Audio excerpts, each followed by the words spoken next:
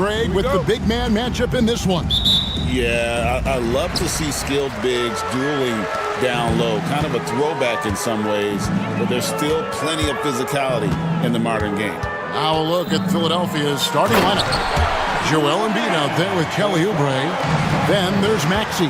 Then it's Paul George. And it's Martin in at the small forward.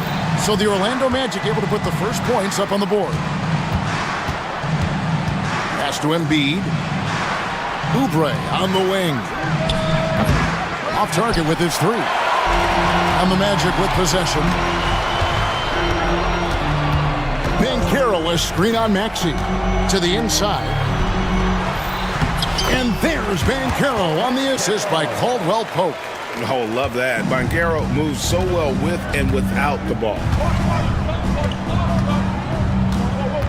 Outside, George. Embiid with a screen on Suggs.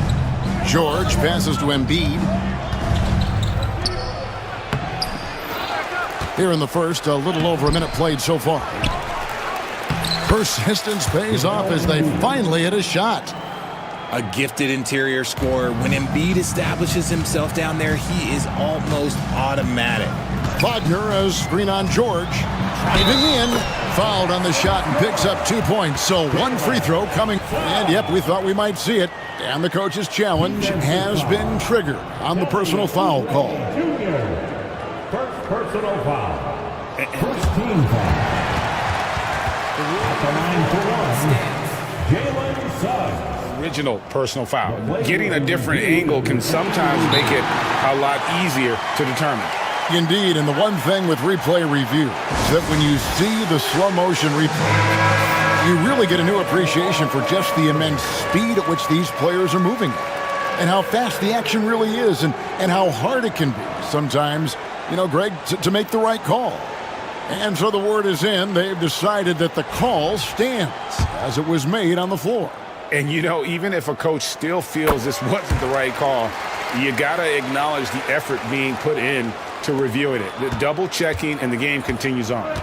And, Greg, the way Orlando ended last season, that's really fueled their fire for this year.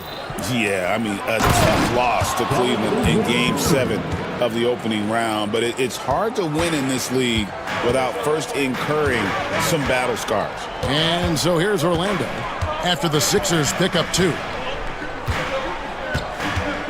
Wagner, a screen on George, into the lane, and Suggs throws it down. Get up, Jalen Suggs. This guy also a terrific football player in high school. Suggs against George. Embiid with a screen on Suggs. George passes to Embiid. The shot's good on the assist by George. Embiid's got his second bucket of the game to go. So much strength from Embiid. It would take a special defender to slow him down. Here's Banchero. That's his second shot and his second basket. He's 2 for 2. Boy, he is looking confident. Love how they're using him so far. Yeah, when he gets engaged this early in the game, it's bad news for the defense. He can roll this start throughout the rest of the game. The 76ers shooting their first shots from the stripe in this game. And Nick Nurse, Greg, the 26th head coach in 76ers franchise history. And Kevin, known for his creativity and that outside-the-box thinking, I think it's a good fit with this forward-thinking front office. Now, here's Banchero. Isaac finds Suggs. Now, here's Banchero. Banchero, a screen for Caldwell Pope. No problems knocking that one down. And Caldwell Pope pretty effective in that pick and roll. On the wing, George. He's covered by Suggs and Embiid in the corner. Over Suggs. Not enough on that one as it misses. Defense kind of rolled the dice there, and I'm a little surprised that it ended up going their way with the miss. And George gets the whistle that time. That's his first foul.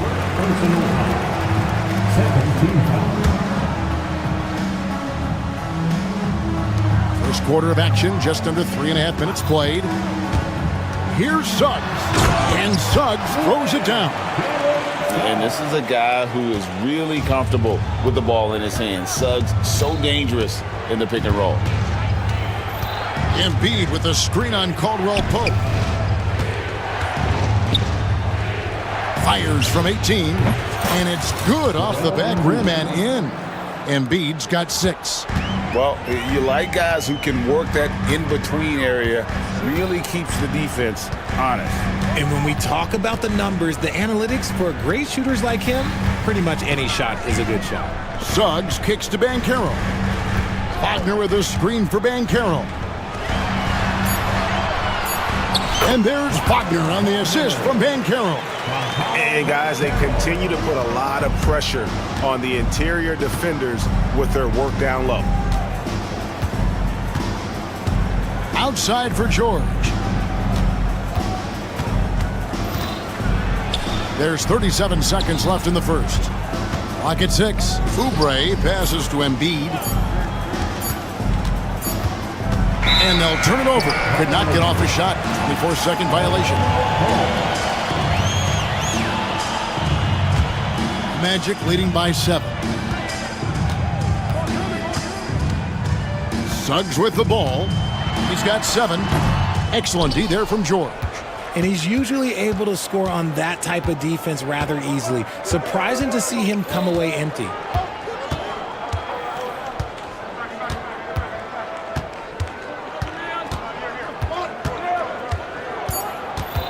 Inside, here's Oubre. The shot's good on the assist by George. 6 points for him. Offense, the order of the day as the first quarter comes to a close. Magic out in front, up by 5.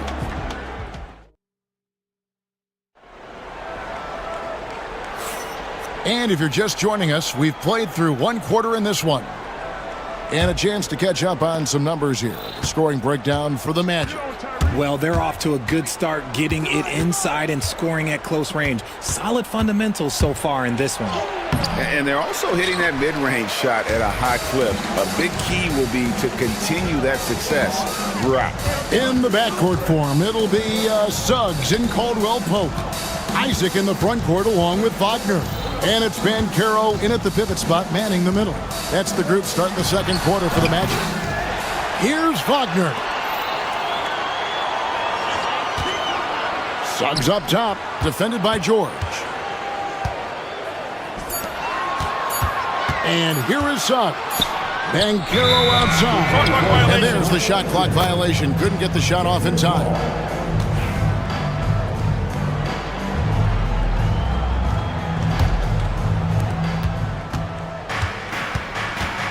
Maxey against Caldwell Pope.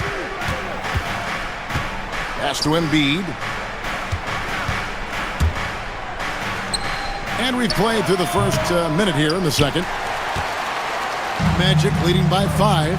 With the league's 65-game rule, Joel Embiid might have trouble making another All-NBA team. Yeah, he's only reached that 65-game mark twice in his career. But he's still a lock to make the Hall of Fame, Kevin, because of how dominant he is when he plays. And look, he's already got an MVP. Martin with a screen on Isaac. Here's Embiid. The 18-footer is right on the mark. Embiid's got 8. In the mid-range, Embiid is pretty confident. He goes right up and drains that jump shot with ease. George against Suggs. Kicks it out to Banchero. Back to Wagner. Down it goes for his 3rd basket in as many tries. Guys, just ridiculous. He is just an absolute surgeon when he has the ball. This man is surgical. There is no way to slow him down when he wants to score. George passes to Embiid. Last break. Here come the Magic. Caldwell Pope for 3. And it's Joel Embiid with the rebound. The 76ers trail by 7. And it's Oubre off the drive. Outside for Martin. Embiid sets the pick for Martin. Pass to Maxey. Shot clock at 6.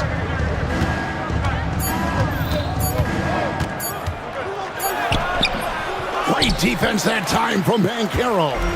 Orlando leading by 7. Back to Suggs.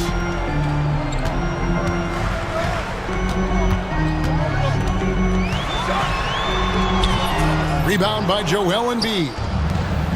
For Philadelphia, they've gotten only one of their first 4 shots in the second quarter to drop. A nice shot by George. How about the quickness there from George, pulling up before the defense can get set. 2 minutes remaining in the first half. And Suggs throws it down. Oh, inflicting some punishment with the 2-hand flush. They're going for the throat. Oubre, a screen on Suggs.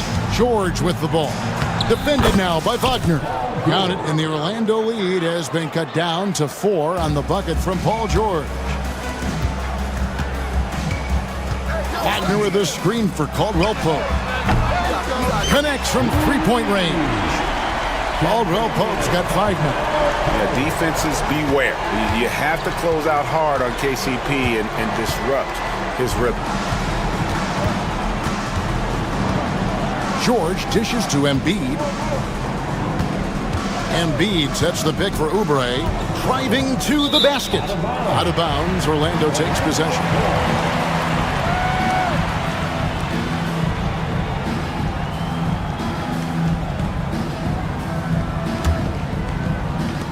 .107 left in the second quarter.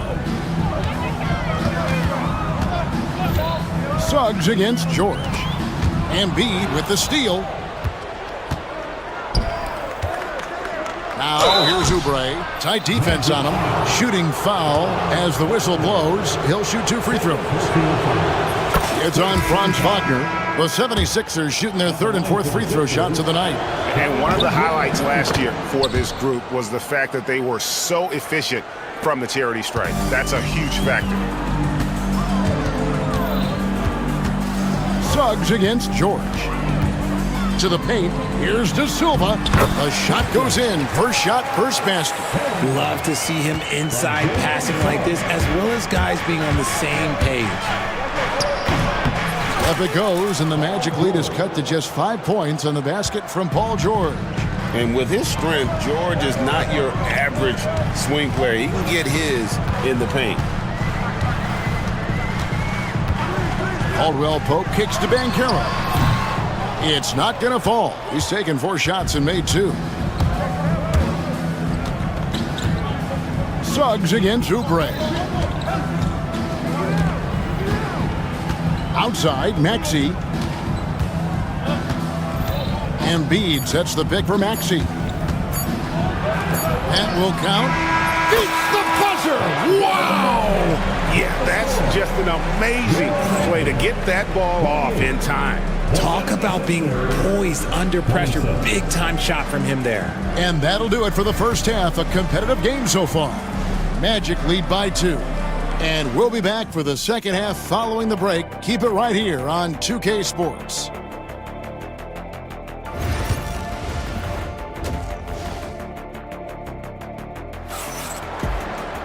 And after a fairly even first couple of quarters, the second half could turn out to be a great one as both teams try to gain an edge. We're seeing a tremendous game from Jalen Suggs. In that first half, he was a hot knife, and the defense was butter, sliced right through them. And when you rip through the D like he did in that first half, you gotta stay aggressive. Keep getting to the rim. Taking a look at the 76ers. Martin is out there with Gordon. Then there's Lowry. Then there's Andre Drummond. And it's Maxey in at the shooting guard position. Down low. Here's Suggs. And Philadelphia grabs the miss. Right side Lowry. Drummond with a screen on Harris. Can't tie it up as that one misses. Orlando leading.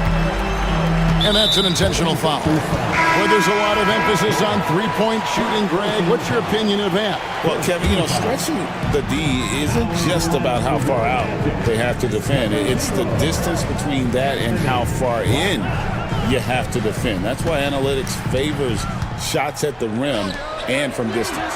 Blacks checked in for Orlando. Yeah, liking the vision there from Caldwell Pope, looking to get his guys going when they're open. Drummond sets the screen for Lowry from the high post. And out of bounds as the Magic will gain possession.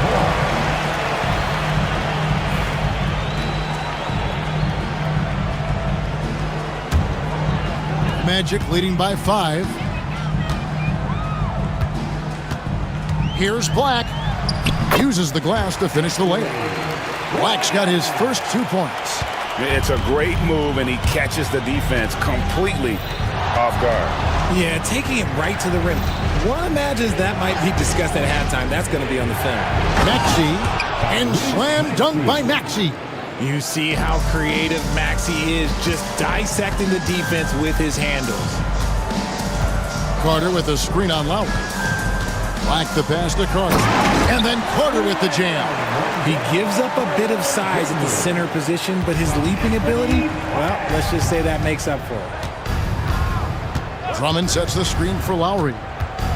Pass to Drummond. And it's Drummond with the jam. Once Drummond gets the ball there, you can kiss it goodbye. Caldwell Pope feeling it out a bit. A three-pointer off the mark. And you could tell he thought that triple was going to fall. Lowry against Harris. Drummond with a screen on Harris. Fires from 14. De Silva with the rebound.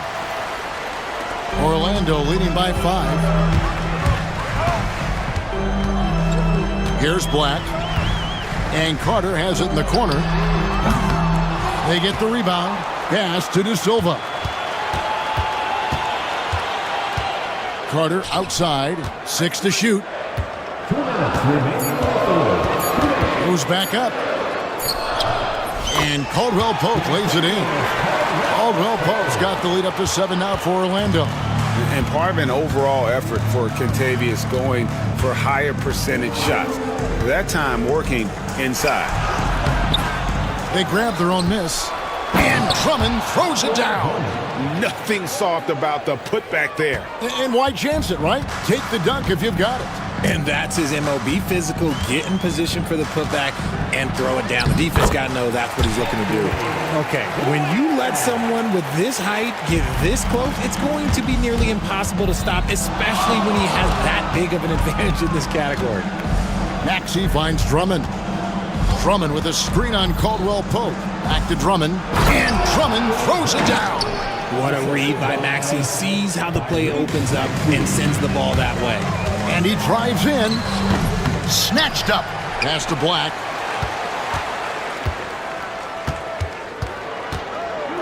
Now here is Harris. Now recovering. Second shot opportunity. Here's Black. Here's De Silva. Back to Black. To the middle with 1 on the clock. Goes up again, and he gets the basket. Officials blowing the whistle, so a chance at the line for one more. Yeah, terrific play right there. Great strength to finish through the contact. And the 76ers making a change here. George is checked in. 35 seconds left here in the third quarter.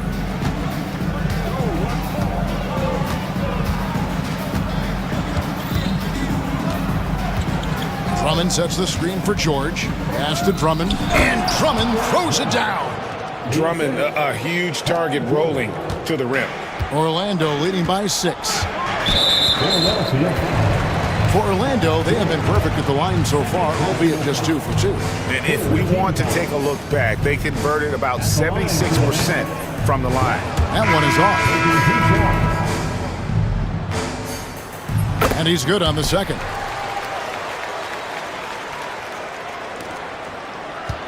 The 76ers trail by 7. Embiid with a screen on Suggs. Embiid kicks to George. Oh, he blocked it and deflects off the backboard. And so it's the Orlando Magic bringing the quarter to a close with a 7-point lead. They're playing. And now let's go back to a play from earlier as we show you our State Farm assist of the game. And he sliced the D wide open with this feed. They had no chance to prevent that basket. That's an unguardable pass, flat out. Give him credit for possessing that type of vision. The fourth quarter has arrived. So good to have you with us. Isaac in the front court along with Wagner. Suggs out there with Black. And it's Banchero in at the center, filling out the middle. That's us out there for Orlando. Embiid dishes to George.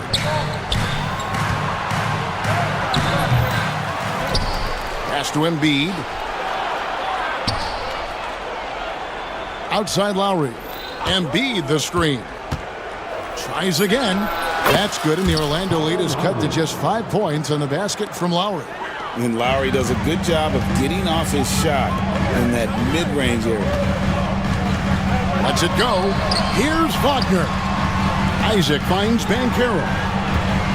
Back to Isaac. And Isaac throws it down. Yeah, I mean, maybe could have tried for a more memorable dunk than that one. And we know he's capable of those memorable ones. Up top, Embiid. He's covered by Isaac. Suggs against George. Plays it up and banks it in. And that's right in his wheelhouse, looking to make an impact when it counts. And his team needs every bit of his production if they want to pull this one out. It is neck and neck here in the final period. Banchero passes to Wagner.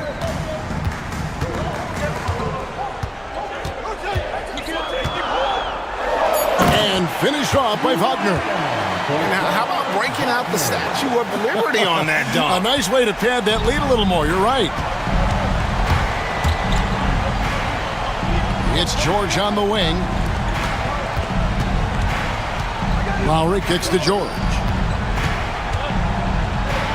It's in, and he's a very efficient 5 for 6 on the game. And how about the grit and determination in the post? I mean, essential qualities to have late in a close game. Banchero a screen for Suggs. Driving the lane, and Suggs throws it down.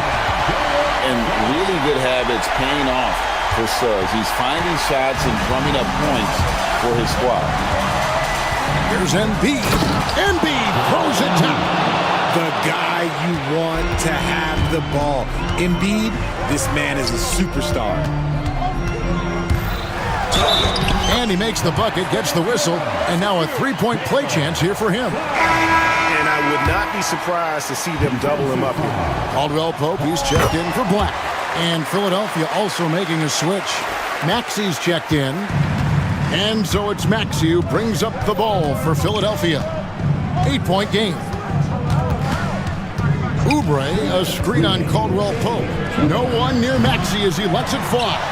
No good on the triple. Magic have gone a perfect 4 of 4 to start the final quarter. Can't ask for anything more than that.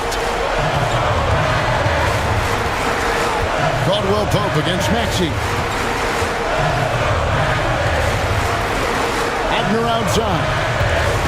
Isaac a screen on Martin. Wagner from long range. It's hauled in by the 76ers.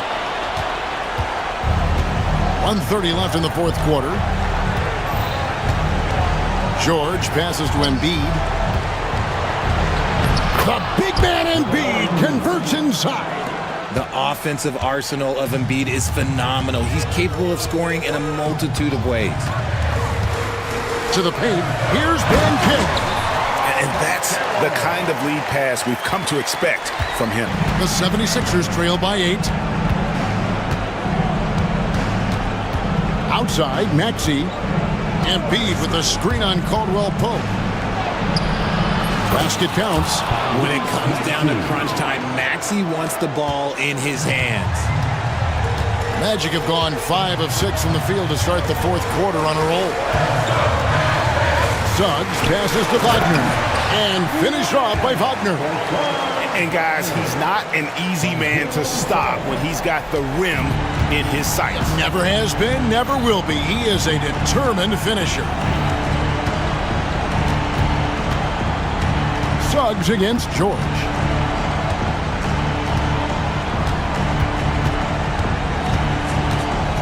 Embiid sets the pick for George. And it's sent back by Isaac.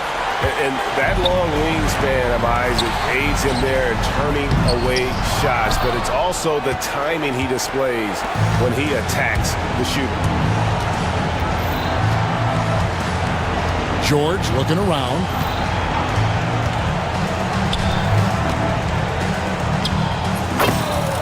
Joel Embiid.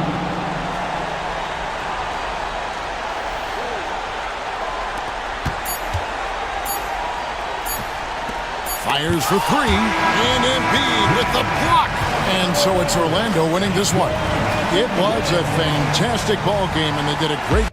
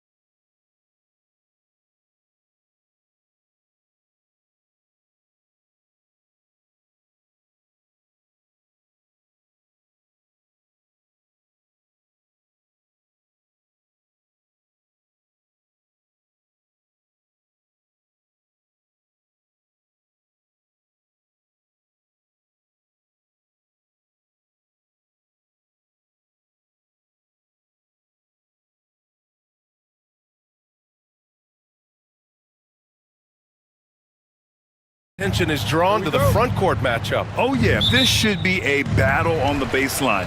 Great to watch skilled bigs trade blows and show off what they can do down low. Now here's Brunson. And now the Indiana Pacers starters. Siakam at power forward with Turner in at center. Halliburton is out there with Walker, and it's Matherin in at the 3 spot. You know, some threes look better than others, and Brunson's lefty stroke from 3 is a beautiful thing. Halliburton on the attack, and it's New York with a rebound. That is a rarity. When he takes flight, he usually hammers it home. Outside Brunson. Anunoby on the wing, defended by Halliburton. Back to Anunoby. There's the triple. Hart finds Brunson, 5 to shoot. Lays it up and banks it in. Brunson's got 5 now. Brunson doesn't fear going in amongst the trees. Remarkable poise there inside. Turner, a screen on Anunoby. Pass to Turner. And then Turner with the dunk. Really nice job moving the ball around that time, picking apart that defense. Here's Brunson. He's got 5. Oh, it's stolen by Siakam. Oh, and the fast break for the Pacers. Ball's going up the court. Walker passes to Halliburton. And so they choose to intentionally foul. I mean, I'm just not sure what he was thinking right there. I mean, he needs to get his head in the game. Yeah, completely a brain fade. I don't know where that came from. Just lost sense of time and the situation. Pass to Turner. Over Towns, and it's Turner, that time on the assist by Halliburton. Hey, Turner's not just an interior scorer. This guy has a jumper that's really reliable. So you got to honor and respect his shot. Anunoby passes to Brunson. Outside Hart. Back to Brunson. Kicks it out Towns from the arc. Ooh, excellent D there from Turner. The Pacers have gone 2 of 3 from the floor. And one thing that Siakam has always had a knack for, Grant, cutting to the rim and finishing plays. Yeah, he plays so well when he has space to move. He's just great off the ball, and that fits with any team. His ability to convert at the rim makes his cuts that much better. He's got that guard quickness. Matherin showing off his catch-and-shoot ability. Right side, Brunson.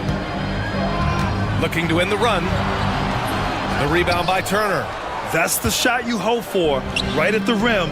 Just couldn't capitalize. Pass to Siakam. And here's Halliburton. And they go to the intentional foul. First personal foul. Second team foul. And here in the first, about 3 minutes in. Walker finds Turner. Oh, stolen by Anunoby. Brunson passes to Hart on the take, and you can count it. He'll go to the line with a chance at a 3-point play. You know, getting inside and doing damage there really elevates Hart's game, and I'd like to see him be that kind of all-around threat. New York shooting their first free throw in this game. And Halliburton has got the ball here for the Pacers. They trail by 1. Pass to Turner. Matherin with the ball. He's guarded by Bridges. And foul on Josh Hart. That's his first foul. First personal foul.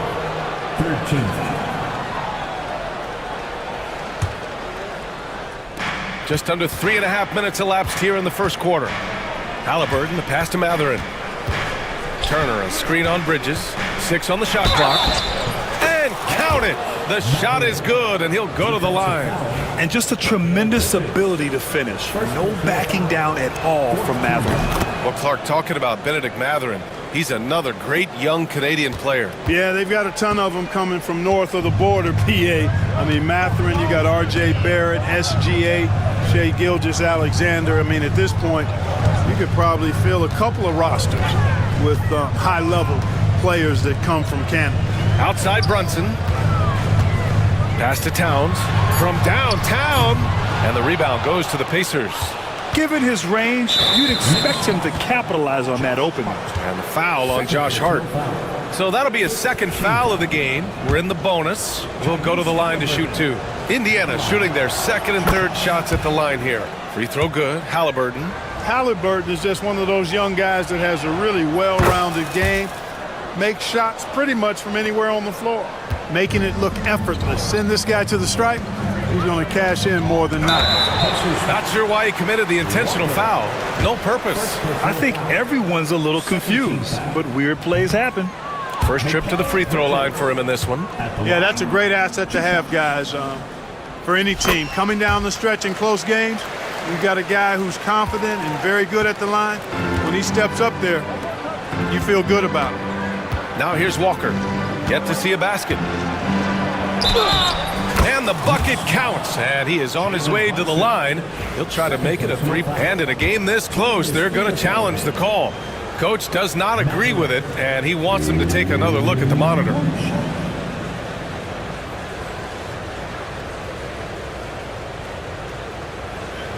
And even under NBA rules, 2 minutes are allowed to review the play.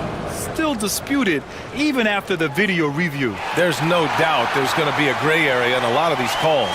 But at least we have the option to take a second look, so the officials can be sure they get it right. So they see clear evidence of a bad call, and they're going to overturn it. Probably the right decision. And give credit to the officials for recognizing the mistake and correcting it. Nobody likes to say they got it wrong, but they fixed it in a hurry. Walker with a steal. And Jalen Brunson gets the whistle that time. So that'll be a second foul of the game. We're in the bonus. We'll go to the line to shoot two. Bad foul. That's not who you want to send to the line. And he drops the first. You know, between his skills, his motor, and his physical ability, Walker came into the league more ready for the NBA than most first-year guys. Now here's Brunson. He's got 5. Towns outside. The kick out to Brunson. Bridges outside. Shot clock at 5. Inside. Here's Anunoby. Mathurin with a rebound. Siakam against Hart. And Siakam with the jam. And adding to this lead right now, riding a wave of momentum. Yeah, you get the sense that they're going to start stretching this lead out a little bit. Hart from long range. No good on the buzzer beater. Benedict Mathurin has been leading the charge for the Pacers.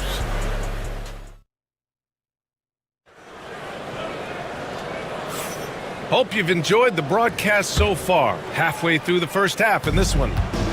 And a look at how the offensive approach has been going so far for the Pacers. Everything working for them inside so far, guys. Tons of high-quality shots that they're knocking down inside. They've also been quick to set up their teammates, wasting no time making the extra pass for the open look. On the court for the Pacers, second quarter underway.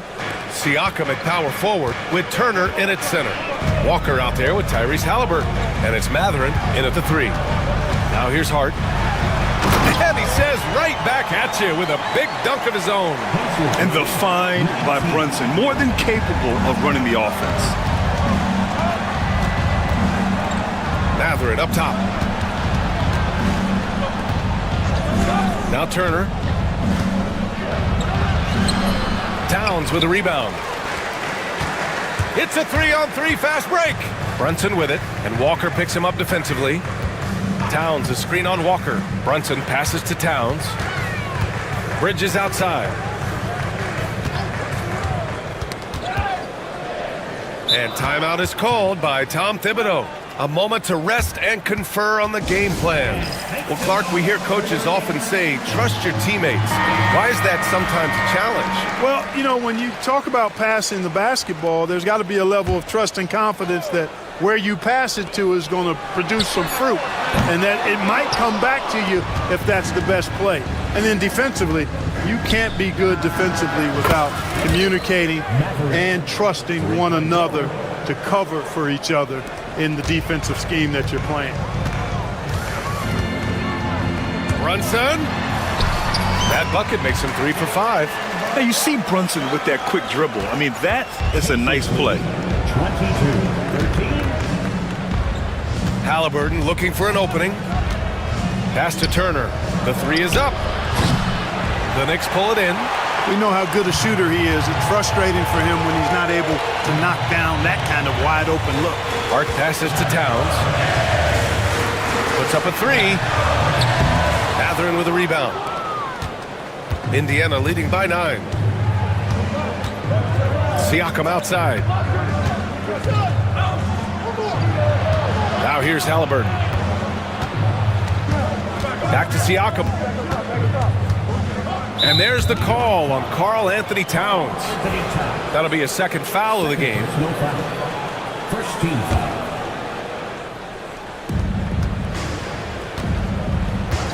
Halliburton on the wing. Anunoby covering. 6 to shoot. Turner passes to Halliburton. Three-pointer.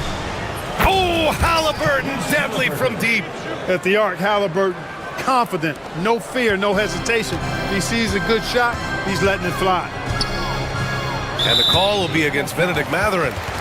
That's foul number 2 for him. The Knicks making a switch here. Chua's checked in. Now into the lineup for your New York Knicks. And we're now a little over 2.5 minutes into the second. Brunson passes to Hart. The three is up. Sinks it from distance. Hart's got 5 points in the quarter. One of Hart's favorite shots there, guys. Excellent recognizing when he has the room to pull the trigger. Halliburton with the ball. Now guarded by Achua. Knocked away. Oh, stolen by Anunoby. He goes up. And he hammers it home to polish off the break. And that's all the result of some good defensive awareness. Halliburton, the pass to Mathurin. There's a screen by Turner. And stolen by Bridges. And here we go, the Knicks in transition. And it's out of bounds. Last touch by Mathurin. New York ball.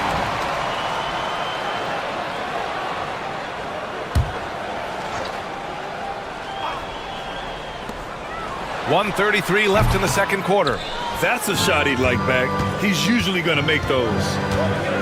Halliburton, the pass to Walker. A good look from Siakam. Plenty of room to knock down that one. Siakam's got his second basket of the game. And just so accurate off the pass. I mean, I love whenever Siakam decides to go right up with it like that. Outside Anunoby. Fires the three. Brunson finds Achua. Just 5 on the clock. The three ball. And the rebound goes to the Pacers. Turner's got 5 rebounds tonight. And so it's Halliburton with it. He brings it up for the Indiana Pacers. 9-point game. Siakam, no good. Halliburton against Anunoby.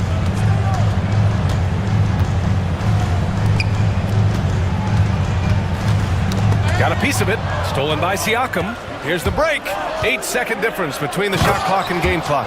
Moving like a guard in transition. Siakam is just terrifying when he's attacking the open floor like this. Here's Brunson outside. New York again can't hit. This has not been his best quarter. You know, guys, it seems to me as though he's over anxious. He seems to be pressing, trying too hard, moving too fast. Just needs to calm himself down and wait for good shots. Siakam, the pass to Turner. And we'll have a timeout here called by Rick Carlisle. He wants to review the game plan.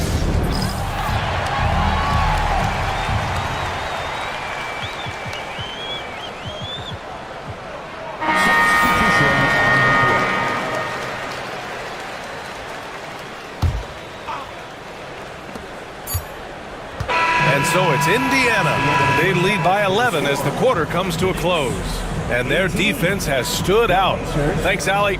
After the break, we'll see you right back here to begin quarter number 3.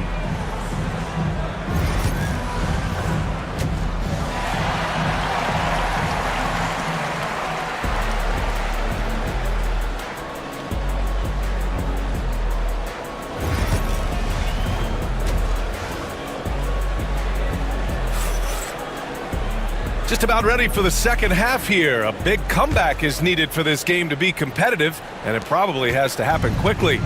Nice game. Great performance by Benedict Mathurin. You just love his patience offensively in the first half. Waited until he got the looks he wanted. Well, you know what, guys? It was all about efficient offense, not rushing things, taking your time, finding the best shot on every possession. They've got Miles McBride.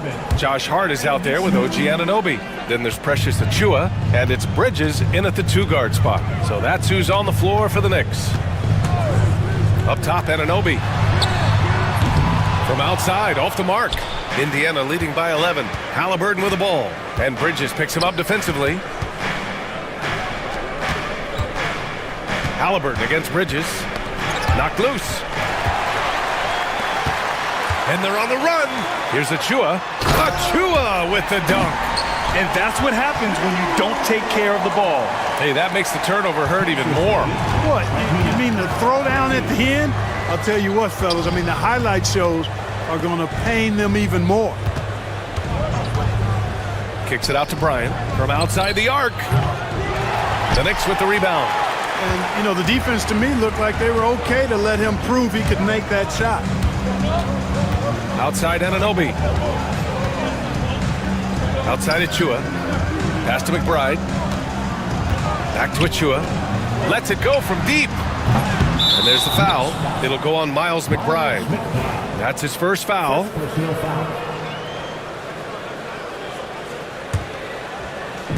Indiana's gone 3 of 5 from the perimeter in this game. Outside Nesmith. Halliburton outside. Kicks it out to Bryant. Fires from deep.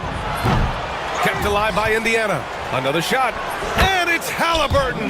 Gets it to go inside. How about Halliburton getting his hands dirty, going in there, crashing the offensive glass? Love the versatility. And the basket by Bridges. Whatever the defense gives, that's what he takes. A sign of a skilled offensive player. Anunoby against Halliburton. There's a screen, and Mikal Bridges picks up the foul. That'll be a second foul of the game. Second personal foul. First team foul.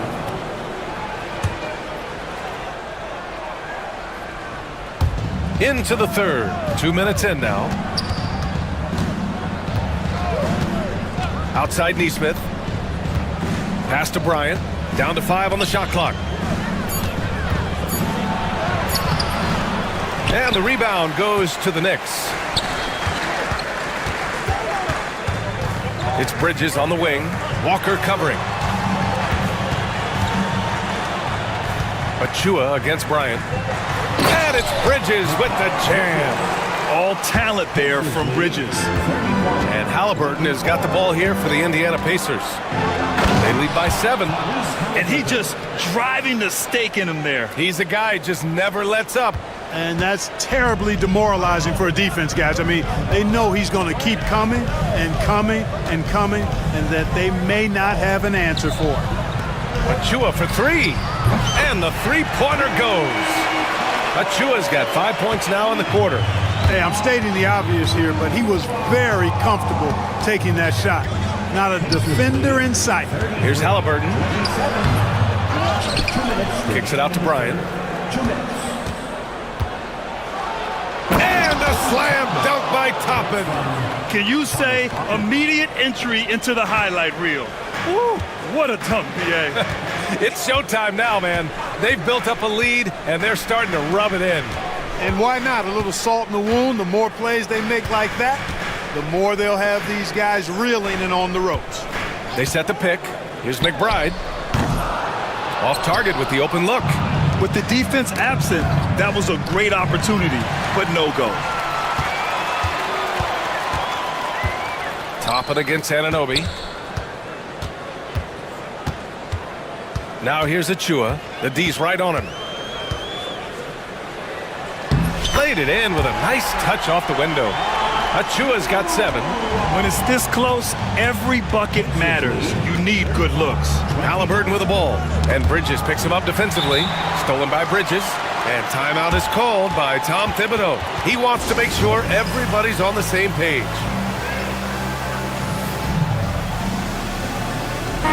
Anthony Towns is checked in for Achua. And a new group getting ready for Indiana. Miles Turner, he's checked in for Bryant. Siakam comes in for Toppin. Matherin's checked in for Neesmith. And it's Nembhard in for Walker. Here's McBride.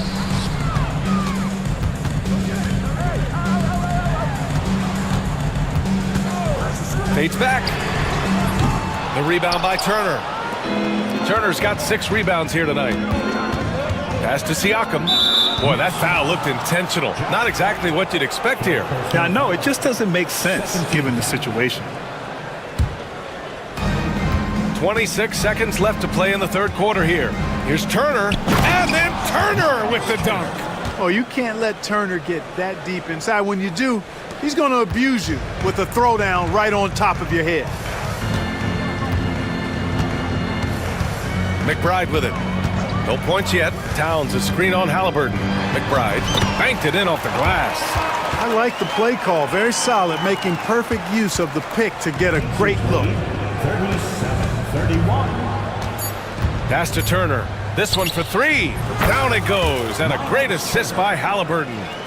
Turner's got 5 points now in the quarter. And so it's the Indiana Pacers. They have a nice 9-point cushion at the end of the quarter. Great.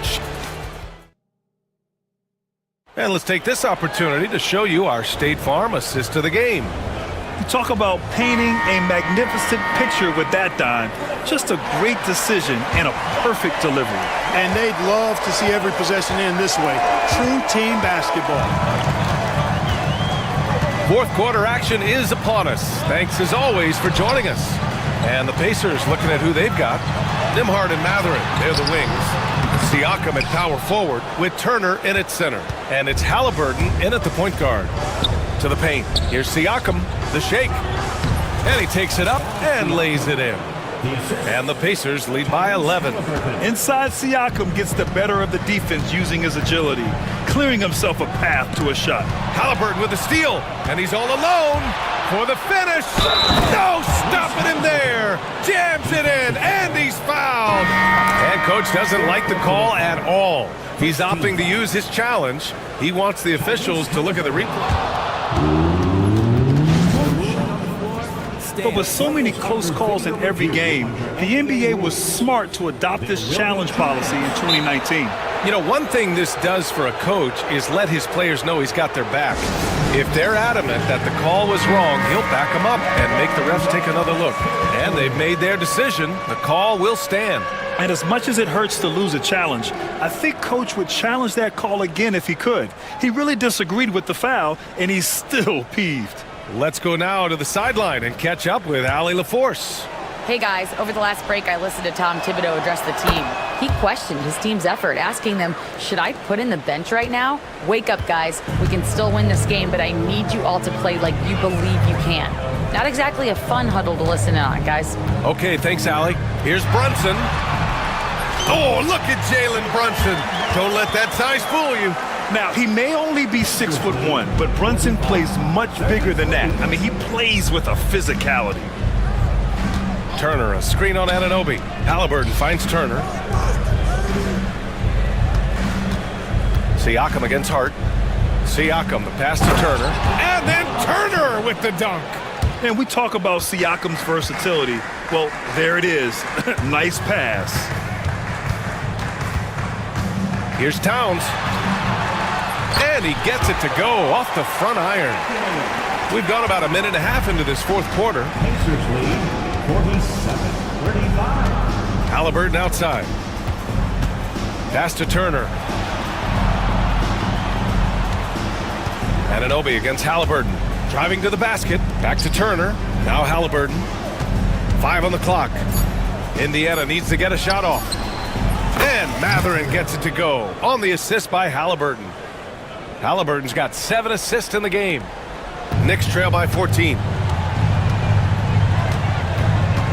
Towns with the ball. A deep 3. Walker pulls down the board. And the defense got away with one there. I mean, that's a shot he typically makes.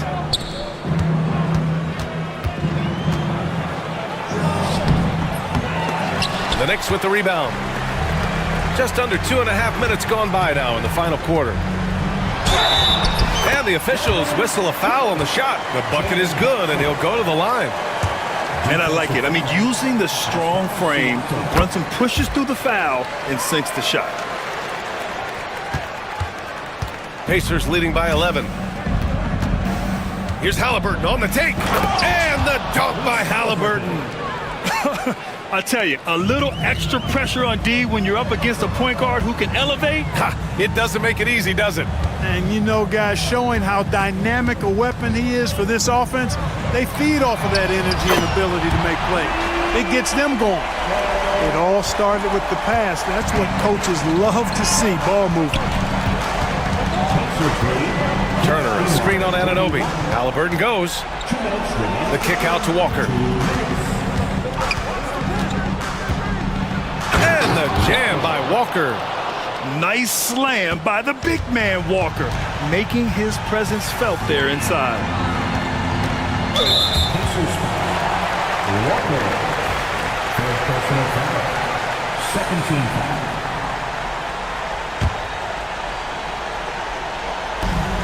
There's a minute 47 left to play in the fourth quarter.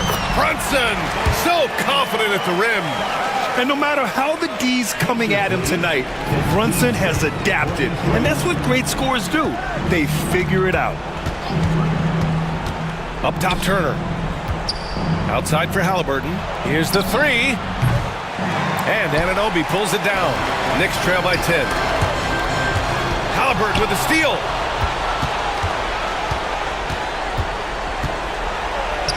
Good, and that makes him 6 for 9. A quality game for him so far.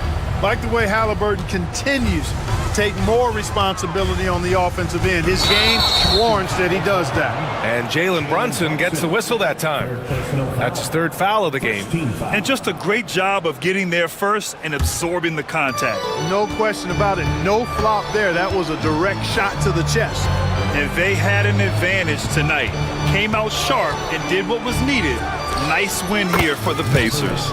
They were the more accurate club, and in the end, that made the difference, Grant. Yeah, B.A., you have to love their strategy. And even more, you love the execution. And what a huge performance it was for Tyrese Halliburton. I thought he was their catalyst tonight, guys. Moving the rock, actively looking to set other guys up. Outstanding work. Turner, a screen on Hart. Siakam for three. The Knicks pull it in. There's 37 seconds left in the fourth quarter. Hart can't hit. Indiana on offense. A 12-point game. Pass to Turner. Mathurin against Anunoby. Turner, a screen on Anunoby. Now Turner. Clock at 6. Knocks it down from distance. And the Pacers lead by 15. They really came in with the right mindset today. I can guarantee you their flight home will be filled with some smiles. Yep, to have a stress-free win on the road, very satisfying. The fans are already headed for the exits. Timeout called, the Pacers.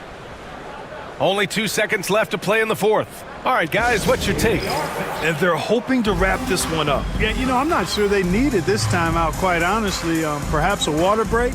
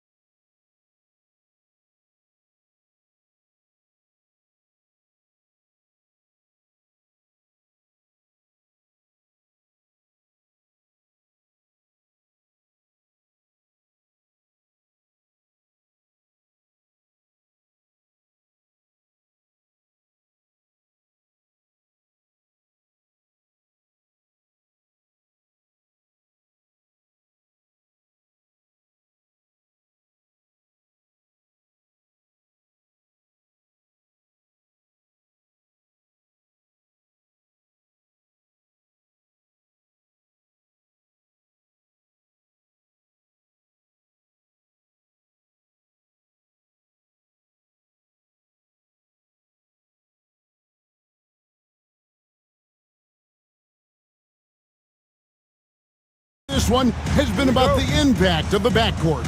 And that's where it all starts. When you have a confident and competent backcourt, it just opens up a lot of things for you offensively.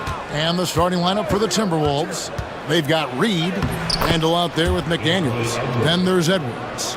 And it's Alexander Walker in at the 2 guard.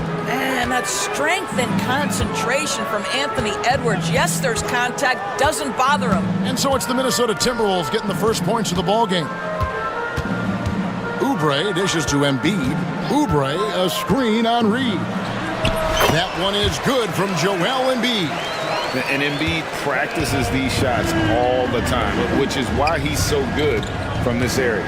Alexander Walker can't connect from short range. Maxey against Edwards. Now, here's Maxey. Defense is right there. It's tipped. And so Chris Finch calls for the time.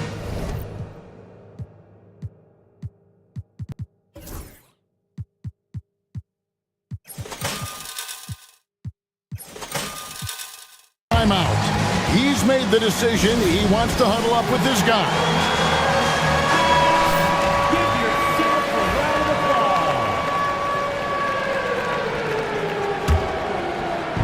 About 1 minute into the first.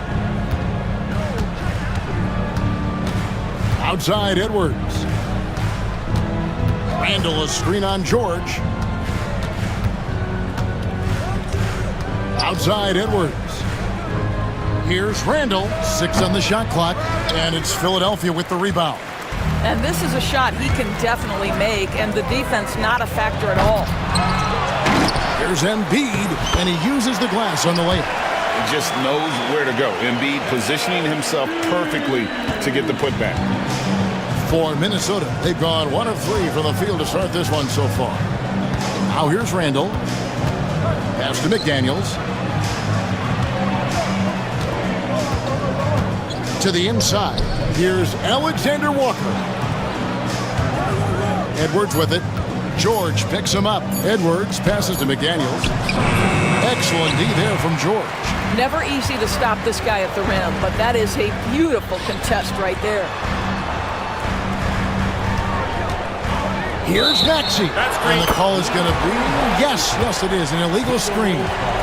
And not the most common call you'll see in the NBA, but hard to argue that pick wasn't illegal. It is really difficult to get your feet completely set, to stay completely still. It's almost surprising to me that it isn't called more often. McDaniels kicks to Randall. Can they get it? He lays it in. Boy, I love the confidence Julius Randle has in himself. This guy knows what it takes to score.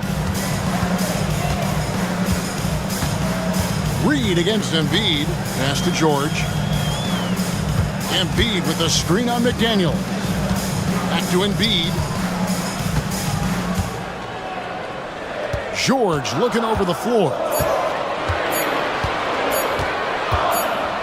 And they force the shot clock violation. Great D. Timberwolves ball.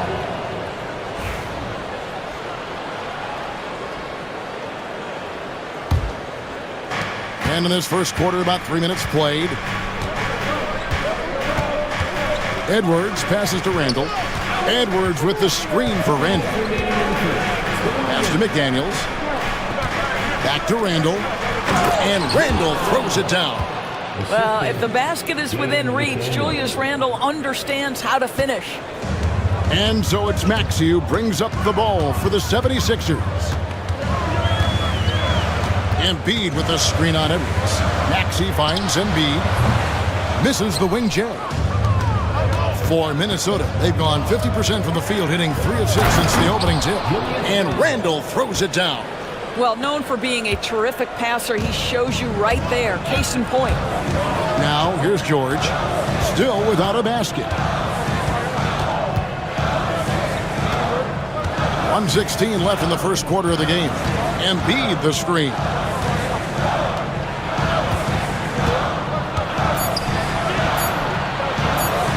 And the layup's good off the glass. Embiid's got 6. Looming large on the interior. Embiid hard to deny. Here's Alexander Walker. He's covered by Maxey. And there's the whistle. Illegal screen.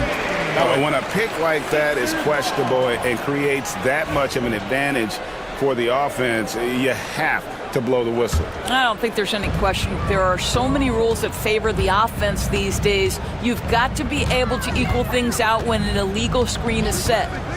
Now, here is George. Reed with the block. And they'll keep possession.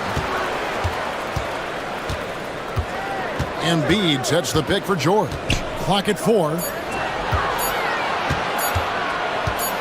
Embiid inside. He's against Reed. And there's the shot clock violation. Couldn't get the shot off in time.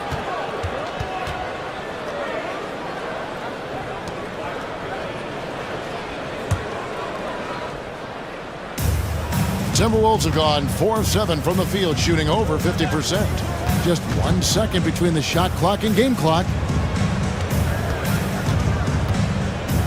Martin against McDaniel. Driving inside. Sweet little floater. Well, instead of forcing it all the way to the cup, he just goes with that little teardrop. Outside, George. Here's Embiid. And the dunk by Embiid. We've seen the lead change hands quite a bit in this one. And guys, I think each team knows they can win this game. Just a matter who can catch that momentum. And so Chris Finch calls for the timeout. Wants to talk some things over. Might be seeing some things to adjust.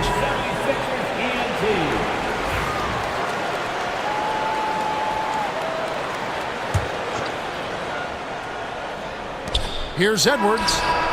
And he was able to put it up in time, but doesn't fall. A big-time effort for Joel Embiid, providing a lot of energy for the Philadelphia 76ers. He notched 8 points in the quarter and has that terrific basketball in.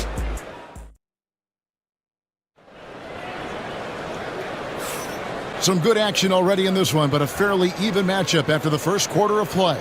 And guys, what's your take on the 76ers so far?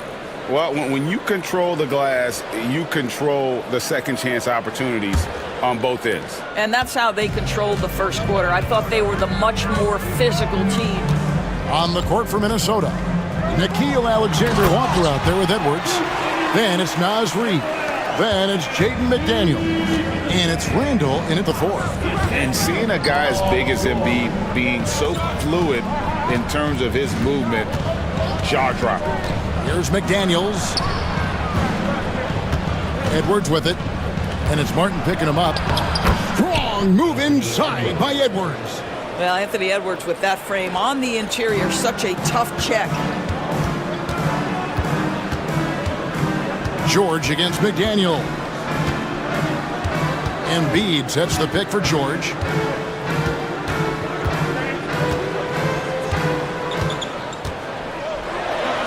And George with the stuff. Oh, yes, sir. PJ making it look easy. Timberwolves trail by 3. Over to the left wing. Here's McDaniels. No good on the 3. Philadelphia with the ball. Outside, Martin. Hits the layup after the sweet pump fake to freeze the D. Martin's got the lead up to 5 now for the 76ers. Edwards inside, defended by George. Edwards, that's good. Every year, Greg, we get a new batch of rookies into the NBA, and sometimes we're all guilty of judging them too early. Oh, absolutely. I think we need probably 3 years to evaluate a player. You know, fans and media can be a little harsh at times, but not everybody develops at the same rate. Boy, defense has no answer for Anthony Edwards' athleticism. What a dunk. Oubre, a screen on McDaniels. And here's George for 3. No good on that one. You will not see this guy miss many of those. He's one of the keys to their floor spacing. It's Randall with the drive. Score the basket. His 4th. He's only missed 1 of his 5 shots tonight. Okay, Julius Randle. He excels using his athleticism to get to the rim off the drive. McDaniels against George.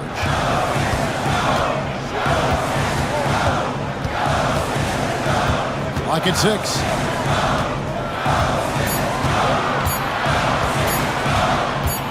Tries it from 19. Julius Randle with the rebound.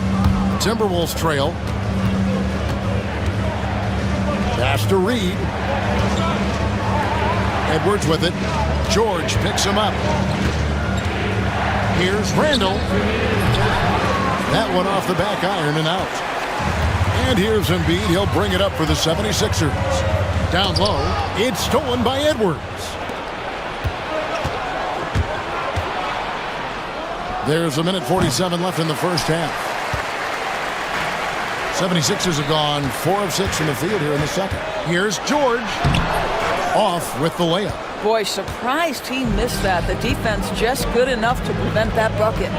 You've seen, Doris, Paul George's journey from role player to MVP candidate. There's a reason, Kevin, Paul George is one of the most emulated players in the league with young people. His game is so well-rounded, and maybe his best attribute is his adaptability. Paul George is equally comfortable either being the lead man, or if need be, he can play with 2 or 3 other stars and still be effective. Really incredible. On the wing, Edwards defending. Pocket 2, Embiid. From 16 feet away, he cans it. That's 12 points for Joel Embiid. Domination, plain and simple. Embiid isn't holding back and is giving the defense all he's got. And Reed throws it down. Well, what he lacks in size for a typical center, he makes up for with all that athleticism. Boy, can he elevate. And George gets to Embiid. Oubre passes to Embiid.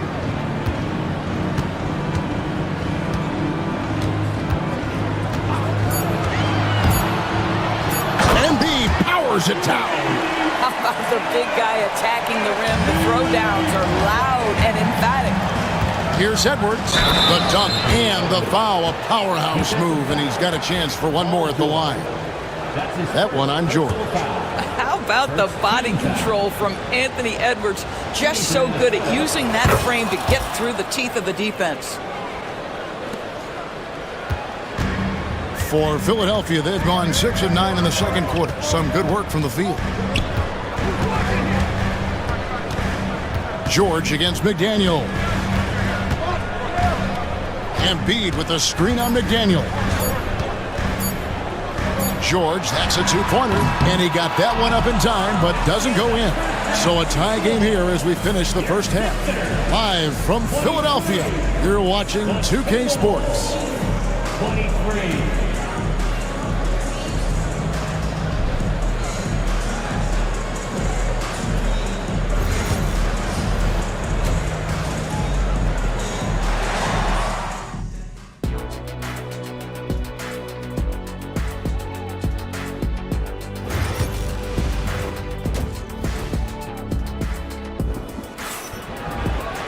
And as we get into this third quarter, as we've seen so far, neither team able to create much separation on the scoreboard yet. Joel Embiid has been sensational. In those first 2 quarters, he was pretty much an automatic bucket getter if he got it down low on the block. Well, you can see why they would continue to play through him. He was tough to stop, super assertive down low. Just great work. Oubre out there with Martin. Then there's Tyrese Maxey. Then it's Joel Embiid, and it's George in at the 1. That's Nick Nurse's 5 as we get into the second half. It's stolen by Randle.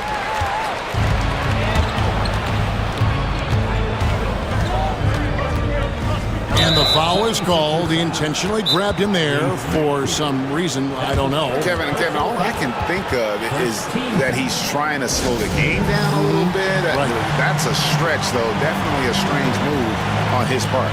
And it's Nick Nurse calling timeout here. He wants to talk to his guys. Caleb Martin's checked in for the 76ers. The Timberwolves also with the sub. Minot's checked in. Gobert with a screen on Maxey. Back to Alexander Walker. Here he goes. Misses the layup. Philadelphia with the ball. And when you look at Alexander Walker, Doris, so consistent from year to year. This is a young man who knows his role, finds ways to help the team within the context of what the Stars are doing, and those are exactly the kind of role players you need in order to have a quality basketball team. Now, Paul George, a tremendous jump shooter, squares up, knocks it down. The defense has got to be better. McDaniel sets a screen for Edwards. And he takes it in for the layup off a very nice feed. McDaniel's got the game tied up here for Minnesota. Embiid against Gobert. Now here's Embiid. D right on him. 6 to shoot. No one near him. Rebound, Minnesota. You can't look at the result of that shot. They'll take that whenever they get it. And they should, because it's when you start turning down that kind of look that your offense can start to bog down a bit. So they take the lead. Edwards got the lead up to 2 now for the Timberwolves. I think his teammates understand that Anthony Edwards has every aspect of his offensive game working, so let's make sure he's got the basketball. Martin with the screen for George. Makes it off the glass. George has got 8. You have got to have the right focus and the right reads in the pick and roll, and Paul George making all the right decisions right now, slicing up the defense. Pass to Minot. Edwards with the screen. Minot, good. Minot's got his first points in this one. And guys, the D has to show a little more fight on the interior than they did on that trip. Embiid with the screen on McDaniel. George finds Embiid. Oh, Embiid, too tough inside. This guy is such a tough cover in the pick and roll. Paul George threading the needle perfectly. Excellent pass. Philadelphia foul. Joel Embiid. And now we're 3 minutes into the third quarter of play. Second team foul. Edwards passes to Alexander Walker. Lays it up off the glass. Alexander Walker's got the lead. Back up to 2 now for the Timberwolves. For Philadelphia, they've gone 3 of 5 to start the second half, developing a nice rhythm out there. Inside, here's Embiid. Hits the layup after the sweet pump fake to freeze the D. 18 points for him. What a great shooting performance. His percentage is outstanding. Edwards with it, and it's Martin picking him up. George against Edwards. Shot clock at 5. To the paint. There's Gobert. And slam dunk by Gobert. All too easy for Mr. Gobert in the painted area. Nicely done. And George kicks to Embiid. Back to George. Embiid sets the pick for George. Lots of room. Gobert pulls it in. Maybe he rushes that just a little bit, who knows, but he couldn't have gotten a better look than that. Here's Alexander Walker. The layup missed. The 76ers have gone 4 of 7 to get things started here in the second half. And 2 shots coming up at the line as he gets fouled. And folks, the coach's challenge has been initiated for a personal.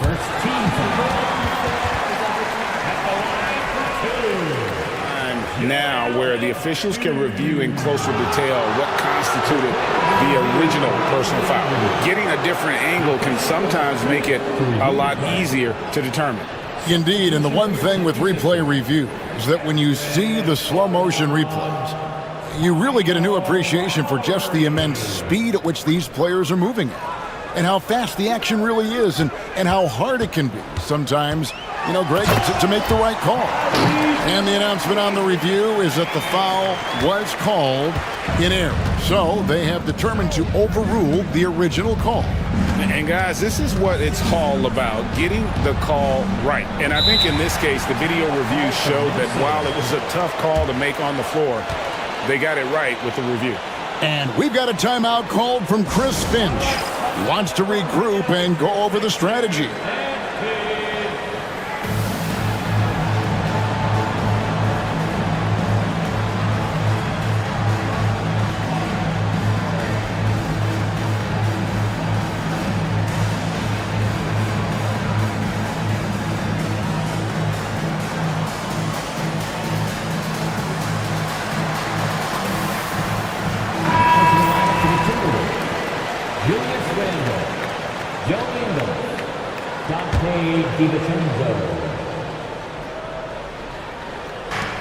We've got 22 seconds left to play in the third. Here's Randall. Makes the bucket. Now he's got 5 field goals, 5 for 8 in the game.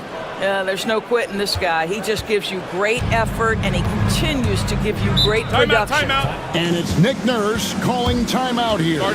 He wants a minute here to get things straightened out with his team. And it's Nick Nurse calling timeout here. He wants to check in with his team and regroup.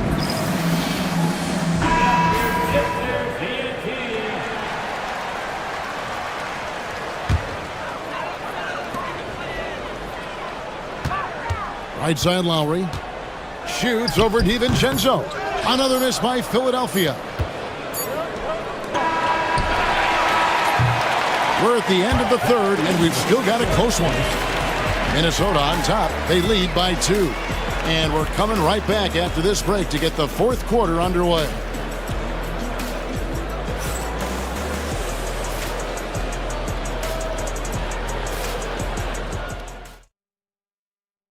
And how about a look now at our assist of the game?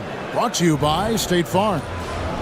Just true artistry right there. I mean, great decision on where to go with the ball, and how about the perfect delivery? We call that putting it right in the pocket, and he knew what to do with it once it was there. Well, what a terrific game it's been so far, with this fourth quarter sure to bring more pressure-packed basketball. And so in the game for the Timberwolves, handle out there with Rudy Gobert. Then it's Joe Ingles. Then it's Nickeil Alexander-Walker. And it's DiVincenzo in at the point. Boy, he won't miss many from that spot. The defense gets lucky there. Pass to Gobert. And slam dunk by Gobert. You love how each side has risen to the challenge throughout this one. I'll tell you, we have seen great execution from both teams. Neither one giving an inch here. It's good. Nice touch there from Maxey.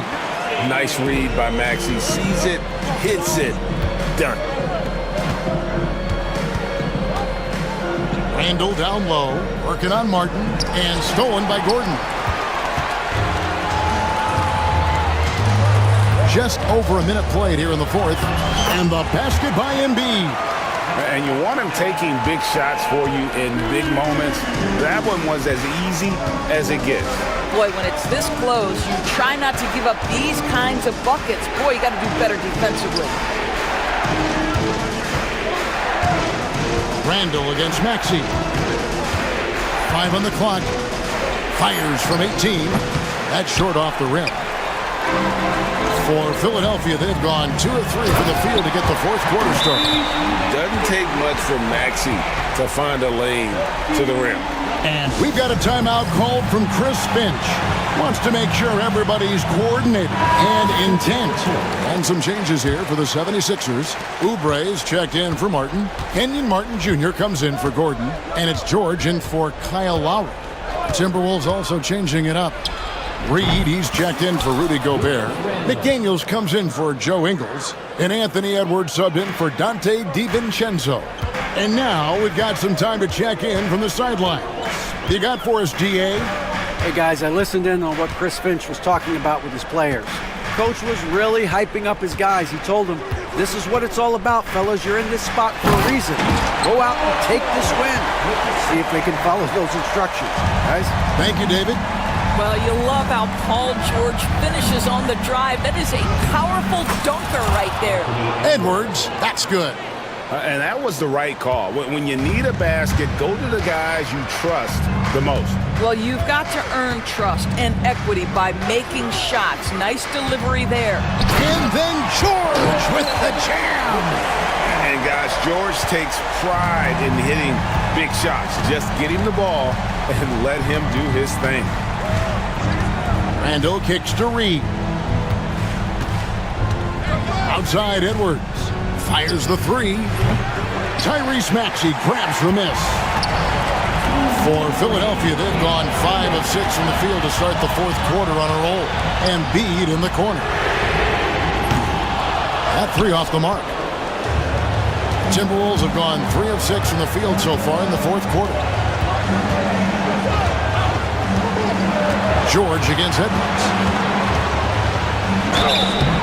And that'll be 2 free throws coming up. Officials on the call with the foul.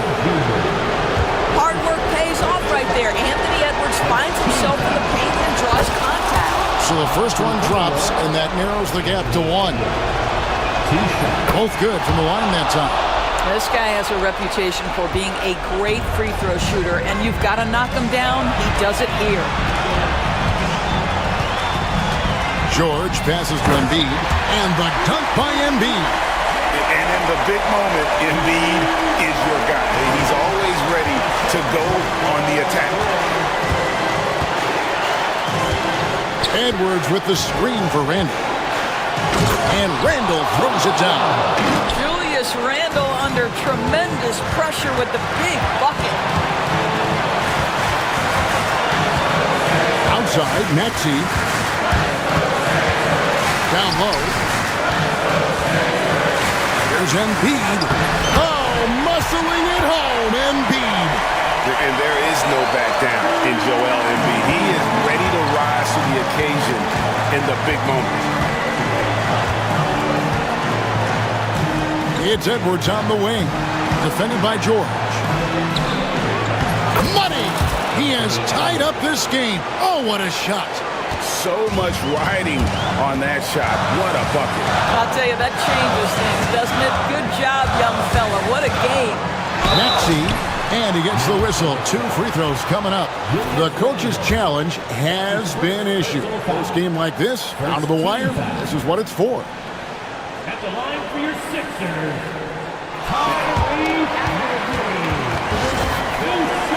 Personal fouls can be tough. The action is so fast that it's really tough to catch everything in real time.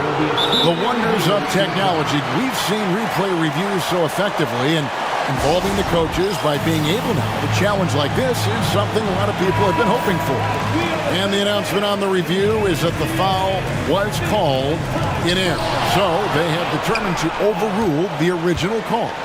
And guys, this is what it's all about, getting the call right. And I think in this case, the video review showed that while it was a tough call to make on the floor, they got it right with the review. We know this about Anthony Edwards. He is fearless in these moments. That's a big-time clutch delivery. Now 8 seconds separating the 2 clocks. Oubre, a screen on Randall.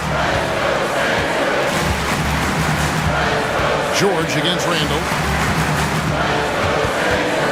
There's the triple. Can't get the 3 to fall. Martin wide open. He fires right between the eyes.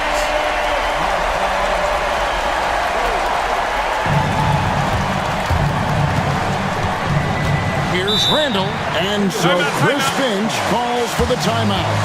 The magnitude at this juncture in the game clearly warranting a timeout.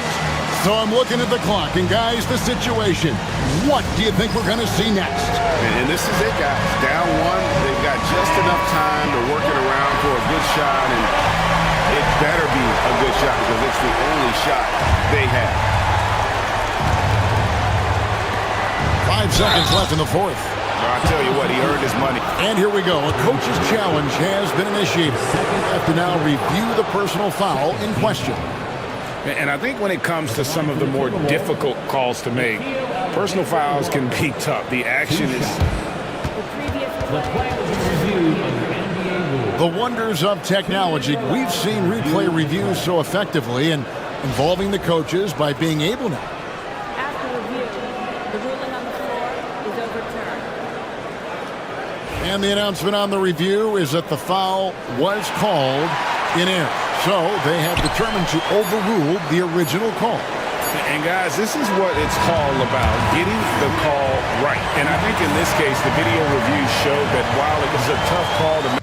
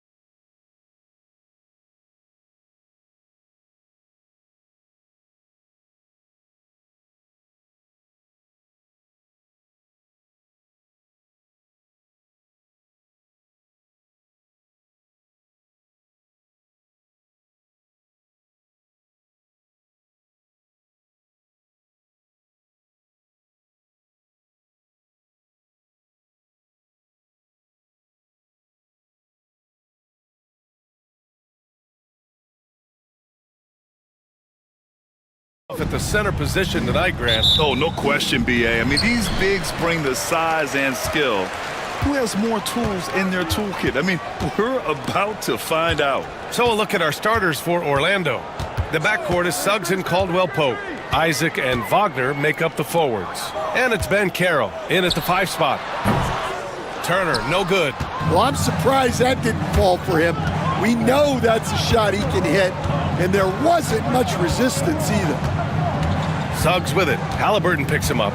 Suggs, the pass to Isaac.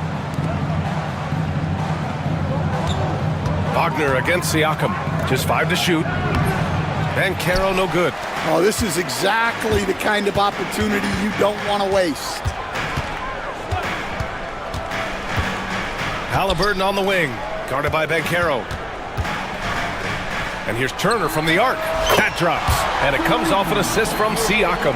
The defense better watch Turner more closely because he can strike that fast. It's Suggs with a drive.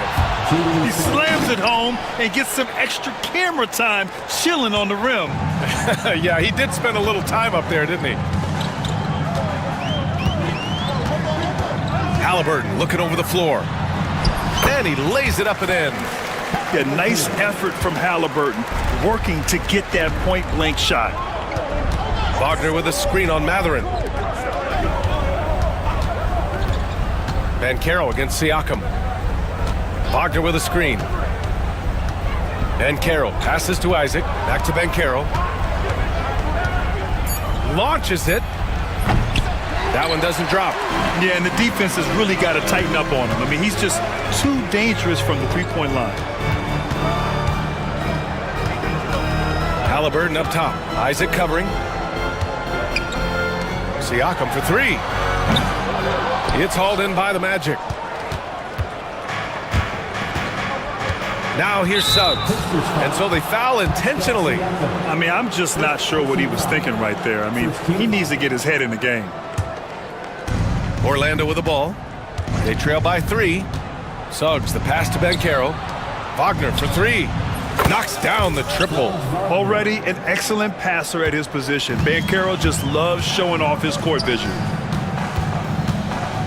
Back to Halliburton. Turner, a screen on Suggs. Kicks it out to Siakam. Pass to Halliburton. Shot clock at 5. Indiana needs to get a shot off. The 3. It's rebounded by Ben Carroll. And even after airtight defense like that, you still just expect him to hit those kind of shots. Outside, Caldwell-Pope. Halliburton with the steal. And in the first quarter, about 3 minutes played. 2 minutes remaining in the first. Caldwell-Pope against Matherin. Up top, Turner. Pass to Halliburton. Siakam outside. Turner, a screen on Ben Carroll. Here's Siakam. And once again, off the mark by Indiana. Oh, and a fast break for the Magic. Wagner for 3. And again, it's the Magic from deep. I love this approach. Getting him involved early, and it's already paying off. Yeah, well, his offensive contributions are going to be very important in this game. So it's good they've already got him in a rhythm. Siakam, pass to Turner. Oh, a dunk and a foul! A powerhouse move! And they're not happy with the call here. Coaches. First team foul.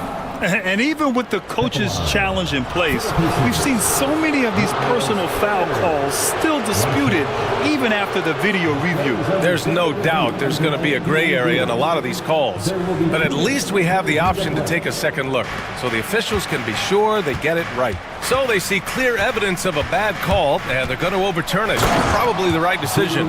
And give credit to the officials for recognizing the mistake and correcting it.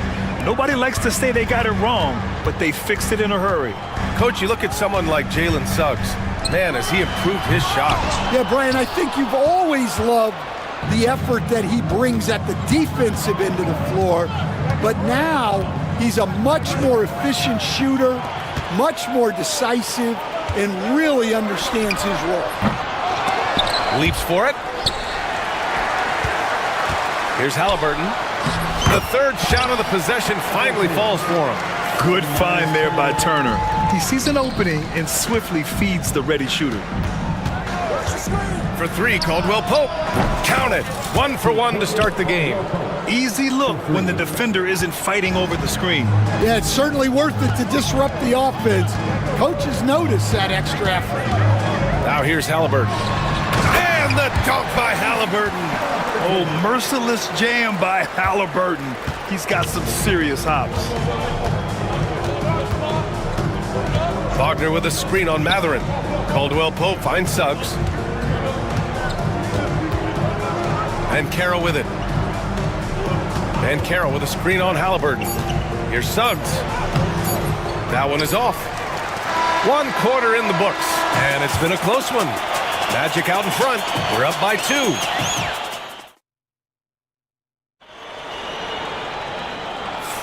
Some good action already in this one, but a fairly even matchup after this first quarter of play. All right, a moment to look at the scoring approach in terms of where the points are coming from here for the Magic. Well, the thing about hitting early threes, it spaces the floor and makes things a lot easier offensively. And I just love playing on teams like this, passing teams. You can tell they really like playing with each other, and hopefully they keep this up. All right, this is how the floor looks for the Magic starting the second. The backcourt is Suggs and Caldwell Pope. Isaac and Wagner make up the forwards. And it's Ben Carroll in at the pivot spot, manning the middle. Yeah, this is Matherin at his best, driving hard to the cup and finishing in style. Suggs, the pass to Wagner. Isaac with a screen on Walker. Ben Carroll outside.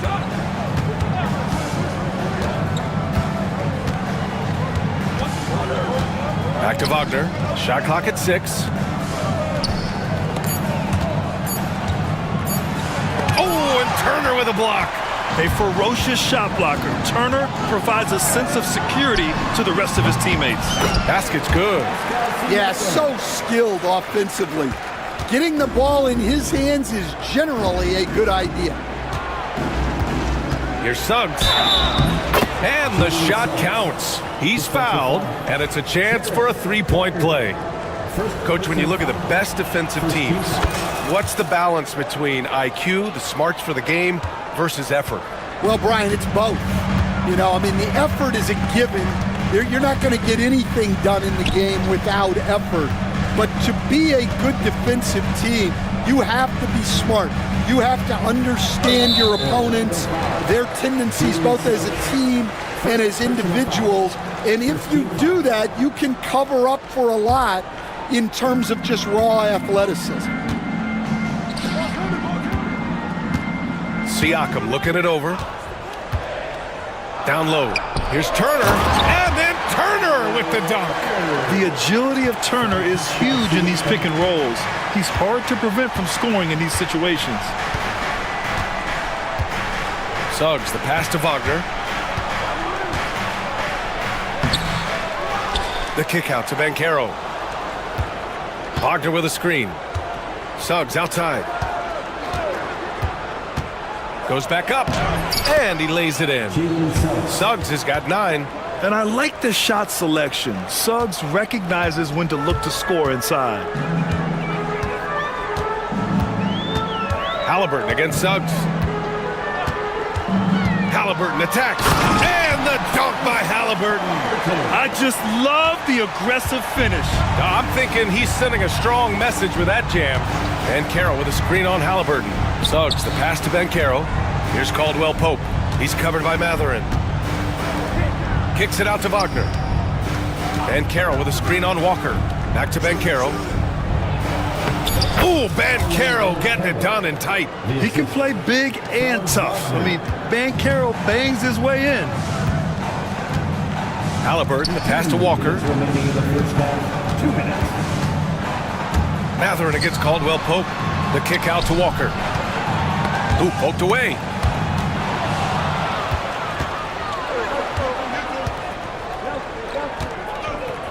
And Carroll with it. Wagner outside. Shoots over Walker. No good off the glass. You won't see him miss that one too many times.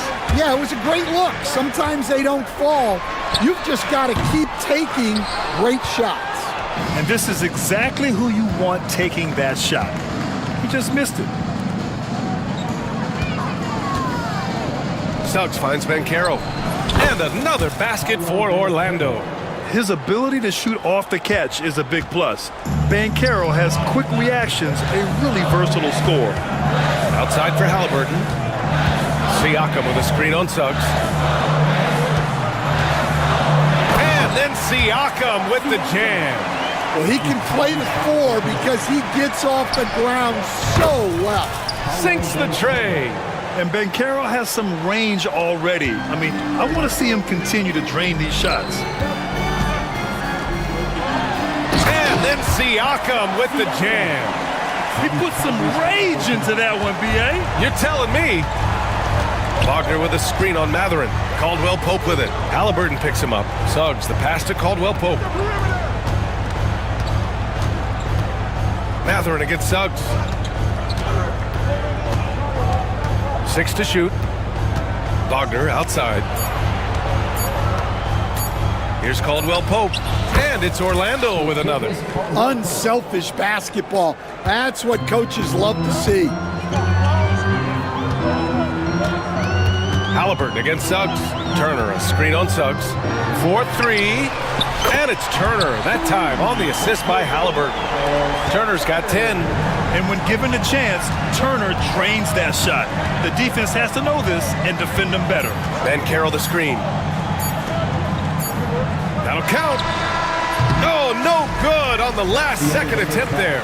And so a close game as we wrap up the first half of... All right, good stuff, Allie. And we'll get back to the action at the start of the third quarter.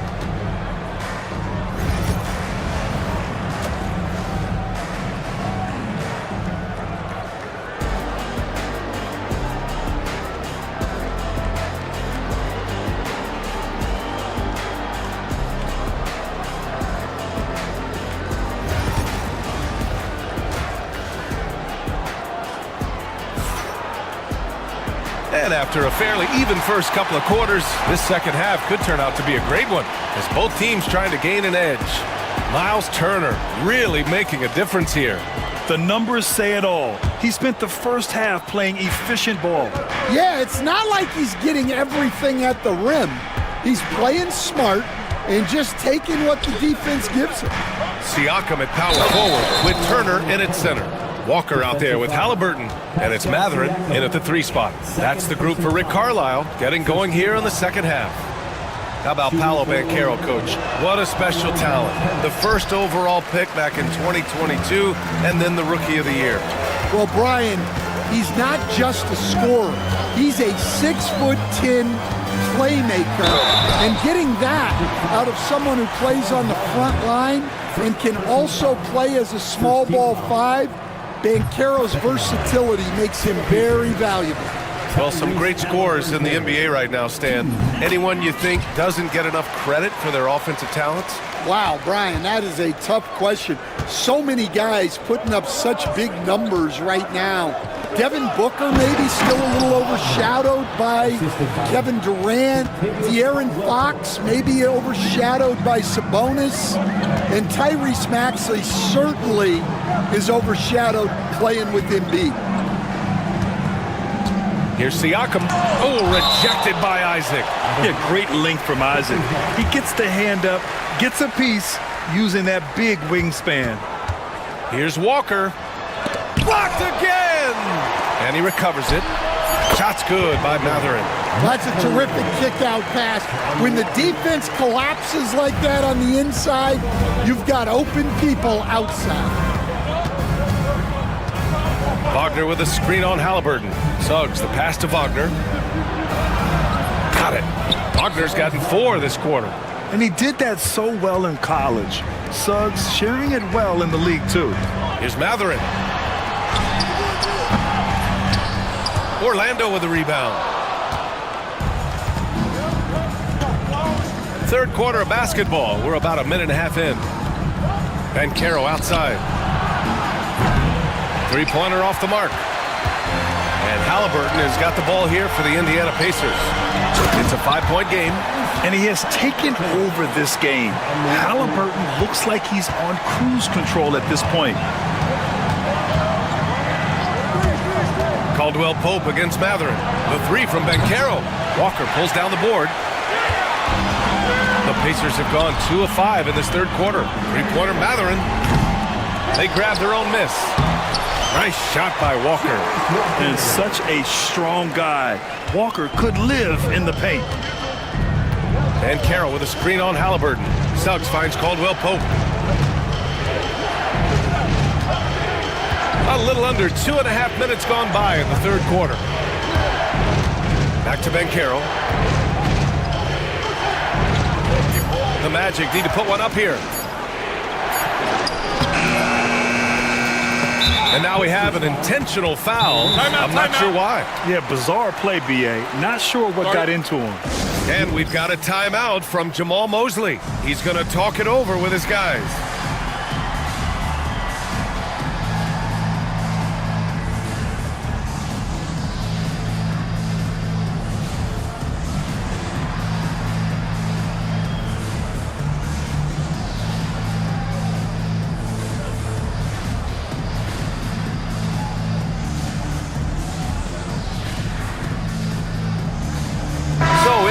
Going with an almost entire new group here.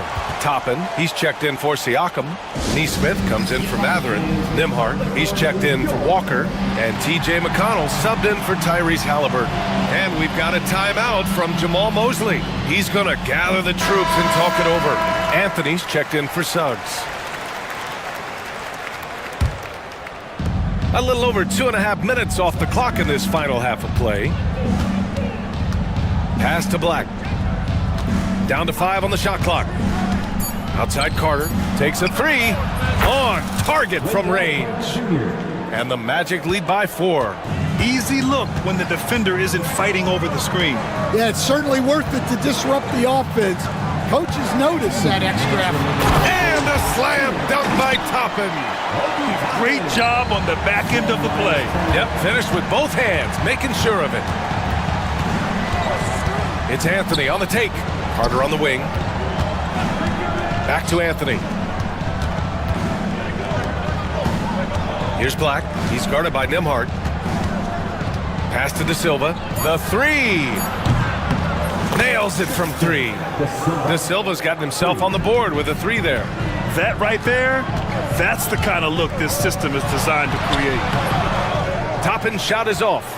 Magic leading by 5. Anthony with it, and it's McConnell picking him up, and it's slammed in by Carter. You love the show of force from Carter Jr. He's not messing around when he gets the ball down there. McConnell passes to Nimhart. To the middle. Here's Turner, and then Turner with the dunk. And what an aggressive move to the rim. He's really trying to fire up his teammates right now. Boy, it's not hard to feel inspired after a teammate makes that kind of finish. Well, that's exactly what's needed when you're trying to turn things around. There's 53 seconds left in the third quarter of the game. McConnell against Anthony. Out to the right wing. Clock at 6. Pass to De Silva. Shot from the wing. It's rebounded by Indiana. Here's Nimhart. To the wing, right side. Toppin outside. Turner for 3. And give him another one. He's 6 of 8 and looking solid. And you really want more of this from Turner. We all know how dangerous he is once he finds his rhythm. Here's Anthony. And he drops it in from the low post. Well, credit the screen there, springing him loose for the finish. 11 seconds left in the third quarter. Ooh, anticipated the pass. It's a turnover. It's an even 3-on-3 break. Here's Carter. And that does it for the third quarter. Both teams clicking offensively as we approach the fourth. And a moment now as we take a look at our State Farm assist of the game. And I'll tell you what, this was a no-brainer tonight. Take a look at the precision on this feed. Couldn't place it any better. Yeah, that's high-level playmaking. He makes it look easy, but it's not. Well, this has been a great contest so far. I imagine the fourth quarter could have more action in store for us. All right, let's get a report from Allie. Hey guys, during that last break, I heard Rick Carlisle as he talked with the team, and he was adamant that they need to tighten up their D. That lack of communication at that end has led to breakdowns, wide open shooters, and easy buckets. He sounded pretty frustrated, guys. Thank you for that, Allie. Fourth quarter, on the court for the Magic. The backcourt is Suggs and Caldwell-Pope. Isaac and Wagner make up the forwards. And it's Banchero in at the center position. Wagner finds Banchero. Clock at 4. Here's Isaac. And it's good with time running down on the shot clock. Isaac's got his first basket. Possessions that end with close looks, especially for guys like Isaac, those are key to winning games. Impressive one-hand slam right there, B.A. Man, as long as he's confident about it, I'm good with it. Maybe use two hands next time. He knows where he is. Wagner with a screen on Siakam. Banchero hammers it home. And I think we're going to see a lot of nights like this from Banchero. He is built to score and never seems to take a play off. Mathurin passes to Turner. Back to Mathurin. And a nice finish on the layup. Mathurin's gotten 4 this quarter. And this is just typical of him. Always making an impact at crucial moments in the game. Well, you know this is when they lean on him, and he delivers with a much-needed score. Suggs surveys the D. The kick out to Banchero. Wagner with a screen on Siakam. Pass to Wagner. Over Walker. And it's Wagner missing. Pacers trail by 4. Siakam outside. Halliburton outside.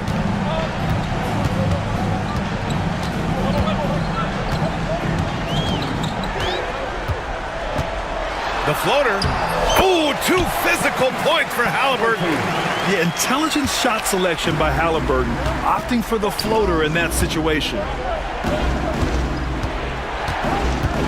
Caldwell-Pope against Mathurin. Caldwell-Pope, the pass to Banchero.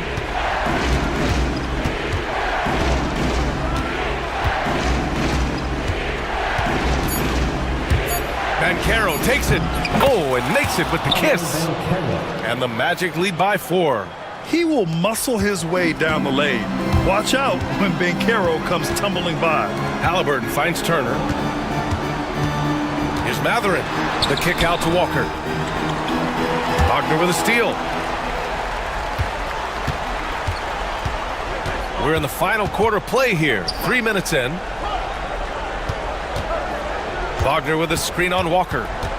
Outside, Caldwell-Pope. 5 to shoot. And it's good. Fought through contact. Hit the shot and will go to the line. And guys, what do you think about the hustle stats for the Magic? Well, they've shown just outstanding effort defensively, and it's resulted in several forced turnovers. One other thing I've liked is how assertive they've been on D, swatting a good number of shots away as a result. Nice shot by Turner. Wow, Turner just going off, stepping up and getting it done for his squad. A bit under 3.5 minutes have passed here in the fourth. Mathurin with a steal. And they're on the break. Siakam with it. Wagner picks him up. The offensive rebound. Outside for Halliburton. Back to Siakam. Tries again. And he gets it to go. Hitting off the back of the rim. Now just a 2-point Orlando lead. Well, this is what he does. A proven scorer in the clutch. Here's Suggs. Can't get it to drop. Walker with some nice D. And here's Halliburton. He'll bring it up for the Indiana Pacers. Pass to Turner. Back to Halliburton. Siakam with a screen on Suggs. 6 on the shot clock. Fade away. Count it! A huge shot to tie it up.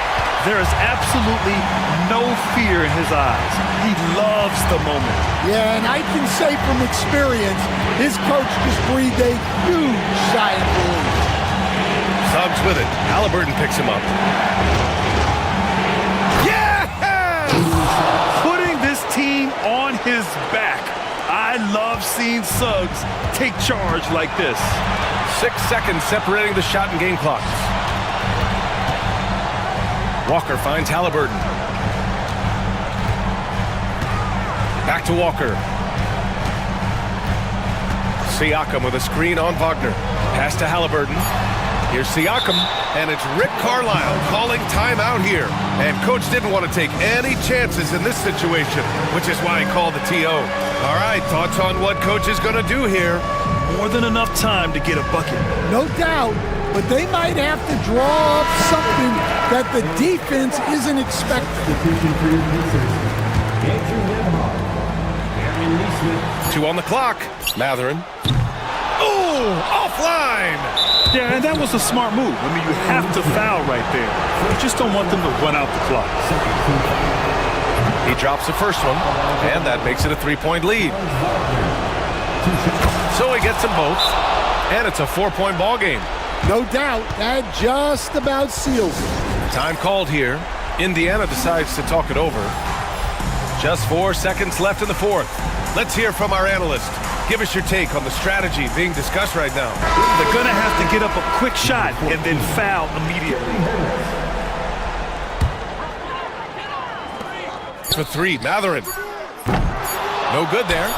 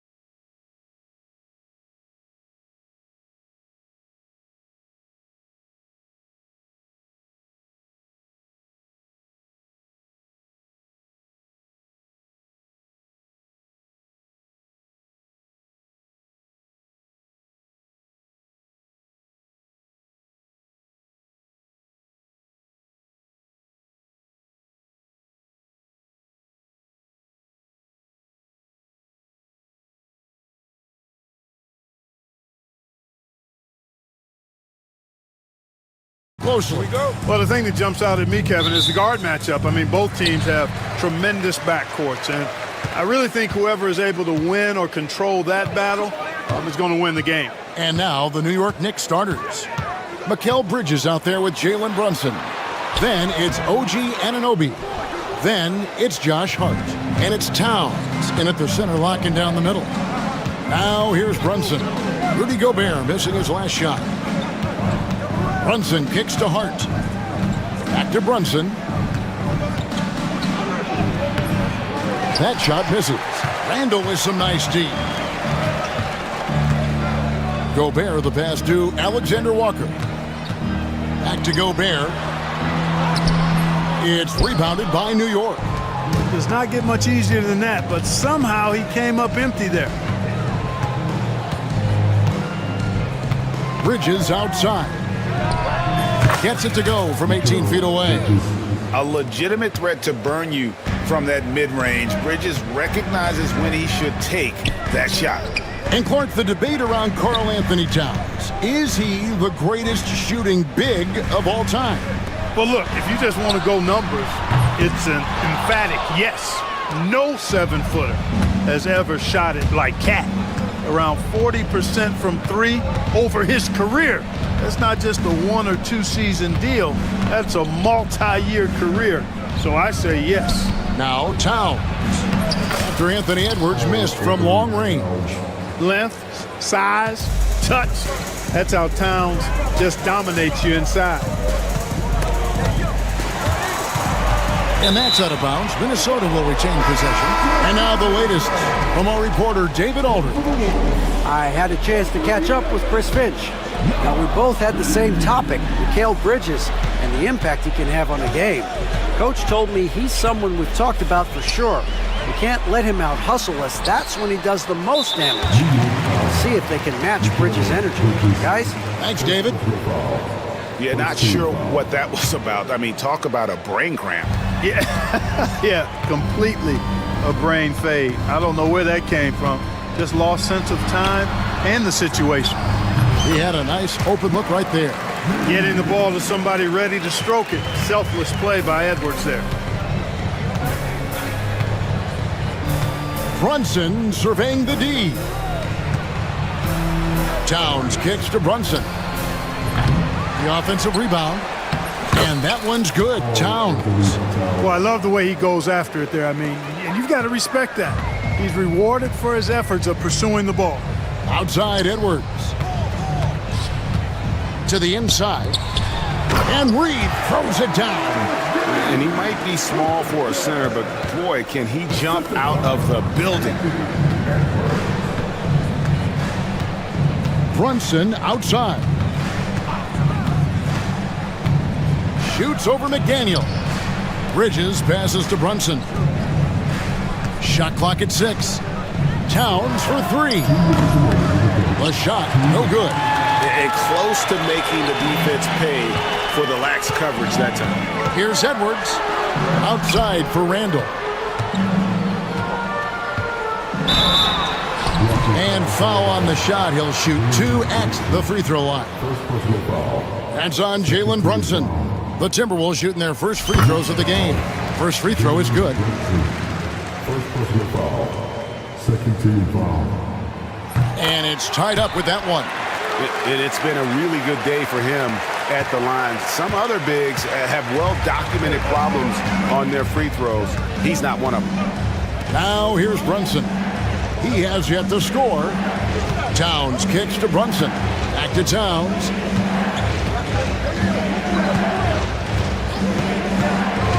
Pass to Hart.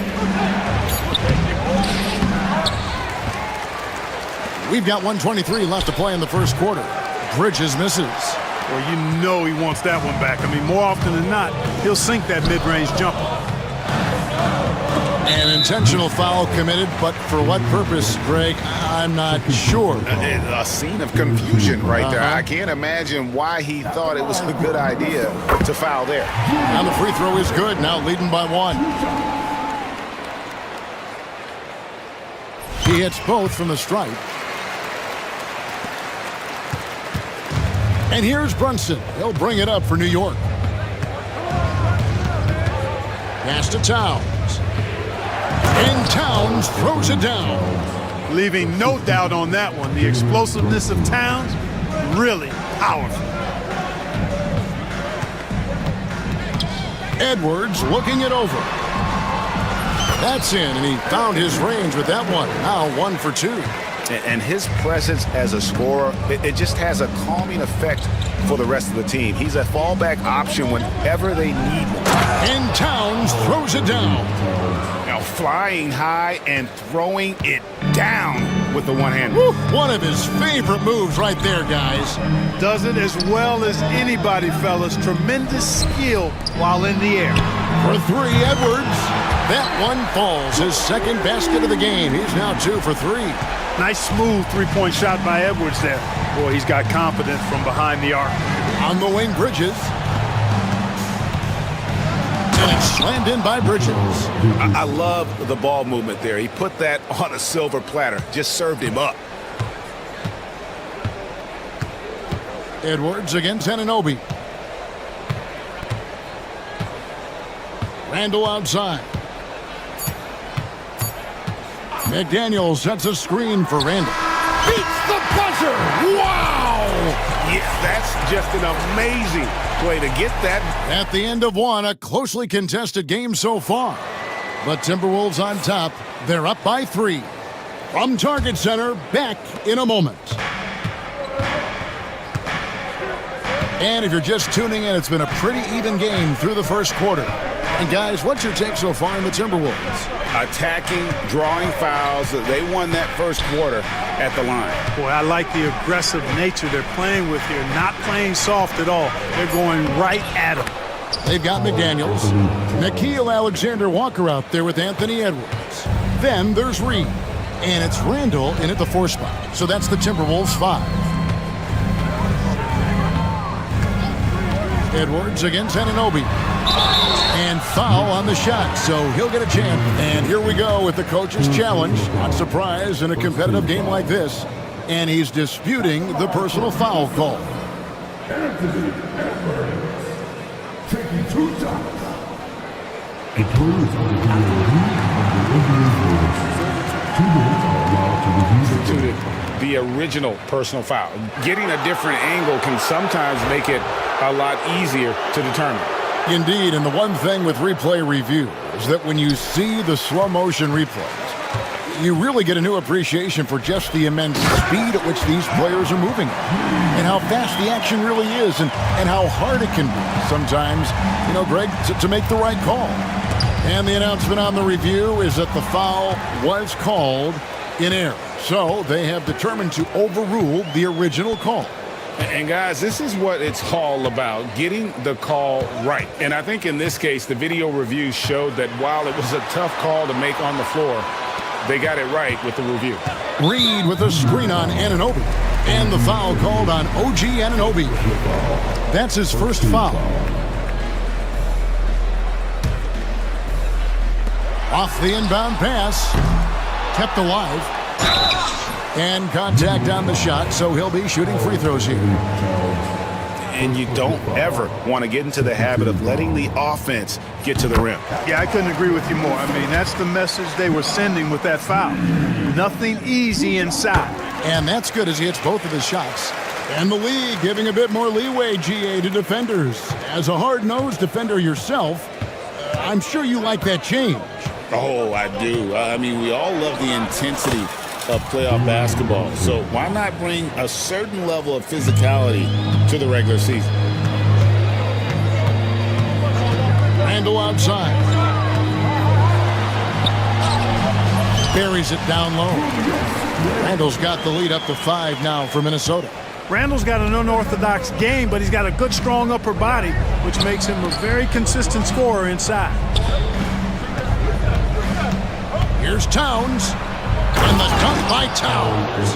Oh, and he went for the two-hander on the slam, using some muscle. Some urgency from him there, sure. I get the feeling, guys, that he may be sensing that this is a critical time in this game. Reed finds Edwards. Back to Reed. He makes another one. That's 4 up and 4 in to start his game. You know, the defense locks so much into Edwards that it creates opportunities for others. Here's Towns. Reed with the block. Knocked away to the middle. And Reed throws it down. Outstanding execution. Good job working the ball inside. Brunson with it. Picked up by Edwards. Brunson stays agile and finds his opening inside. And defensively, if you are not on point, Brunson more than capable of finishing inside. They set the pick. Here's Randall. Pass to Reed. And now we've got the intentional foul. And the Timberwolves making a change here. Einod's checked in. Achua, he's checked in for the Knicks. Miles McBride comes in for Jalen Brunson. To the paint, here's Minot, and it is flushed down with a nice jam. Nice timing on these jumps. He's somewhat on the small side for a power forward, but he just never gives up. Bridges outside. Down low, here's Anunoby. Good work there as it goes. Not a ball stopper on the wing. Bridges with the help. Timberwolves leading by 5. One of the best 3 and D wings in the league. Well, let's start with OG Anunoby, who excels from the corner. And Kevin, about 45% on quarter threes the last couple seasons. So OG can space that floor horizontally. That's in addition to his elite defensive ability. McDaniels passes to Edwards. And Edwards slams it in. Rising up for the throwdown. Major hops from Edwards. Here's Achua. Reed with the rebound. Reed's got his 5th rebound right now in the game. Edwards making a statement.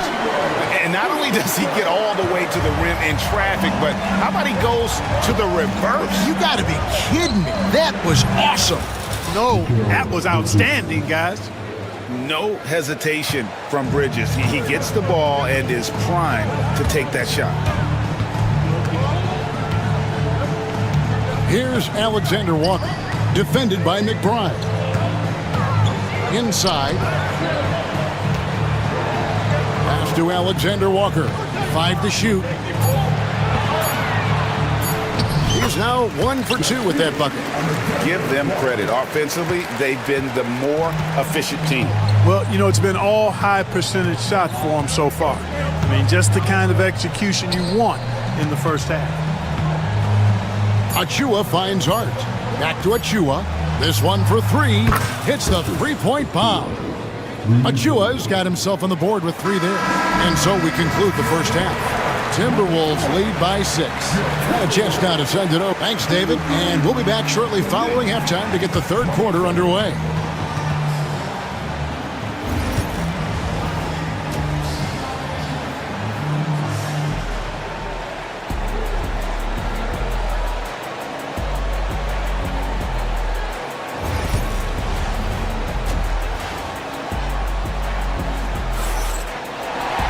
And in that first half, we saw a pretty tight battle. We'll soon find out what sort of adjustments were discussed during the half. Oz Reed with a strong contribution so far in this one. Man, he's been running wild on him through that first half. Absolute dynamite on offense. And you know what? I'll be interested to see just how much he's got left in the tank. That first half had to take a lot out of. Here's who Tom Thibodeau is starting the second half with. We've got Miles McBride. Achua is out there with Mitchell Robinson. Then it's Mikal Bridges. And it's Anunoby in at the small forward. And the timeout called here by Tom Thibodeau. This will give him a chance to discuss some potential alterations.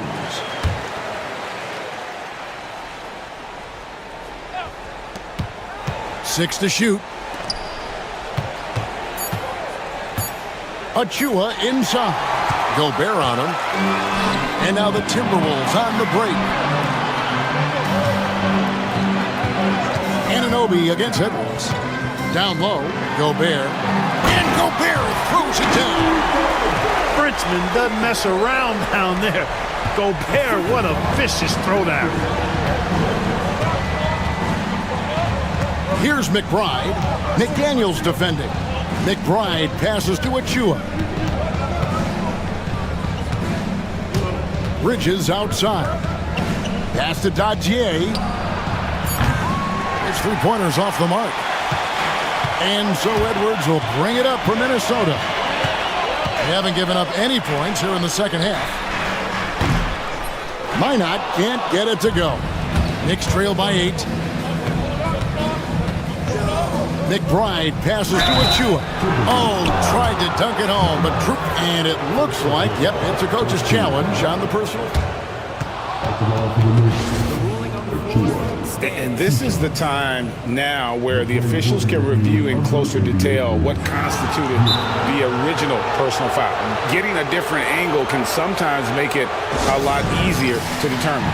Indeed, and the one thing with replay review is that when you see the slow motion replays, you really get a new appreciation for just the immense speed at which these players are moving and how fast the action really is and how hard it can be sometimes, you know, Greg, to make the right call.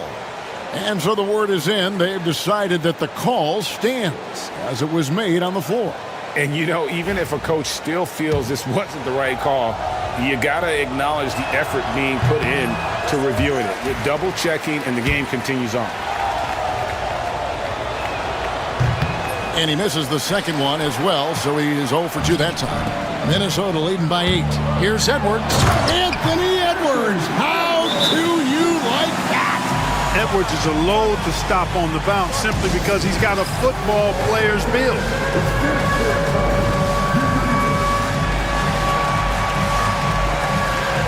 So both teams changing it up here. Substitution on the court. Here's Brunson.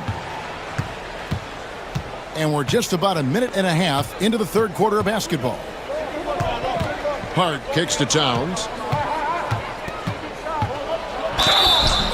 And the call on the shot that sends him to the line. When Towns is hammering the inside, putting pressure on the defense, good things happen for this team. And Towns drops them both. Already a very confident player. Knocking down those free throws only fuels that. For Minnesota, they've gone 2 of 3 from the field to start the second half. Randall with the bucket. Randall's got the lead up to 10 now for the Timberwolves.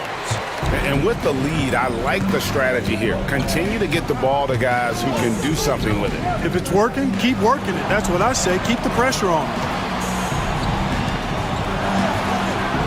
Towns looking it over. 6 on the shot clock. Brunson with a clean look. Good, and the assist goes to Towns. Brunson's got 7 points in the game. Just a reflexive move by Brunson, putting complete trust in his mechanics. Edwards with the screen for Reed. Pass to Edwards.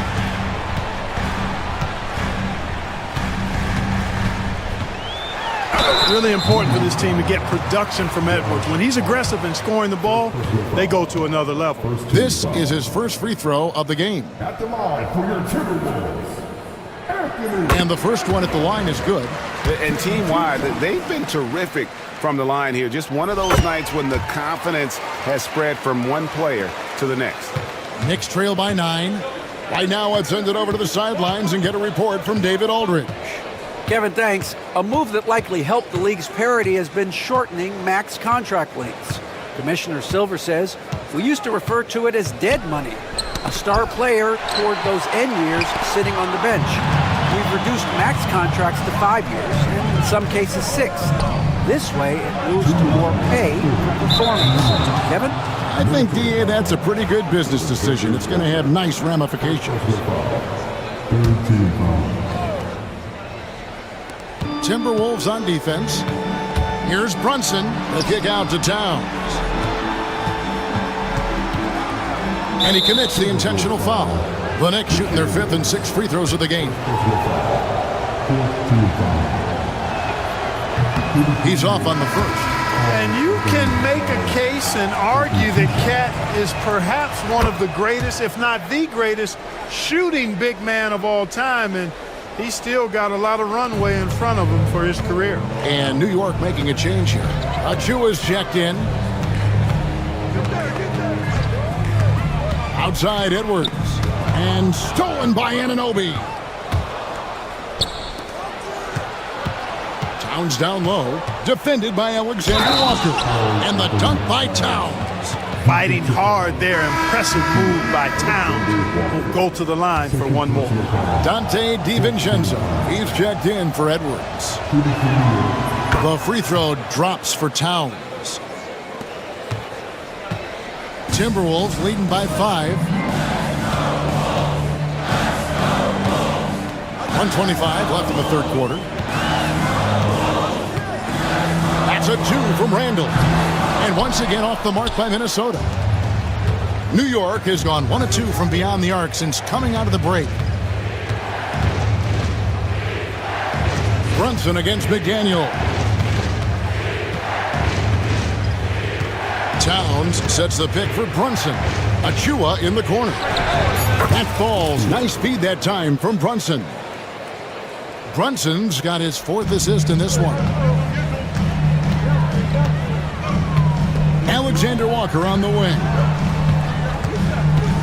And there's the foul. It's on Jalen Brunson. And that'll be his 3rd foul so far. Second team foul.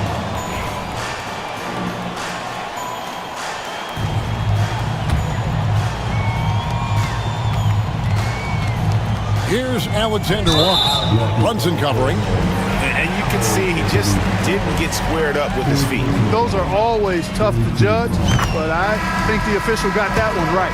The Knicks making a switch here. McBride's checked in. Both free throws good from Reed. Here's Brunson. He has 7. Towns high post. He's against Reed, and he gets it to go. Towns has got 20. Look, how do you come up with a strategy to defend Towns on a night like this? I'm anxious to see you try. And he's going to get whistled for that foul, G. That was intentional, but not exactly logical. How about pointless to foul there? I mean, I don't know where his head is, but it's not in the game. So he makes 1 of 2 as the second one misses. Knicks trail by 3. Shot and game clock separated by 5. Outside, Towns.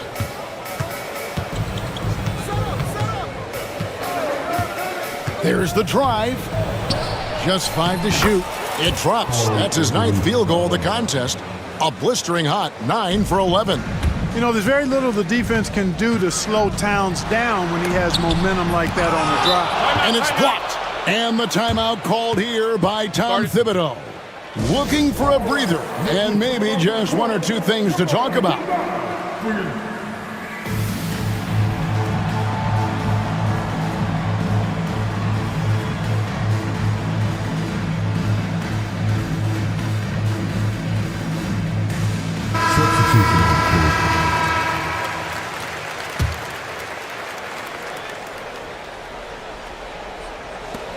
Just 4 seconds left in the third quarter. And the timeout called here by Tom Thibodeau. And coach has decided they need a moment to talk things over. Every timeout, a chance to review the lineups, matchups, or call a play. Yeah, and I agree. I think there's going to be a new wrinkle in their game plan when they come out of this timeout. And so Chris Finch calls for the timeout. He wants to make some adjustments to the game plan, clearly.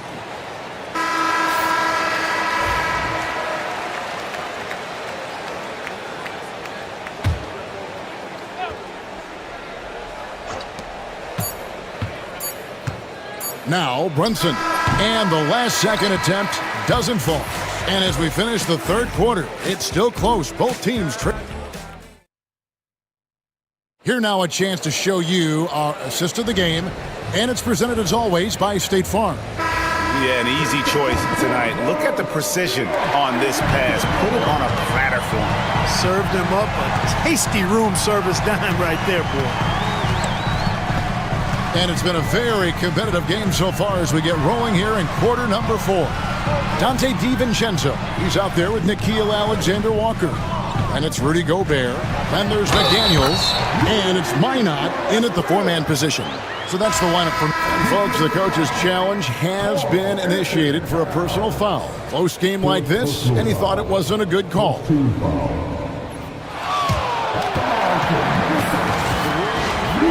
Personal fouls can be tough. The action is so fast that it's really tough to catch everything in real time. The wonders of technology. We've seen replay reviews so effectively, and involving the coaches by being able to challenge like this is something a lot of people have been hoping for. And so the word is in. They've decided that the call stands as it was made on the floor. And you know, even if a coach still feels this wasn't the right call, you got to acknowledge the effort being put in to reviewing it. The double checking, and the game continues on. And with an update from the sidelines, let's check in with David Aldridge. Thanks, guys. I listened to Tom Thibodeau talking to his team during the break. Now he's encouraging them to keep attacking in the paint. He said, when we get inside, we score. Simple as that. Keep attacking and don't settle for anything that's not at the rim. Kevin, back to you. Okay, David, thanks. And boy, that looked like goaltending. Yes, it is, and so they will.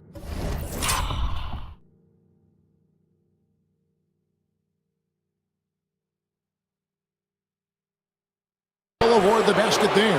So close to getting the block there. You can live with those calls because you'd rather have a guy playing aggressive instead of playing it safe. Minnesota in the lead. Here's Randall. Banked in off the glass. Boy, he loves pounding that ball. Randall driving right through contact. New York's gone 3 of 6 tonight when they've let it fly from downtown. And the timeout called here by Tom Thibodeau. And clearly an important juncture. He's going to have some choice words with his team.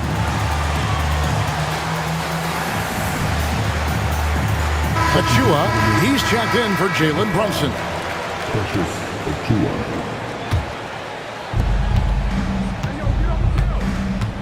McDaniels against Bridges to tie it up. Anunoby outside. And Anunoby slams it in. Town sees an open player and rewards him with a nice pass. And there's the foul.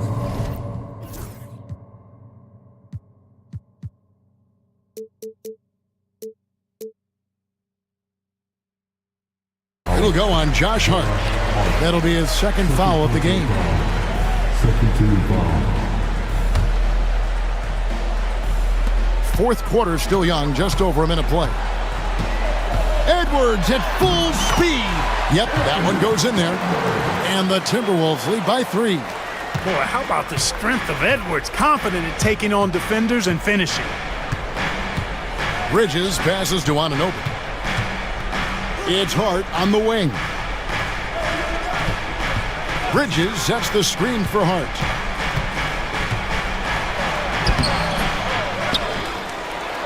Pass to Towns. Towns is doubled.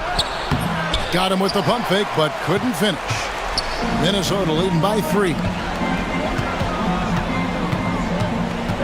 Randall down low. Achua's on him. Now McDaniels.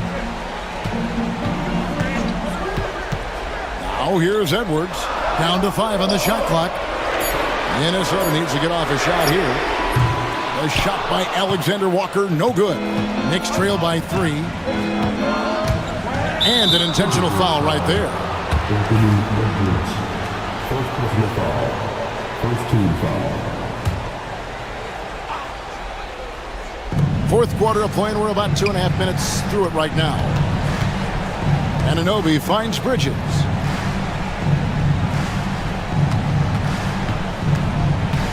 To the left wing, just 5 on the clock. Here's Towns.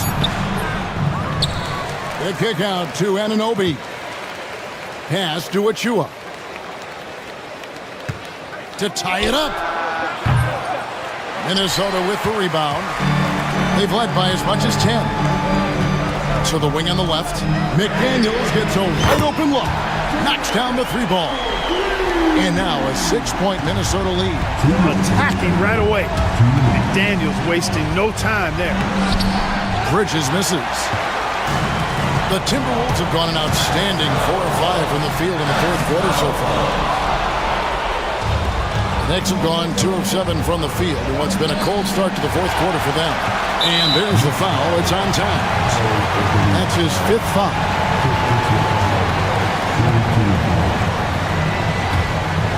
Minnesota leading by 6. Kick by Randall. Edwards passes to Randall. And here's Gobert. 1:27 left to play in the final quarter. Throwing it down. Gobert using all of his height there.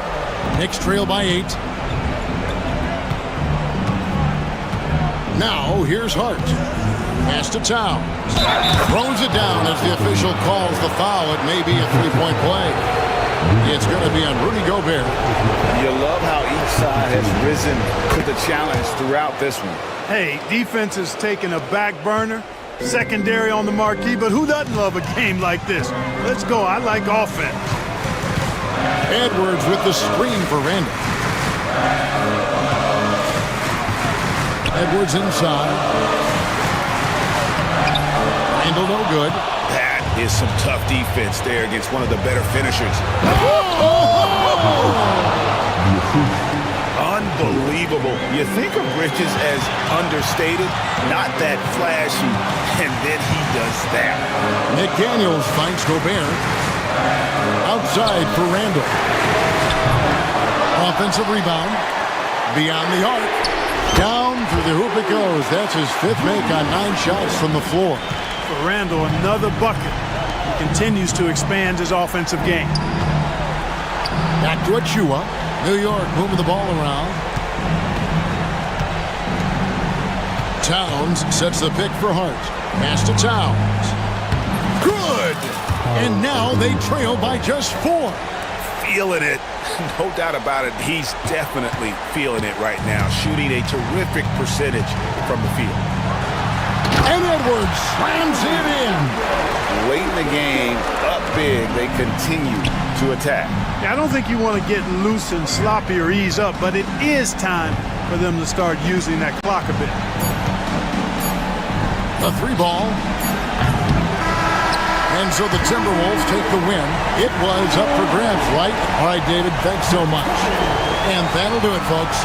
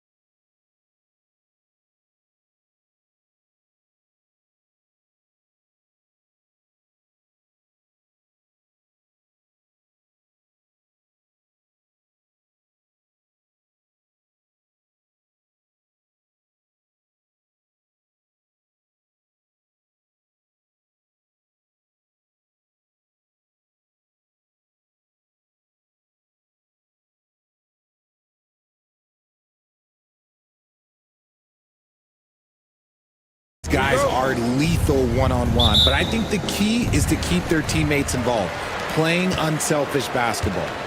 So a look at our starters for Orlando. The backcourt is Suggs and Caldwell-Pope. Isaac and Wagner make up the forwards. And it's Ben Carroll in at the center, filling out the middle. Suggs against George. Suggs, right side. Maxey against Caldwell-Pope. Pass to Wagner. Ben Carroll outside. Just 4 to shoot. And Embiid with the block. Yeah, defensively, Embiid can take over a game with his reach.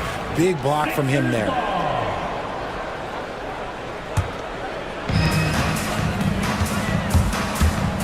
Maxey against Caldwell-Pope, and the foul called on Jalen Suggs. That's his first foul. Personal foul. First team foul. And here are the Sixers now.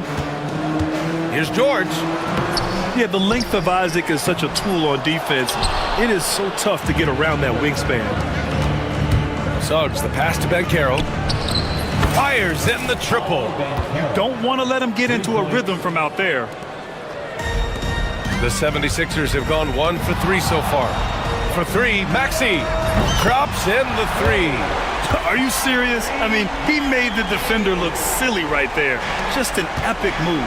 Despite Joel Embiid missing more than half of their games, Grant, the Sixers still won 47 games last season. Yeah, B.A., and lots of credit goes to Tyrese Maxey, averaging over 26 points a game. Philadelphia also had some good depth, and that really helped. Now here's Wagner, and he dunks it down. Already an excellent passer at his position. Ben Carroll just loves showing off his court vision. Embiid a screen on Suggs. Here's George, and the jam by George. He just rises up and throws it down hard with one hand. That is such a go-to move for him. He holds nothing back on those. Suggs with it, picked up by Embiid. Ben Carroll. Oh, Ben Carroll throws it down. Yeah, with his bigger build, Ben Carroll sets a solid pick, and then he quickly rolls into open position. Caldwell-Pope against Maxey. Pass to Embiid. Fires the 3, and Philadelphia hits again from deep. Obviously, this guy has a talent for scoring, able to problem solve for whatever the defense tosses at him. And here's Wagner. Back to Suggs. Wagner outside. Over to the wing. Wagner with a screen on Embiid. 5 on the clock. Here's Suggs. It's hauled in by Oubre. Probably should have scored there. He usually does. Martin against Wagner. Martin takes it in, and he goes in for the dunk. While he's a bit undersized for a 4, he more than makes up for it with his bounce. Wagner with a screen. Ben Carroll finds Isaac. Back to Ben Carroll. Caldwell-Pope with it. 2 minutes remaining in the quarter.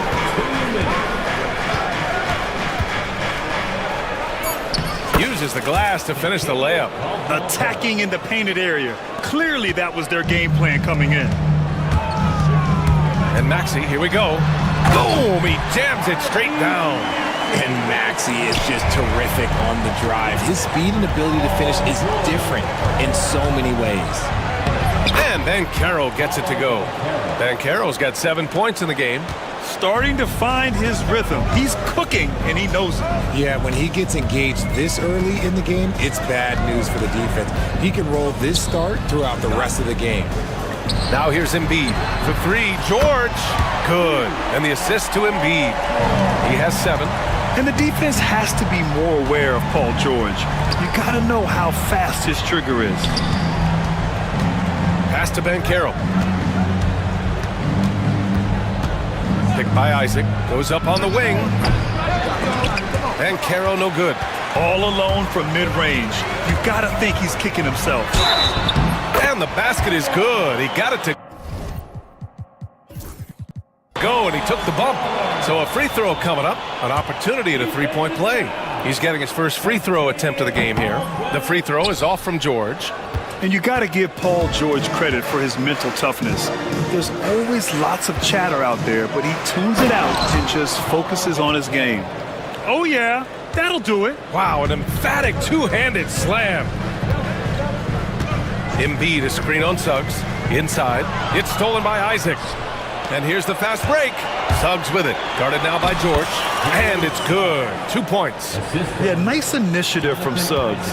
Seeing an easy scoring opportunity and pouncing on it. It's George with the drive. And the jam by George. Just such a terrific dunker. Man, born to fly, that's for sure. Here he goes. I know it's early, but you have to wonder if these offenses can keep this up. There will be some letdown at some point, but these teams, they are built to score, so. Now Maxey.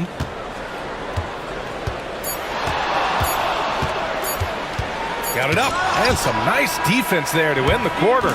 Paul George, he's feeling it tonight. He's been the driving force for the 76ers. 11 points in the quarter.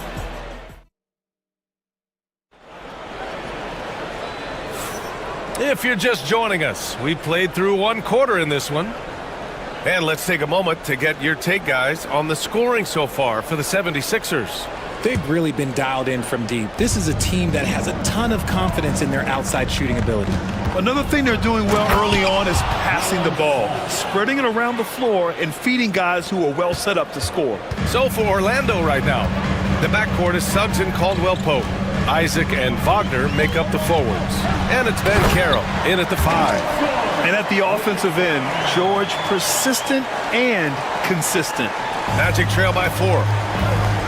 Caldwell-Pope with it. Guarded now by George. Wagner with a screen. Here's Caldwell-Pope. And a big bounce off the rim, but it sinks right in. Caldwell-Pope's got his second basket. Some sick ball skills displayed right there. And he's not the guy you expect to pull that off. Here's Oubre. And there's a whistle. He'll head to the line to shoot 2. And the league has cut down on back-to-backs, but some pushback for a surprising reason. Richard, teams need multiple days off in order to practice. Yeah, that's right. With only 1 day off between games, teams don't usually practice on those off days. It's not as simple as it looks. Suggs, the pass to Wagner. And the 3 off target. And Embiid has got the ball here for the Philadelphia 76ers. 4-point game. And the foul called on Jalen Suggs. That'll be a second foul of the game. Second team foul. Here's George. 13 points in the game. Wing shot on the way. That's good from Embiid on the assist by George. Embiid's got 5 now. When guys are moving the ball, sharing it, it makes the game so much more fun, both as a player and as a fan. And Caldwell-Pope gets it to go. A minute and a half gone in the second quarter. The Sixers lead by 4. For 3, Maxey. It's rebounded by Ben Carroll. For Orlando, they've gotten 3 of 4 field goals in the second quarter. There's the 3. From distance, Paolo. His ability to shoot off the catch is a big plus. Ben Carroll has quick reactions, a really versatile scorer. Here's George. Martin outside. Oubre, a screen on Ben Carroll. Here's Martin.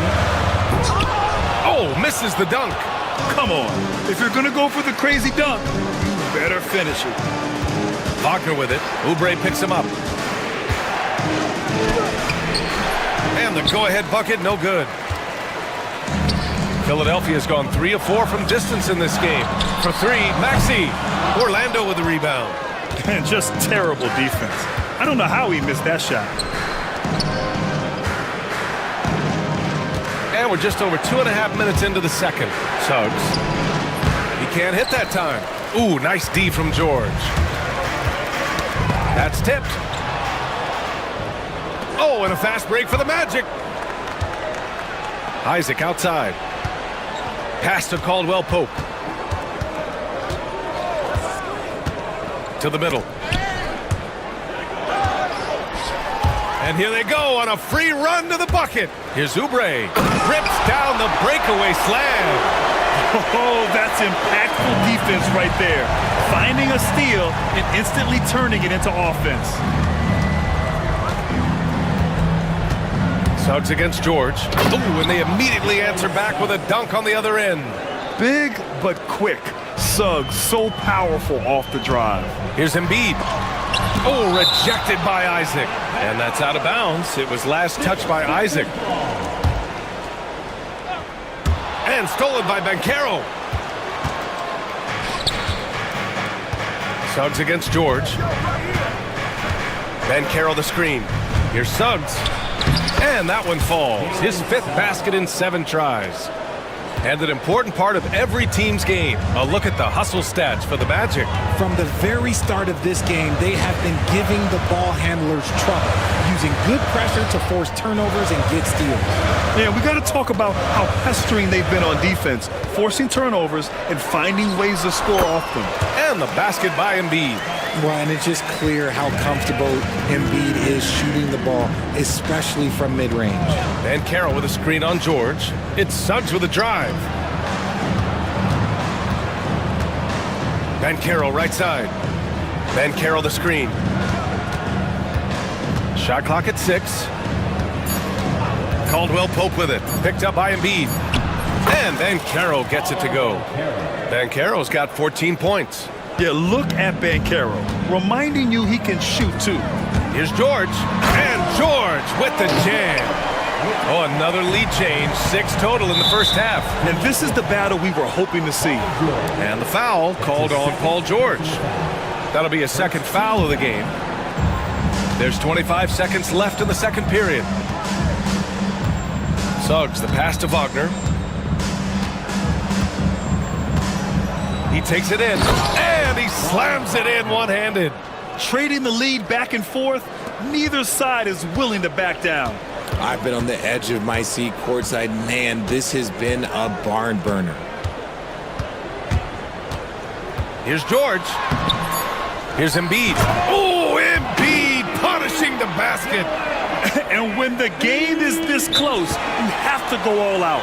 He certainly understands his role, huh? When the shot goes up, just crashes the offensive glass.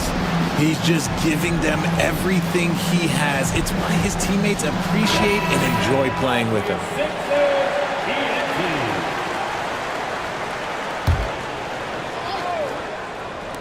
Here's Black. Oh, at the buzzer! Wow! I didn't think he was going to get it. Thanks very much, Allie. We'll be back soon to start the 2nd half of basketball.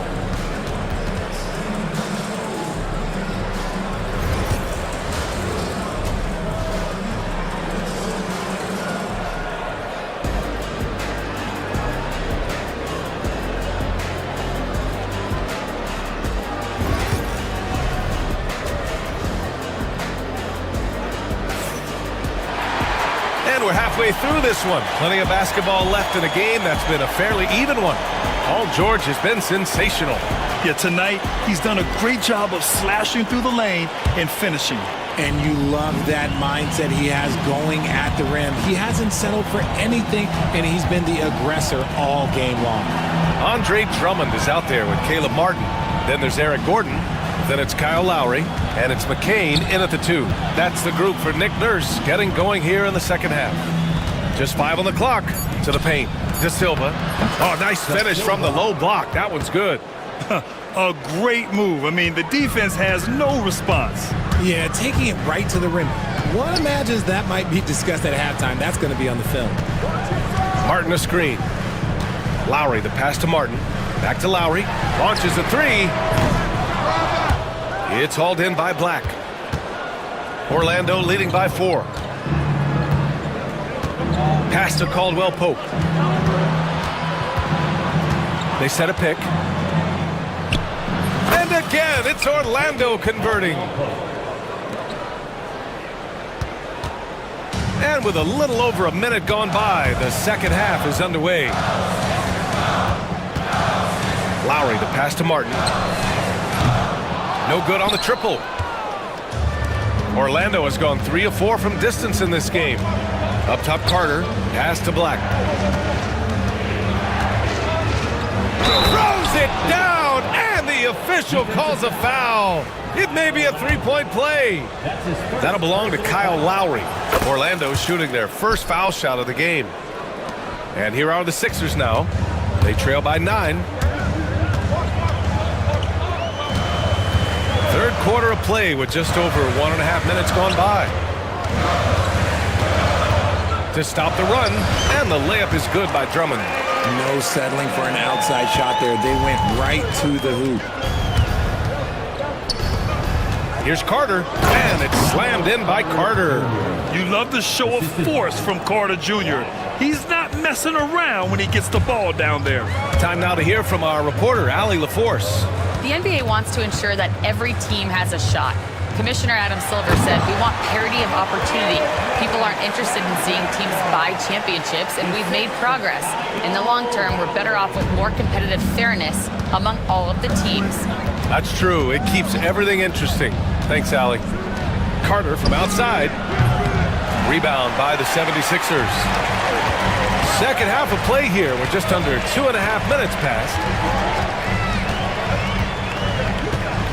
Here's McCain. He's checked by Carter. Pass to Drummond. 4 on the clock. And the jam by Drummond. And their offensive rebounding is such a strength for them when he's on the floor. Yeah, he really helps them extend possessions, doesn't he? Yeah, you can feel Coach smiling on the sidelines with every offensive board. Orlando leading by 5. Here's Black, and he jams it home with authority. And he just driving the stake in him there. He's a guy who just never lets up. And that finish shows you how dangerous he can be as a passer and a finisher. Lowry, good. Found some space to get off the mid-range, and he'll do damage from there if you let him. Ooh, a two-handed power slam. Attacking the rim with power. Tremendous finish. Third quarter of basketball here. A little under 3.5 minutes gone by. Again, the Sixers score.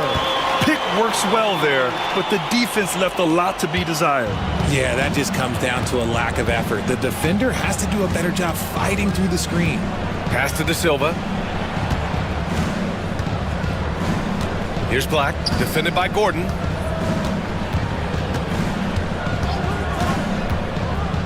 And it's flushed down. A nice jam. And one move ahead of the defense. A solid pick. And then the monster dunk to complete the play. Well done. Well, great chemistry on display. He understood where to put the screen in order to free up his teammate. Lowry into the lane. Drummond passes to Lowry. Down to 5 on the shot clock. And the shot clock expires. 24-second violation. And we've got a timeout from Jamal Mosley. And we might see some changes. Coach potentially looking to adjust. Cole Anthony, he's checked in for Orlando. Orlando leading by 7.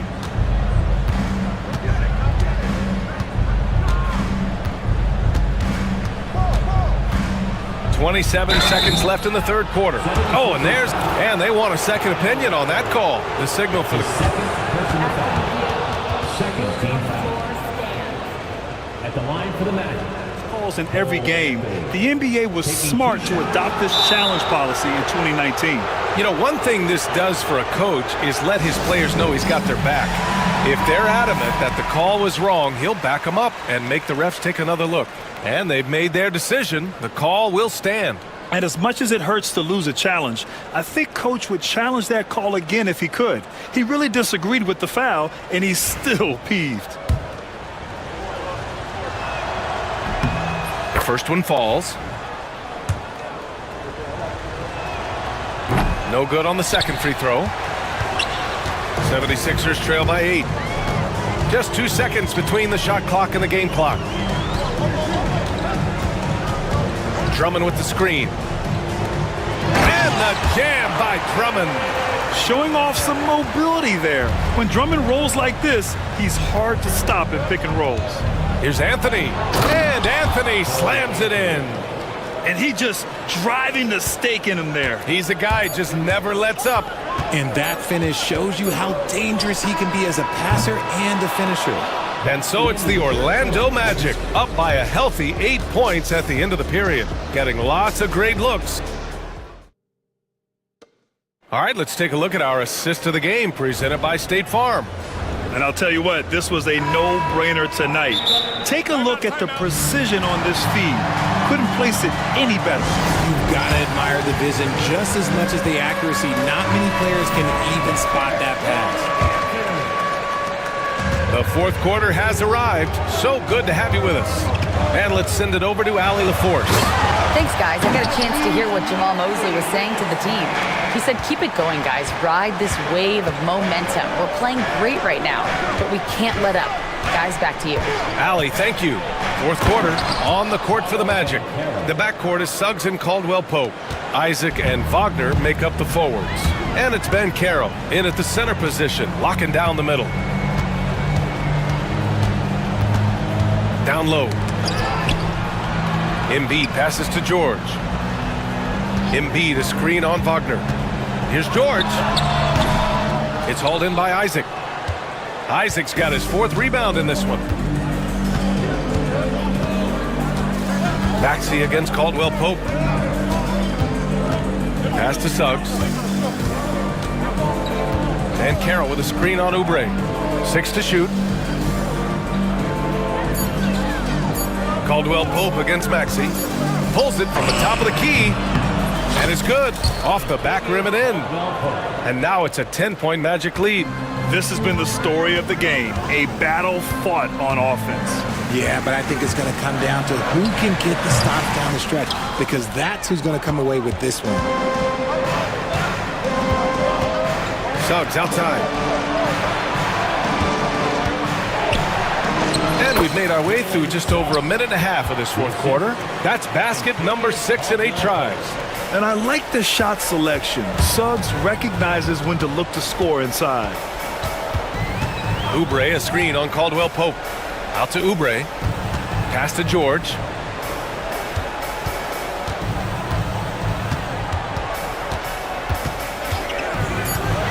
All sorts of time.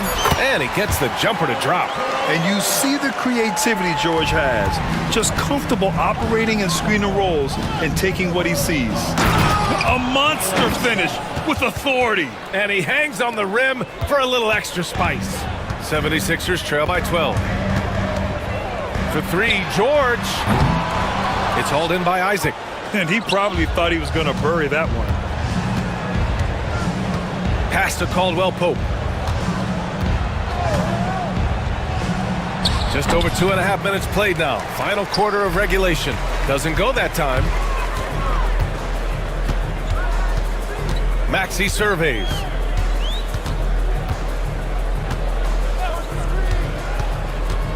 To the inside. Here's Embiid. Oubre, a screen on Banchero. And Embiid throws it down. Oh, what a dunk by Embiid. He's just doing big man things the way big man should. Suggs with it. Martin picks him up. Suggs against Martin. Isaac left side. Wagner outside.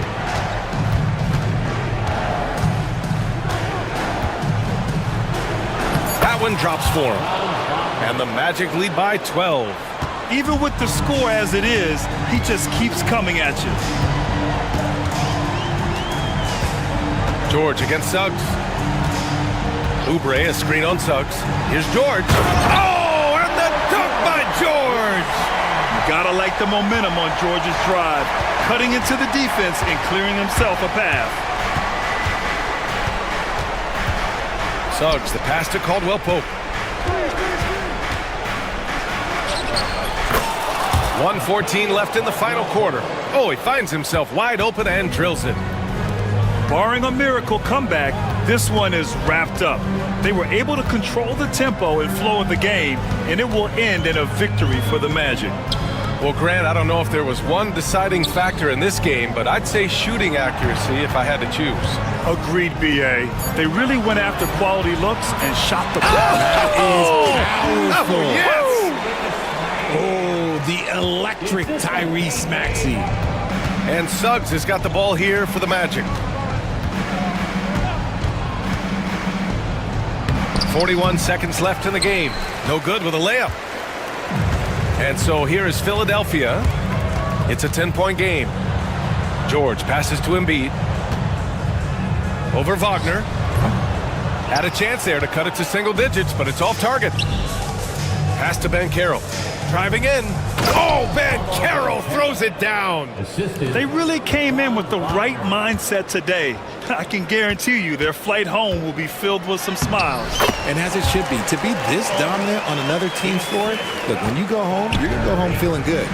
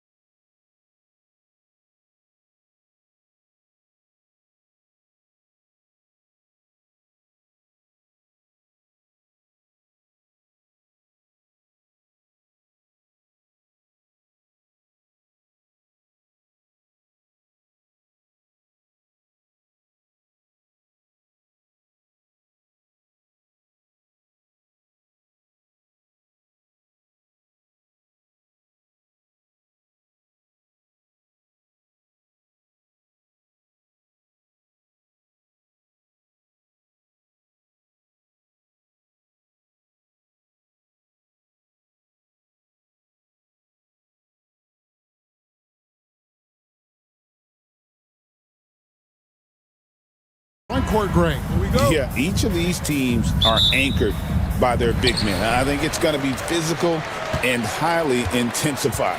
So the New York starting five, we've got Bridges. Hart is out there with Anunoby. Then there's Towns, and it's Brunson in at point. Now, here's Halliburton. Here's Walker. Siakam outside. Turner for three. It's hauled in by Karl Anthony Towns. To the middle. Hart kicks to Towns. And Towns throws it down. Plenty of power on that slam. Towns was not messing around. Here's Turner. That's in, and he found his range with that one. Now 1 for 2. Uncovered at the rim, finding cracks in the defense here early on. Just really smart basketball and exploiting whatever holes that he's seeing right now in the defensive squad. Now, here's Bridges, and he's good on the three ball. Bridges confident right now, and I like to see him just be quick with those kind of decisions. With a short break in the action, gives us a chance now to send it over to David Aldridge. Thanks, Kevin. Rick Carlisle and I did speak a few minutes ago, and they're focused on limiting one of the best shooting bigs ever in Karl Anthony Towns. Now, Coach said earlier, Towns is a machine on the offensive end. They'll try to make Cat into a passer, get the ball out of his hands. We'll see if they can accomplish that. Kevin? Okay, David, much appreciated. Now, here's Brunson.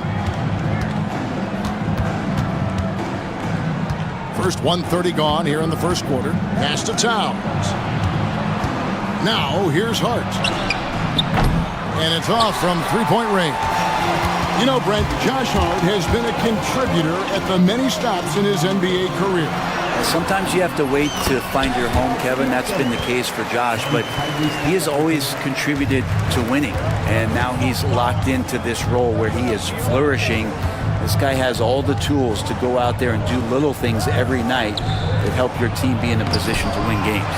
Yeah, I can't see why he missed that one there. The D's close, but like plenty of room. Turner with it. Brunson picks him up, and so they choose to intentionally foul. Yeah, not sure what that was about. I mean, talk about a brain cramp.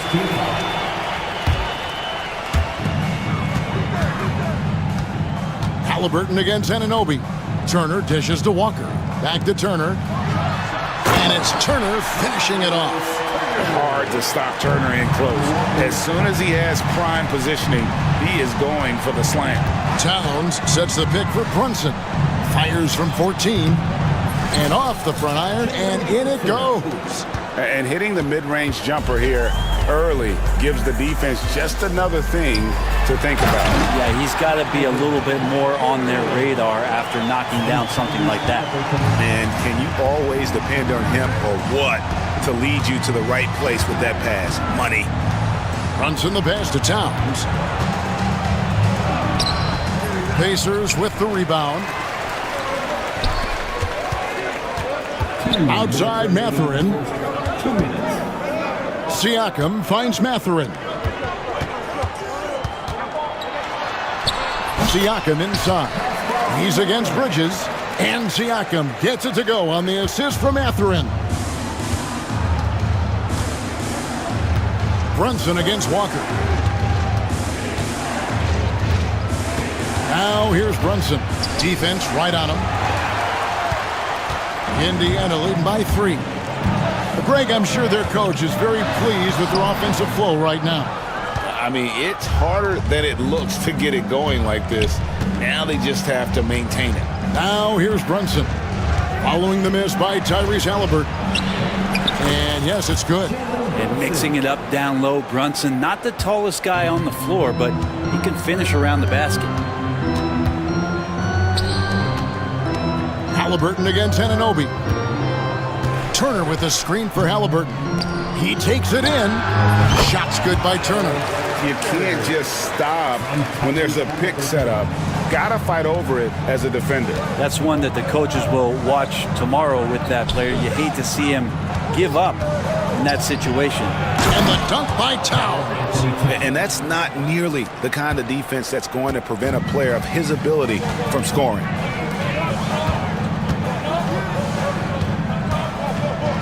And Walker kicks to Halliburton. 29 seconds left in the first quarter. Clock at 6. No one near Turner as he lets it go. That falls. Nice feed that time from Halliburton. Great at facilitating guys willing to move because Tyrese is a team-first type of player. Towns, the pass to Hart. With the drive, and it's denied! Sent back by Siakam. And finished off by Walker. Beautiful transition offense there. That's execution at its best. Yeah, once you burst through a seam like that, you got to look right towards the rim. Sweet play. And so it's Miles Turner making things happen for Indiana. He notched 8 points in the quarter.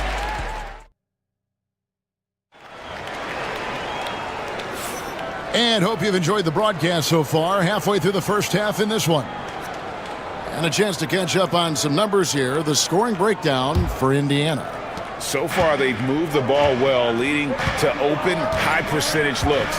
Lots of assists in this one. Getting to the inside is really important, but it's how close you can get to the basket. It feels like these guys are all around the rim in their attack tonight. Siakam is the 4, and he'll be next to Turner at the 5. Halliburton is out there with Walker, and it's Mathurin in at the small forward. So that's the group out there for Indiana. Brent, would you say the point, and yep, we thought we might see it, and the coach's challenge has been triggered on the personal foul call. 2 shots. Tyrese Halliburton. The player will be reviewed under NBA rules.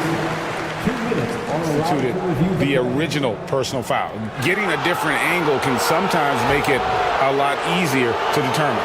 Indeed, and the one thing with replay review is that when you see the slow motion replays, you really get a new appreciation for just the immense speed at which these players are moving at, and how fast the action really is, and how hard it can be sometimes, Greg, to make the right call. And the announcement on the review is that the foul was called in error. So they have determined to overrule the original call. And guys, this is what it's all about, getting the call right. And I think in this case, the video review showed that while it was a tough call to make on the floor, they got it right with the review. Here's Bridges, and it's slammed in by Bridges. And how about that instant response? Don't try to throw down on his team. It just gets them fired up. And that's the result. They launch an assault on the basket. And inside, Mathurin makes great use of his agility, developing some instincts for how to get around in traffic. To the inside, and it's slammed in by Bridges. Very little resistance against that throwdown. Nope, not what they want to see in a game this close, Greg. On one side, inspiration. On the other, devastation. Now, Halliburton. Here's Siakam, and he banks in the layup. Siakam's got 6. It's important that Siakam plays with confidence from there. I mean, when he does, the results are often like that one. And the foul on Jarris Walker. That is his first foul of the game. First team foul.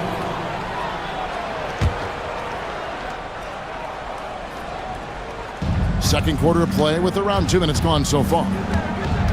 Brunson barreling in. Unable to get that one. Walker with some nice D. Here's Halliburton. Shoots over Bridges. Walker against Brunson. Walker in the post. Nice fake, but the layup off the mark. Knicks have gone 4 of 6 from the field here in the second. Brunson kicks to Towns. That falls. Nice feed that time from Brunson. Brunson's got 5 assists in the game. Brent, when you survey Jalen Brunson, going from role player now to all-star, what a rise. What's been the key for him?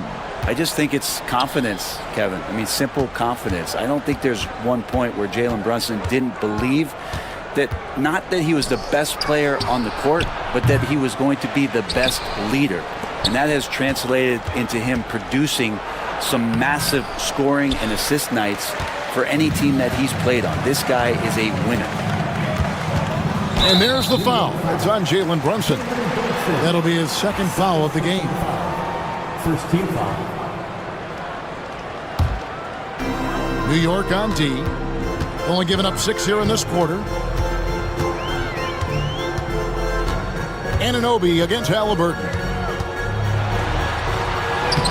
Solid play on the low block, and that one's good. And the Pacers lead by 1.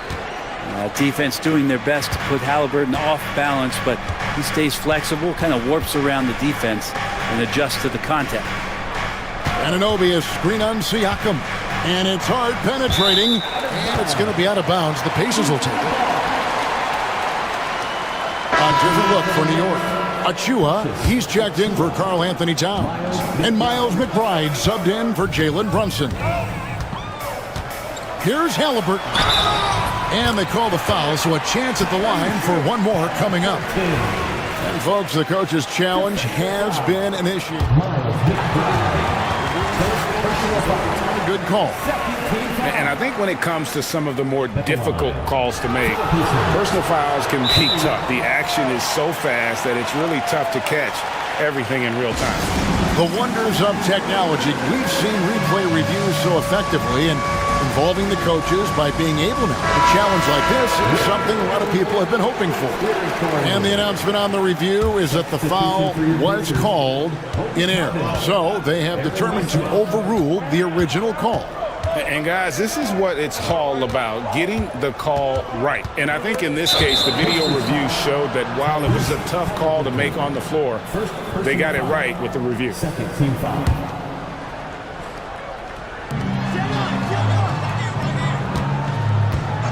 There's 57 seconds left in the first half of the game. Count it. Well, looking into the gaps of the defense there, he's not going to miss many of those when he gets to that range. Halliburton up top. He's guarded by Anunoby. Pass to Neesmith. That falls. Nice feed that time from Halliburton. Neesmith has got his first 3 points of the game. Hart with it. Here's Anunoby. And he can't answer back. The three-pointer offline. Pacers leading by 4. And this is his third trip to the line tonight. Second team foul. That's good from Halliburton. You know, young players who come into the league, you want to see if they can bring it every night. Halliburton has certainly fit that bill. Well, when he gets into a groove at the free throw line, it doesn't just last for tonight. This might be 2 weeks, 2 months, something like that. About 3 seconds between shot and game clock. And McBride gets it to go. 3 points. And so it's Halliburton who brings up the ball for the Indiana Pacers. To the paint. Wants to get it to Neesmith. And does. Another shot outside for Halliburton. Just 3 on the clock. That one drops for him. That's 10 points for Tyrese Halliburton. And they keep hammering away at him inside. Oh, he got it to go. Patient. Bam. And a huge three. Thank you, David. And we'll be right back after halftime to start the third quarter. See you in just a bit. Please direct your attention to center court. And get ready for the fan half-court shot. Drum roll. They're measuring up the shot.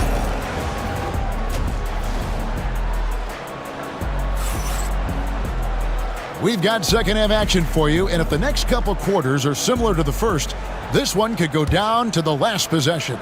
Tyrese Halliburton has been sensational. Definitely been challenging the defense here early on, not settling for anything outside. And you want these kind of nights where you can start to see those openings before they happen. Here's who Tom Thibodeau is starting the second half with. They've got OG Anunoby. Achua is out there with Hart. Then it's Bridges. And it's McBride in at the point. And how about the incredible timing on that alley-oop? He absolutely hammered it down. That's the kind of aggressive and assertive play they need as we get closer and closer to crunch time. McBride passes to Achua. Back to McBride. Pass to Achua. And trying for the go-ahead basket, it doesn't go in. Now, here's Halliburton. Defended by McBride. A nice shot by Halliburton. Halliburton piling up points. He can thank his impressive work ethic for that. Here's McBride. He's covered by Halliburton. McBride finds Anunoby. New York moving it around. And Anunoby slams it in. Oh, why, dunk you very much. He can really fly, and you combine that, Greg, with some nice penetration, too, and you've got 2 points. And if you're the guy who has to guard him, it is never going to be an easy night for you. Bridges passes to Anunoby. On the wing, Anunoby. Bridges against Walker. Shot clock at 6.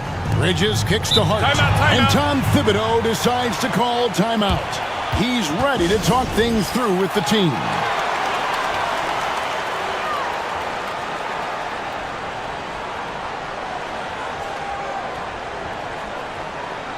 So an entirely new group in now for Indiana. Siakam is checked in for Chopin. Benedict Mathurin comes in for Neesmith. Andrew Nembhard's checked in for Walker. And it's T.J. McConnell in for Halliburton. Then for the Knicks, Towns comes in for Achua. And it's Jalen Brunson in for Miles McBride. And a wide open look for Mathurin. A three-pointer is right on target. And it's a 7-point Pacer lead. A young guy who is ready to attack. Mathurin gets the ball and goes straight into his shot. Brunson the pass to Hart. There's the 3. Anunoby kicks to Towns. Pass to Hart. And there's the foul. It'll go on T.J. McConnell. That's his first foul. First team foul. Just over 2.5 minutes gone by here in the second half. From deep, Brunson. It's rebounded by Indiana.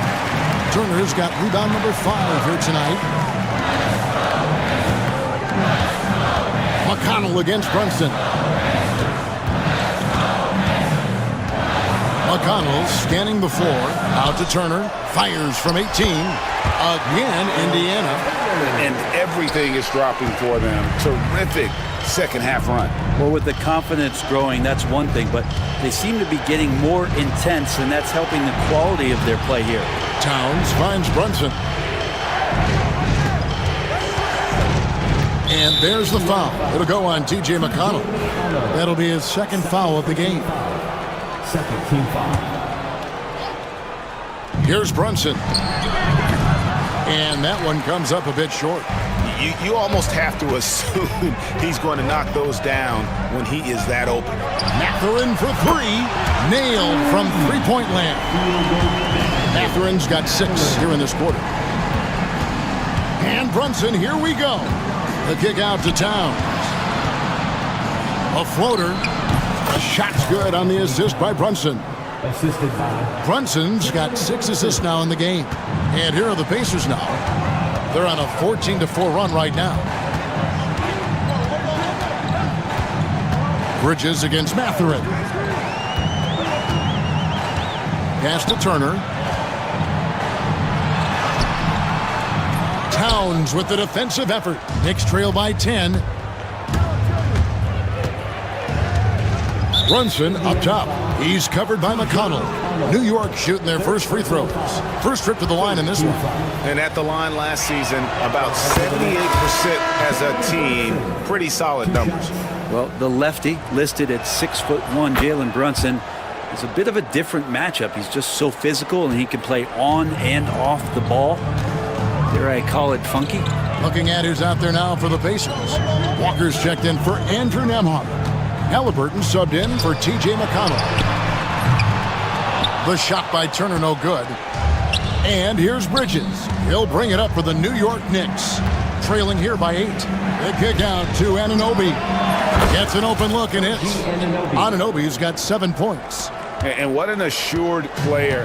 Anunoby believes in his ability to shoot the ball off the catch.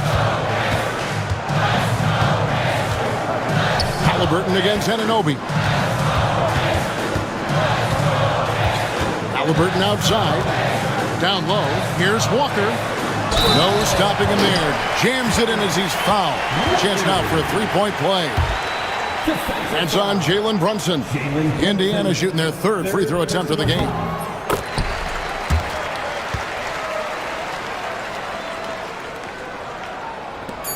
Just 4 seconds left in the third quarter of the game. And the timeout called here by Tom Thibodeau. Wants to talk some things over. Might be seeing some things to adjust.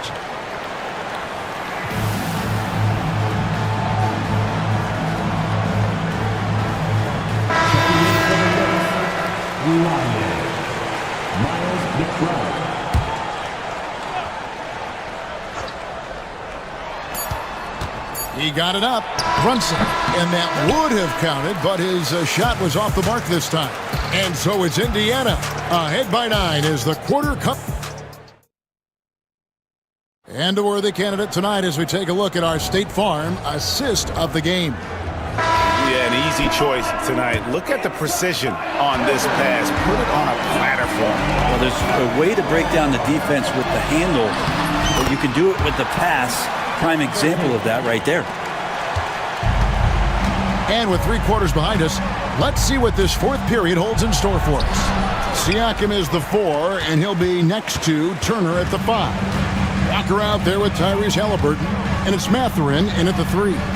So that's the group out there for Indiana. Here's Siakam. It's rebounded by New York. The defense there got away with a major lapse. Here's Towns. Good D by Siakam. Pacers leading by 11. Halliburton passes to Siakam. Wide open look.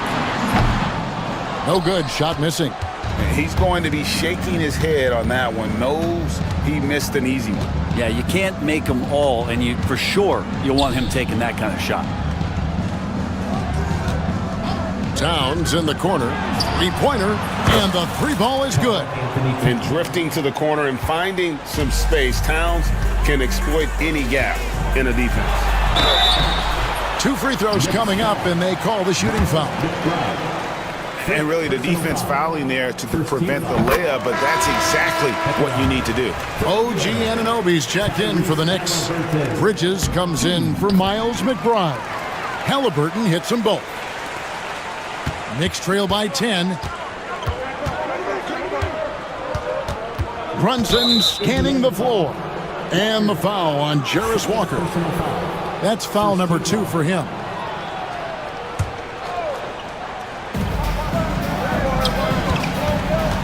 Brunson kicks to Towns. Back to Brunson. To the middle. Trying to find Anunoby. Gets it to him. Towns with it. Mathurin picks him up.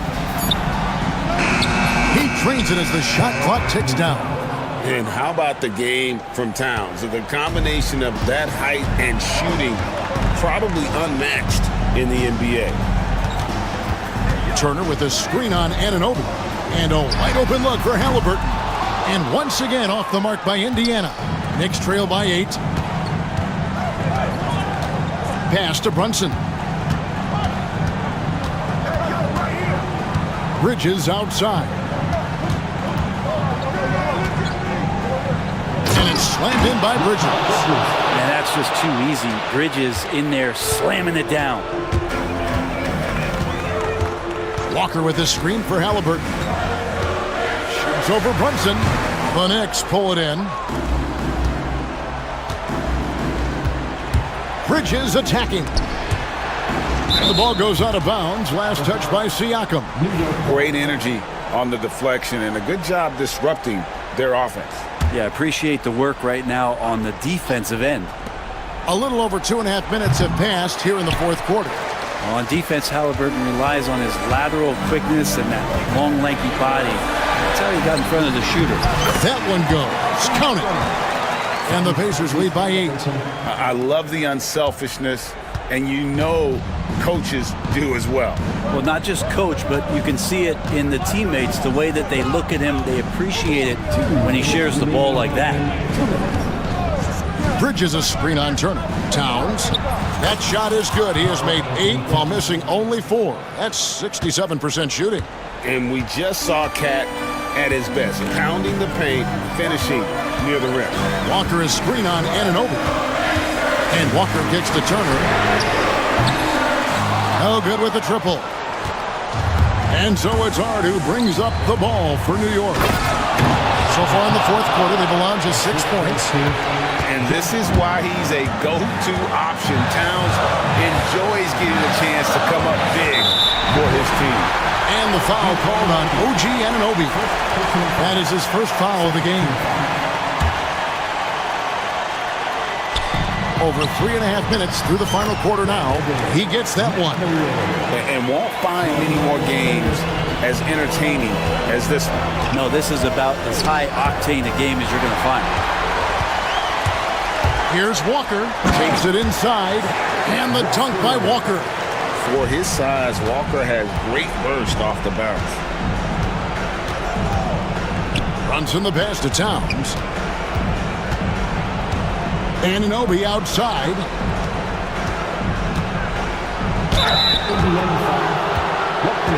And guys, what do you think about the offensive approach so far that we've seen for the Pacers? They've been playing some really physical offense, just attacking the paint as much as possible. And I tell you what, they have been very successful with that strategy. And you want to talk about ball distribution. They've been dominating that aspect of the game. I think there's a bunch of bankers out there. They're dropping dime after dime. Inside, here's Walker, and Walker throws it down. They're in total command of this game with time starting to run out. Yeah, looking for a miracle worker out there is the opposing coaching staff. I don't know that they have one. This game seems to be well in hand. Nice! Brunson working inside. And Brunson's got the mindset to deliver. Out of bounds, New York takes possession. Man, if you're going to grab it, grab that thing. He just lazily reaches out for that, and the result is it's deflected right off of his hand. Count it! And now they trail by just 4. And this is the time when you want to lock it down defensively. Thus far, not happening. I'm looking out there trying to find one guy at least interested in playing defense, not that last possession. Shot clock and game clock separated by less than 6 seconds. Shot clock at 5. Here's Halliburton. Fouled in the act of shooting. Gets the bucket anyway, so a 3-point play chance for him. Yeah, he's coming to the NBA, making an impact, and he's making one right here in a big-time moment. That's good from Halliburton.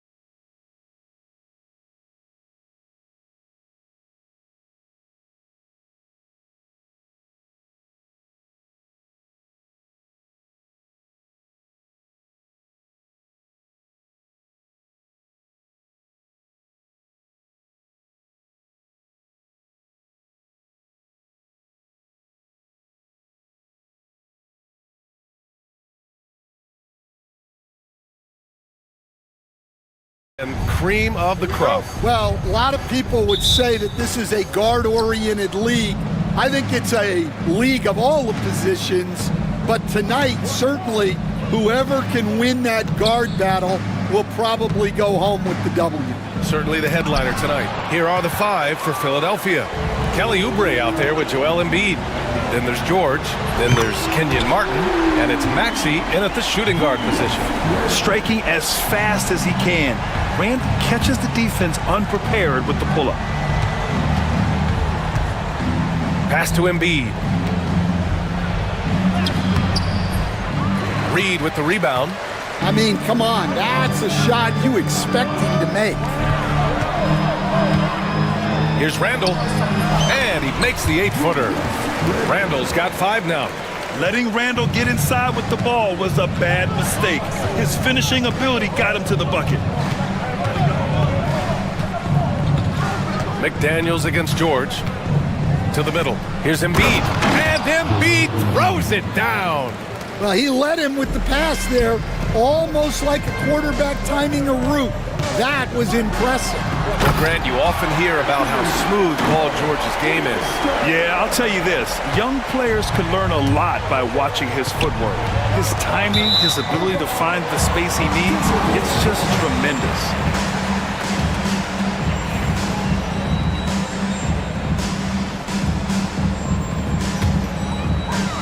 The Timberwolves have gone 3 of 3 so far from the floor. And Edwards slams it in. Yeah, I really like when Edwards shows this kind of patience, allowing the play to develop over time. Now here's Maxey. Pass to Embiid.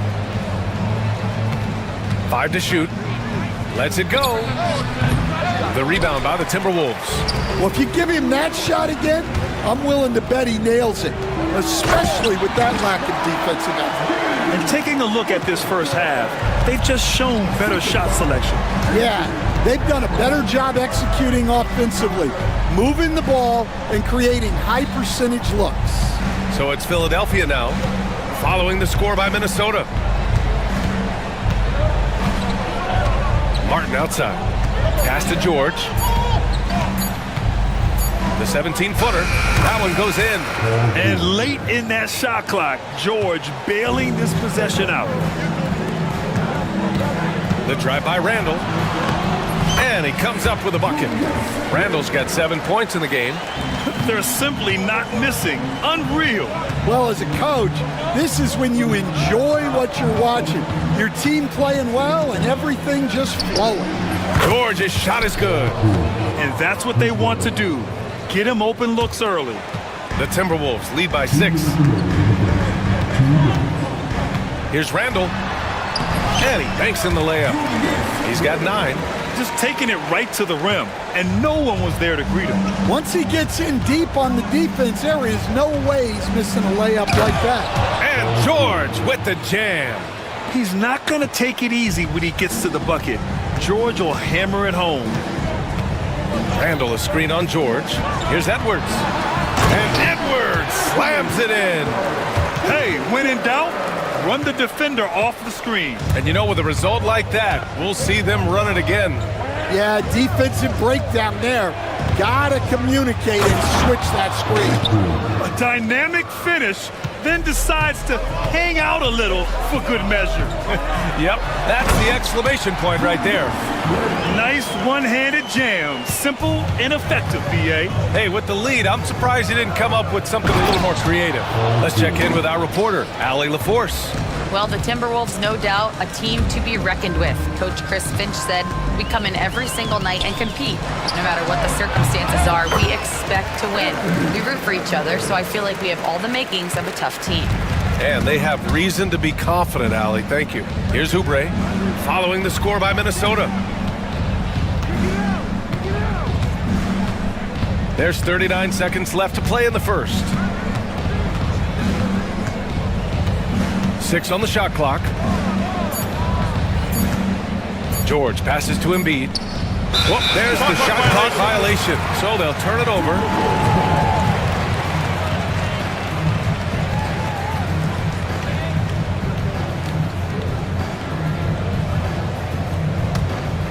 Minnesota leading by 8. Just 2 seconds between the shot clock and the game clock. Here's Randall, the reverse, and it's good on the layup. Randall's got 13. Man, that was fast. They're already up by double digits. Yeah, incredible play on both ends of the floor. There may be too big of a gap here. Yep, that one's good. Love to see that kind of activity. He just makes things happen. Oh, and that one, no question, powered it down. They've controlled the paint so far. That's been the difference. Yeah, it's not difficult to figure out why they've built this lead. They have been dominant in the paint. And timeout is called by Nick Nurse. I think right now he must be looking at some adjustments.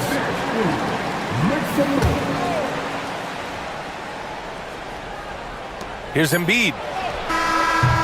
He got it up in time, but it would not fall for him.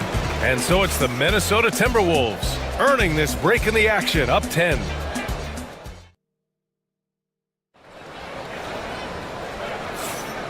Great to have you with us. Second quarter of basketball. This game has not exactly been neck and neck, but plenty of time left in this one. All right, guys, what do you think so far on the offensive approach for the Timberwolves? Well, I like how they're going right at the defense, creating high-quality looks with that penetration.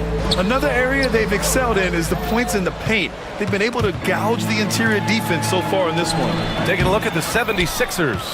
Kelly Oubre out there with Kenyon Martin. Then it's Maxey, then there's George, and it's Embiid in at the 5 spot. George, good. Yeah, just a drop in the bucket for PG-13. He will roast you from the corners if you let him. And Grant, the success of teams like the Timberwolves showing that size still matters. Yeah, in this pace and space era, that may have come into question just a bit, but size and skill combined has always been your best bet at winning. 76ers trail by 7. Oubre passes to George. Starting the second quarter, about a minute gone. Here's Randall, and he takes that one up and powers it through. Oh, Randall puts some extra on that slam, entertaining the fans and the broadcasters. And a foul called on the way up. So he'll take 2 from the free throw line. And Stan, the league questioning the use of load management. I know you've wondered if it can even hurt conditioning. There's no question, Brian. Look, since the age of load management has come into the NBA, injuries are up, not down. I think players have been deconditioned, and that's even before you get into the need of guys playing together more to gain a rhythm and an on-court chemistry.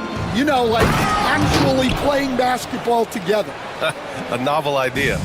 And he's playing the game with a certain flair right now. Oh, he caps off the move with a little hang time on the rim. Now here's McDaniels. Still without a bucket. Randall outside. McDaniels a screen. Can't nail the jumper. Well, that one should be in his wheelhouse, but just off the mark. George outside. Embiid, a screen on McDaniels. Here's George. Back to Embiid. 4 seconds left. And then Embiid with the dunk. Yeah, Embiid can throw it down from anywhere. So much power for the big fella. Randall against Oubre. The drive by Randall. And it's Randall with the jam. And adds a few more points to their lead, showing off some style. Wow, that was prime time stuff right there. And Grant, I know you played a part in Embiid's decision to join Team USA. Yeah, B.A., I spent a lot of time talking to Joel Embiid and convincing him to play for us in the U.S. men's national team. Shot clock at 5. Maxey. Oh, a big finish with a one-handed jam. He deked the defenders there, and they thought Maxey was going to dish to a big, but instead, he kept it and scored. Here's Randall, and it's Randall with the jam. There you go. He's a monster at the rim. So athletic. Obviously, he plays on the attack. George against McDaniels. It's George with the drive. Oh, the big dunk right over Julius Randle. You gotta like the momentum on George's drive, cutting into the defense and clearing himself a path. Up top, Randle. He's covered by Oubre. Inside. The kick out to Edwards.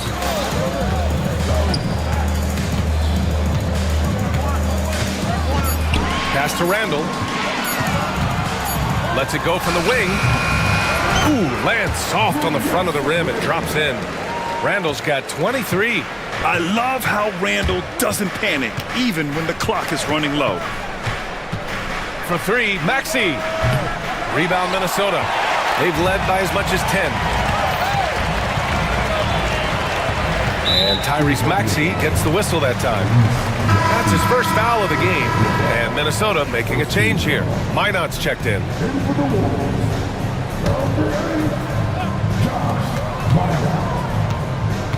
Edwards against George.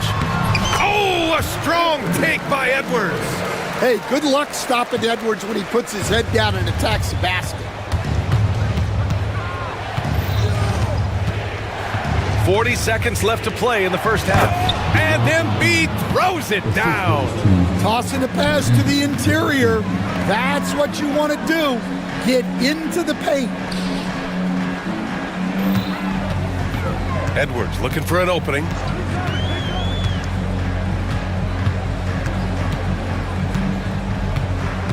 Pass to Minot. Shot clock at 6.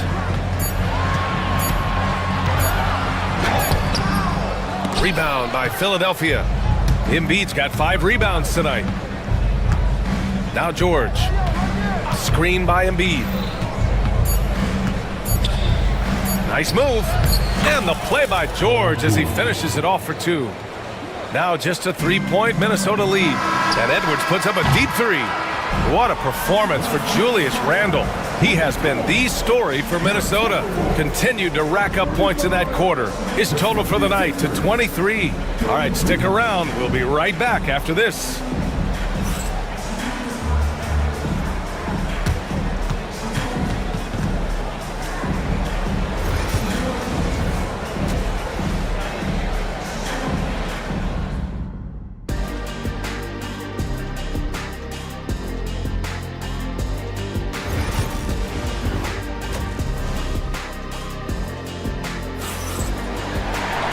And as we get into this third quarter, as we've seen so far, neither team able to create much separation on the scoreboard. Julius Randle has been sensational. He's been dominating down low. Gotta assume they'll keep feeding him the rock. That's certainly what I'd do. Until the defense shows they can stop him, ride the hot hand. Nickeil Alexander-Walker out there with Edwards. Then there's Rudy Gobert. Then there's McDaniels. And it's Minot in at the 4. And that's the group for Chris Finch as we begin the second half. All right, Coach, what are some qualities you're looking for in a lead guard? Well, look, you want a guy that can make plays, that can control the game. When I first got into the league, people thought about point guards as traditional pass-first guys. But now it means more than that. You want a guy who can make plays, whether it's for himself or for his teammates. Minnesota leading by 5. Outside Edwards.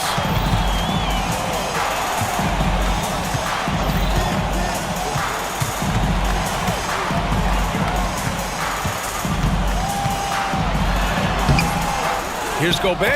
And Gobert with the stuff. And you know he's tough on the glass. Easy money there for Gobert.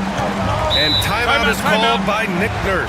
He'll take the opportunity to regroup. Defensive Player of the Year 4 times over, Stan. Rudy Gobert tied for the record. Yeah, Brian, alongside Dikembe Mutombo and Ben Wallace. And Gobert's capable of getting another one, too, assuming his countryman, Victor Wembanyama, doesn't start taking the reins. Gordon, he's checked in for the Sixers. Paul George comes in for Lowry. George against McDaniels.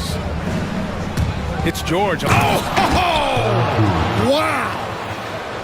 And at the offensive end, George persistent and consistent. Pass to Alexander Walker.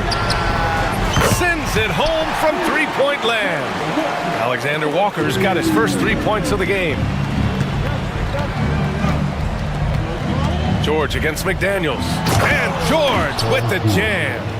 A dynamic finish, then decides to hang out a little for good measure. Yep, that's the exclamation point right there. Here's Alexander Walker, and that one is hammered home. Oh, not the defensive effort they need to cut into the lead. Boy, good call. You have to at least try to protect the rim. Yeah, I'd consider calling timeout right away after that one. The defense has to be better there. Now here's Edwards. He's got 10.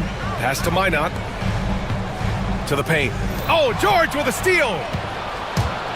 Fast break, Philadelphia. And laid in to finish off the break. George has got 6 in the quarter. Sturdy play from George in the paint, getting by the contact into his finish. Edwards a screen on Maxey. Alexander Walker, the pass to Edwards. Edwards so good inside. He's pouring it on at a nice clip, and the rest of the team is stepping up as well. George scanning the floor. Pass to Embiid. And Embiid throws it down. And there's the process at work. Embiid rolls off the pick and right into scoring position. Here's Minot. Hey, how's that for an answer? Right back with the dunk. And breaking out the one-hand slam. Man, an emphatic way to extend the lead a little more. And that's an intentional foul. I mean, I'm just not sure what he was thinking right there. I mean, he needs to get his head in the game. And Minnesota with some changes. Julius Randle comes in for Minot.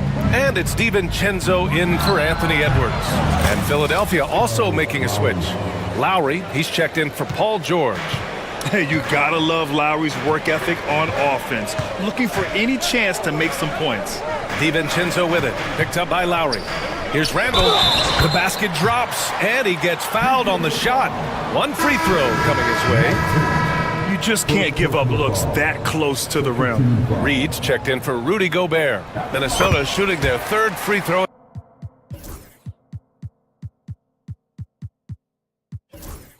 Attempt of the game. And here's Lowry. He'll bring it up for Philadelphia. 9-point game. The shot misses.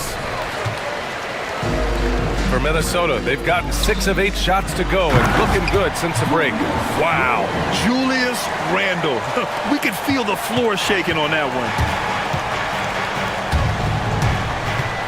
Reed against Maxey.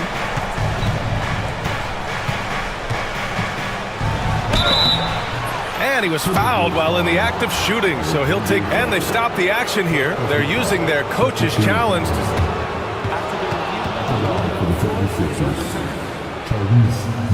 But with so many close calls in every game, the NBA was smart to adopt this challenge policy in 2019.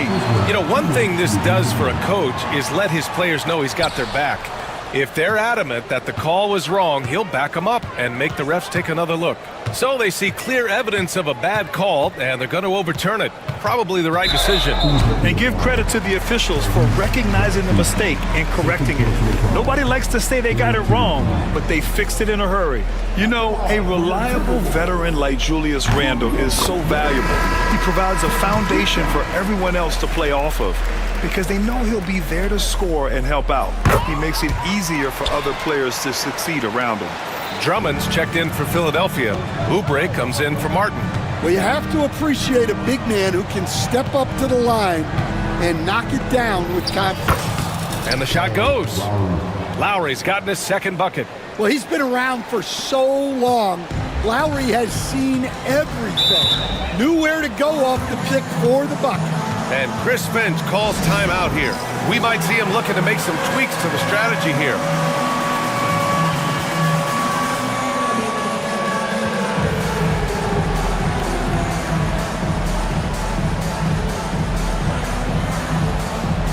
Ingles, he's checked in for Minnesota. Martin, he's checked in for Philadelphia. Jackson comes in for Maxey. Substitution on the court. Randle on the screen. Alexander Walker, the pass to Randle. That three's off the mark. Yeah, you know, he usually makes you pay from that range. Inside. Here's Drummond. That one no good. Randall with some nice D. There's 31 seconds left in the third quarter here. Reed sets a screen. On the wing, Ingles. Charity stripe shot. It's wide right, hits off the rim. 76ers trail by 11. Here's Drummond. Hits the layup after the sweet pump fake to freeze the D. Drummond's got his first points of the game. Well, if Drummond's going to score, the paint is where it's going to happen. Back to Alexander Walker. To the right side. Here's Randall. Oh, it goes! He beat the buzzer!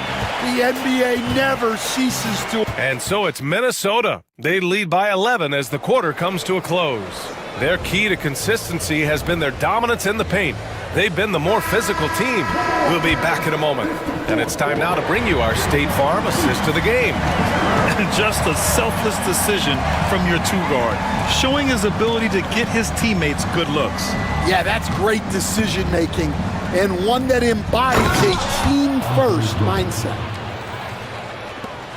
And there have been two very different performances from these teams today as we get going in quarter number 4. So on the floor for Philadelphia, we've got Kyle Lowry. Kenyon Martin is out there with Kelly Oubre. Then there's Reggie Jackson, and it's Drummond in at the 5 down low. Jackson pass to Drummond. Nice D from Reed. And we talk about the importance of protecting the rim. Right there, outstanding defense. Alexander Walker with the bucket.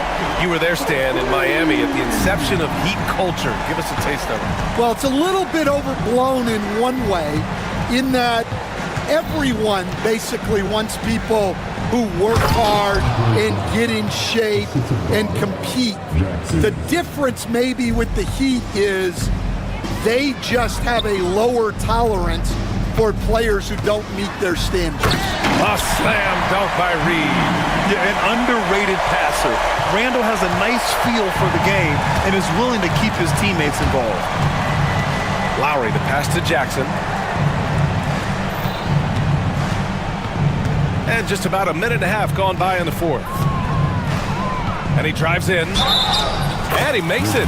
Putting the toughness on full display. Jackson's not afraid to go up strong against opponents. McDaniels is checked in for Minnesota. Edwards comes in for DiVincenzo. Joel Embiid, he's checked in for Philadelphia. Paul George comes in for Lowry. Pass to Alexander Walker. Ooh, plenty of contact on that shot. Officials call the foul, and he'll take 2 free throws now. And some stats here, guys. The scoring breakdown for the Timberwolves. Well, they've been owning the painted area offensively. I love the intensity they're playing with down there. Yeah, and their team-first approach is another thing you have to like. And they've had great ball movement and are getting a lot of points off assists. And Philadelphia making a change here. Maxi's checked in. George against McDaniels. George passes to Embiid. Puts the move on. No stopping Joel Embiid. Wow. I love the confidence Embiid plays with, especially this close to the rim. On the wing, Alexander Walker. Edwards a screen on Maxey. The kick out to Edwards. Randall outside. Clock at 6.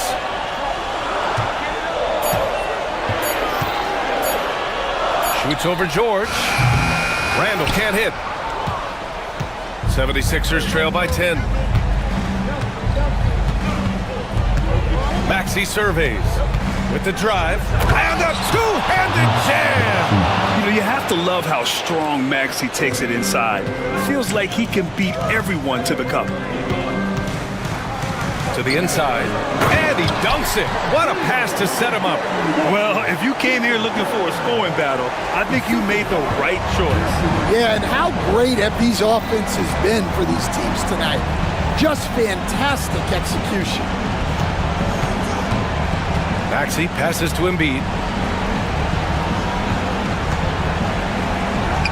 And And here's another one for the Sixers. Yeah, the big man Embiid just capable of sticking it from these in-between spots. Well, if you're just tuning in, welcome. We've played about 3.5 minutes into the fourth quarter here. And so it's Embiid with it. He brings it up for Philadelphia. Trailing by 8, and the foul called on Nickeil Alexander-Walker. That's foul number 2 for him. 1:27 left in the fourth quarter here. George finds Embiid. Oh, Embiid punishing the basket. They've been aggressive during this run, but they've also played under control. Yeah, you know, I like how they're not relying on just one guy to get it done. They're sharing the ball and keeping the defense guessing. Here's Randall. Oh, he powers right through the defender for the dunk. Draws the foul. Well, maybe a little bit of a use it or lose it situation with the coach's challenge. Probably won't make a difference to the outcome, but they still want to review the call.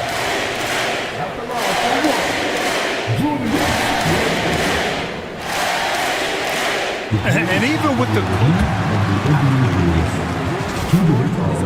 foul calls still disputed even after the video review. There's no doubt there's going to be a gray area in a lot of these calls, but at least we have the option to take a second look so the officials can be sure they get it right. So they see clear evidence of a bad call and they're going to overturn it. Probably the right decision. And give credit to the officials for recognizing the mistake and correcting it. Nobody likes to say they got it wrong, but they fixed it in a hurry. And George with the jam. This dude is nails in the clutch.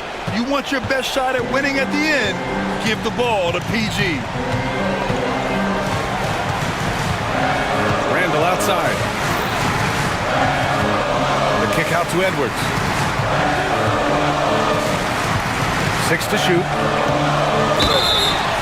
And he's going to the line for 2.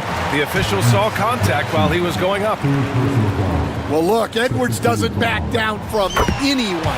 He embraces getting physical on the way up. And so he drops them both, and it's an 8-point ball game. There's 37 seconds left in the fourth quarter. Maxey misses from close range. And Minnesota with possession here. They've led by as many as 14. Here's Randall. And so he draws the foul, headed to the line to shoot a pair. Kelly Oubre picks one up. Inside, you have to try something to stop Randall. But he gets physical right back and draws a good shooting foul. And Randall drops them both. Great composure there. Calmly knocks them down to put this game out of reach. Here's George. And George with the jam. Here's Randall.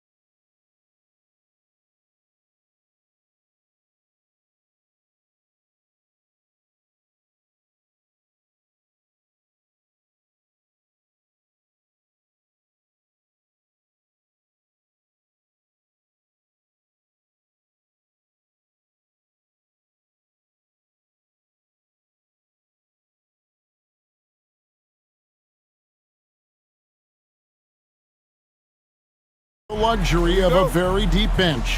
No doubt, Kevin. A lot of talent on both rosters. What that means is the defenses need to be active and aware even when substitutions are made, because the next basket could come from absolutely any guy on the floor. Let's check out Indiana's starting lineup. Siakam is the 4, and he'll be next to Turner at the 5. Tyrese Halliburton is out there with Walker, and it's Mathurin in at the 3 spot. Now, here's Banchero. And that one's good, Wagner. That's about trusting your instincts, knowing when the shot he wants to take is there and taking it in the catch and shoot, Mr. Wagner. Ooh, just powered it down with both hands. You know he's not going to mess that one up. Oh, no, not this fella. He is a superb finisher. Banchero, a screen on Halliburton. Banchero passes to Isaac. Good ball movement here by the Magic. Suggs kicks to Wagner.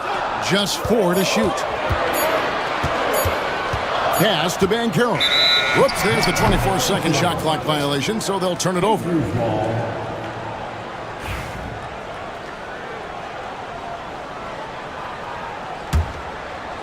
A little over a minute gone here in the first quarter.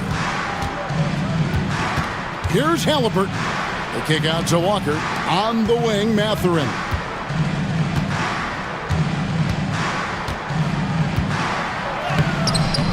Rebound by Paolo Banchero.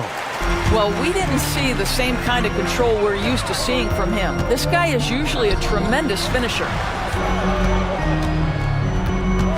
Back to Caldwell Pope. To the inside. Here's Banchero. Oh, big-time dunk by Banchero. I like seeing the aggressive side of this young man. From Rookie of the Year in 2023 to an All-Star Greg in 2024, Paolo Banchero. And Kevin, that really says it all, doesn't it? Few players hit the ground running like Banchero has. Becoming an elite competitor, people fear almost instantly. Here's Suggs, following the score by Miles Turner. Banchero finds Suggs. Back to Banchero, and finished off by Banchero. Oh, love that. Banchero moves so well with and without the ball. Here's Walker. That's good, and it's Halliburton with the assist. Orlando, they've gotten their first 3 shots to go in for them to start off this game.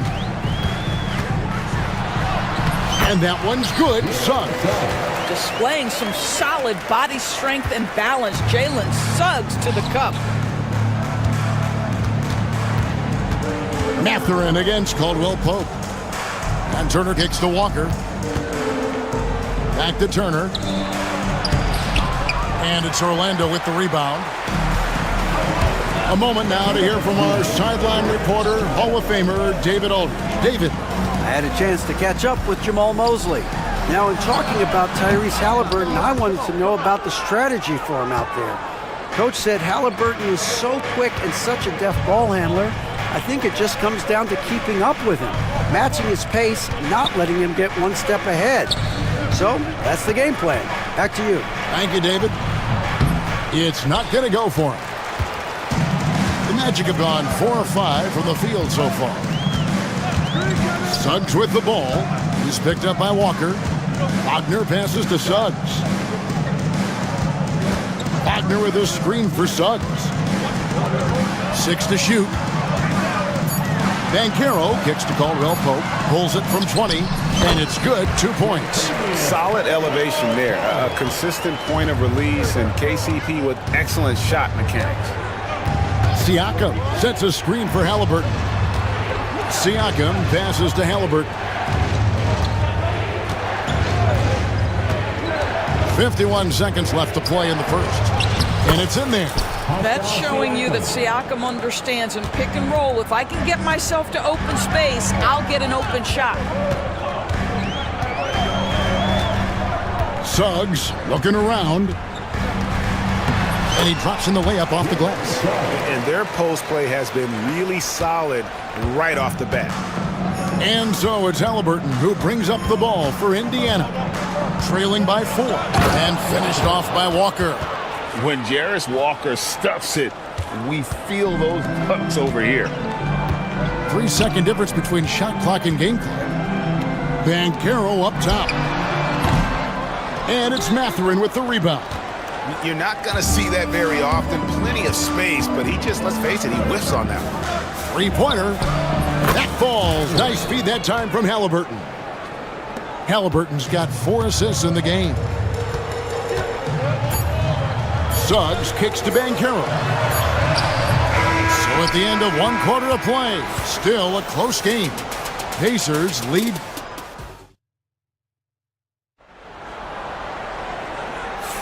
And getting going again here in the second quarter. Fairly close game so far.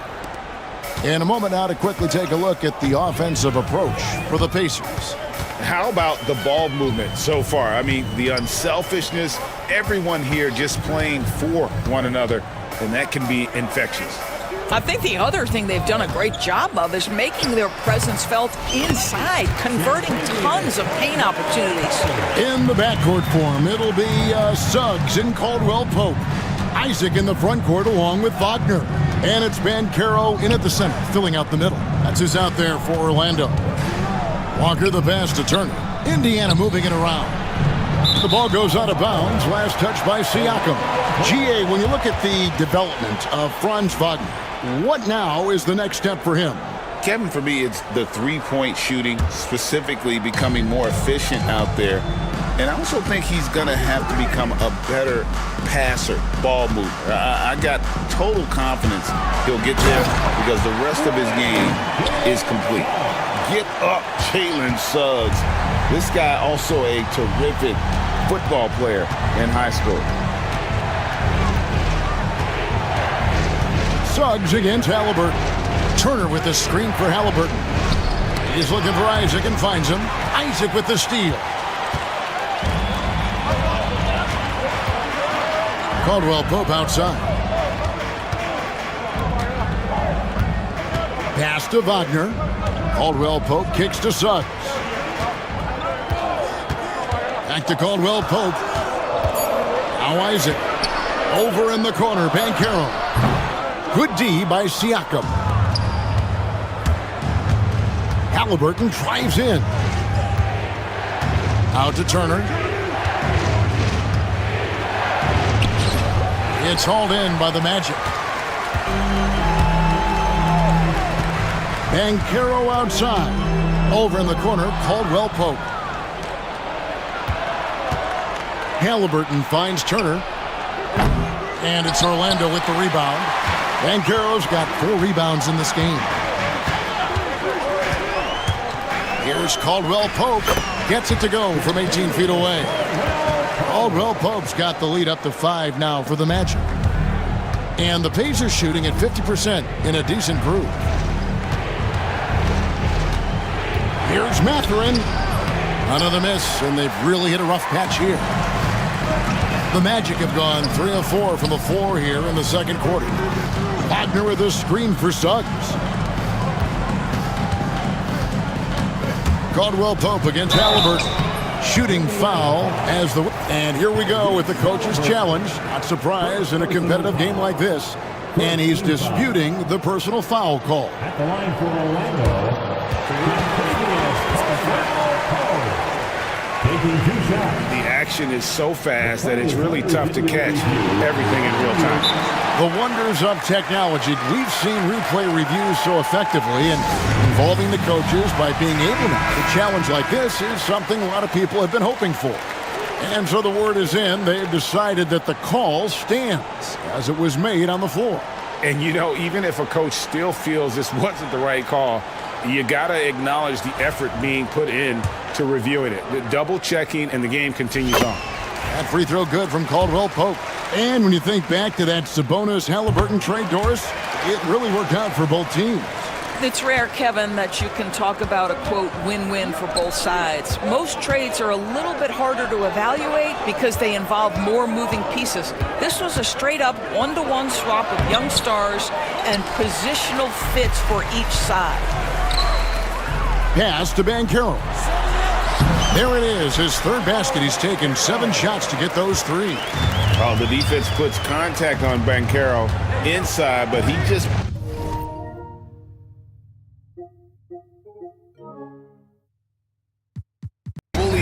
right through it. Turner finds Halliburton. Siakam outside. On the wing, Turner. Just 5 to shoot. Outside, Walker.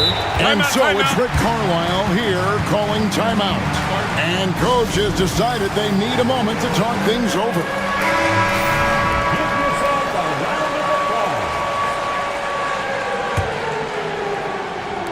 And a little under 3.5 minutes elapsed in the second quarter of play. Boy, you can just see the frustration growing on their faces. Nothing going their way. It's just been one of those games, and they need to find a way to turn it around before it gets completely away from them. Banchero with the ball. Now guarded by Siakam.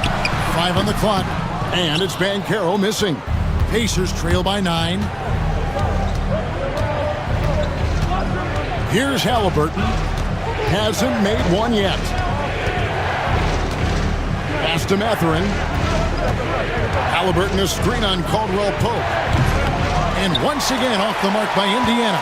He couldn't believe how open he was. He just couldn't convert it. Going inside, and the basket is good. Got it to go through on the contact, so a free throw coming up.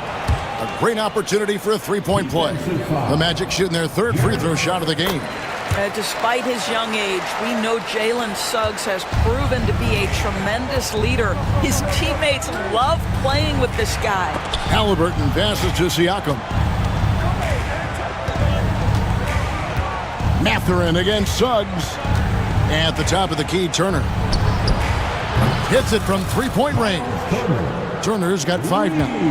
And some well-needed scoring. He stops a 13-0 run by the Magic. 8-second difference between the shot clock and the game clock.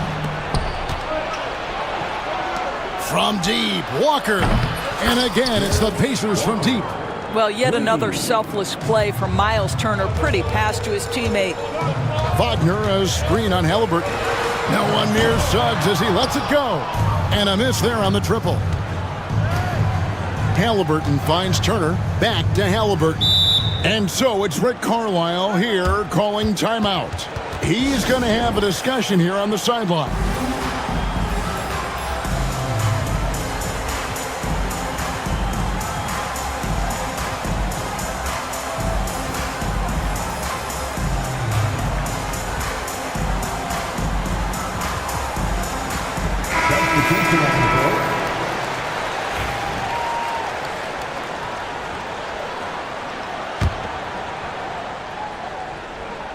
Here's Neesmith. Banked in off the glass. And really, it's been a major aspect of their offense in the early stages here. Their success working the ball inside and getting points from close range. And Jamal Mosley has called timeout. Looking for a breather and maybe just 1 or 2 things to talk about. Let's hear it for the 407.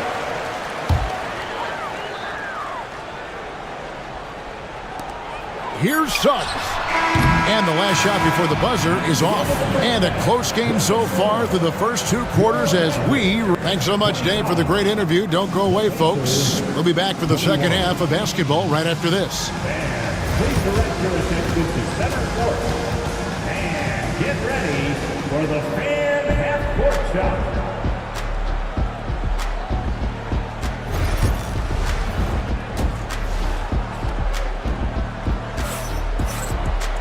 And we're halfway through this one. Plenty of basketball left in a game that's been fairly even so far. Nice game, notable performance by Jalen Suggs.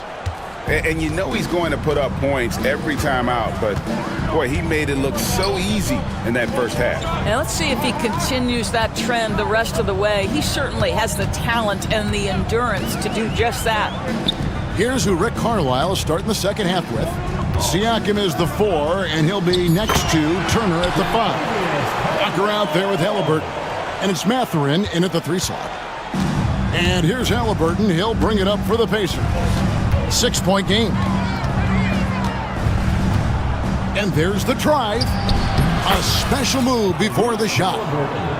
Halliburton's got his first points of the game. How about the craftiness on the drive by Tyrese Halliburton? This guy's ability to adjust when he puts it on the deck is something else. Banchero finds Caldwell Pope. Back to Banchero. Orlando moving the ball around. Down to 5 on the shot clock. Wagner has screen on Mathurin. And there's Wagner on the assist by Caldwell Pope. And the Magic lead by 6. What you can't do is speed up Franz Wagner. This guy sees what's available in pick and rolls and takes the right shot. On the wing, Turner. Pass to Mathurin. Siakam, a screen on Caldwell Pope. Mathurin for 3. And the shot goes in from Siakam.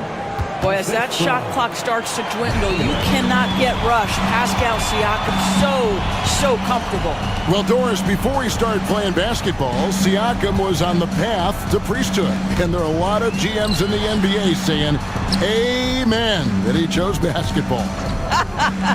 Kevin, this young man actually attended a seminary and didn't pick up a basketball until he was 16. But even with that, he's built himself into an all-star and a champion. An incredible journey. Now Suggs pushing it up. No one to stop him. And that one, good. And now it's a 9-point Magic lead. Well, you can see in transition, Jalen Suggs knows exactly what to do. Runs the floor, gets a quality shot in transition. Good on the bucket. Halliburton's got 4 points this quarter. You can't just stop when there's a pick set up. Gotta fight over it as a defender. You know exactly what that takes. It takes energy, it takes activity, it takes intensity. Suggs against Halliburton. And the foul on Jarris Walker.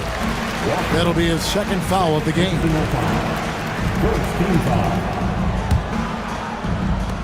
Indiana on D. They trail by 7. Wagner outside. 4 on the clock. Shot, high post. How about the defense of Pascal Siakam? This guy likes making it tough on the offensive player. That's good, and it's Halliburton with the assist. And now it's only a 5-point Orlando lead. Banchero, a screen on Mathurin. Caldwell Pope feeling it out a bit. Back to Banchero. And the rebound goes to the Pacers. 1:29 left in the third. Suggs against Halliburton.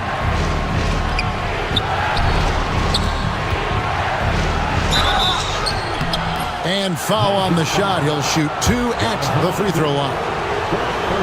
And Tyrese Halliburton, one of the best offensive players in the league, Doris. He's so fun to watch. Kev, this young man is special, and not only because of the flair and the skill as a passer, the shot-making ability. To me, it's the joy he brings to the game and how that joy lifts his teammates around him. And I think if you're talking Tyrese Halliburton, the thing that stands out is the wealth of things he can do on the offensive end. He can shoot the ball with range. He's got unbelievable handle. He can create. He can drive it. He can also set up his guys. A lot to like. Halliburton against Suggs. Halliburton passes to Turner. And Turner throws it down. The intellect and skill that Halliburton brings to the game. Such a high-level passer. Inside. Here's Banchero. Siakam pulls it in. Pacers trail by 4.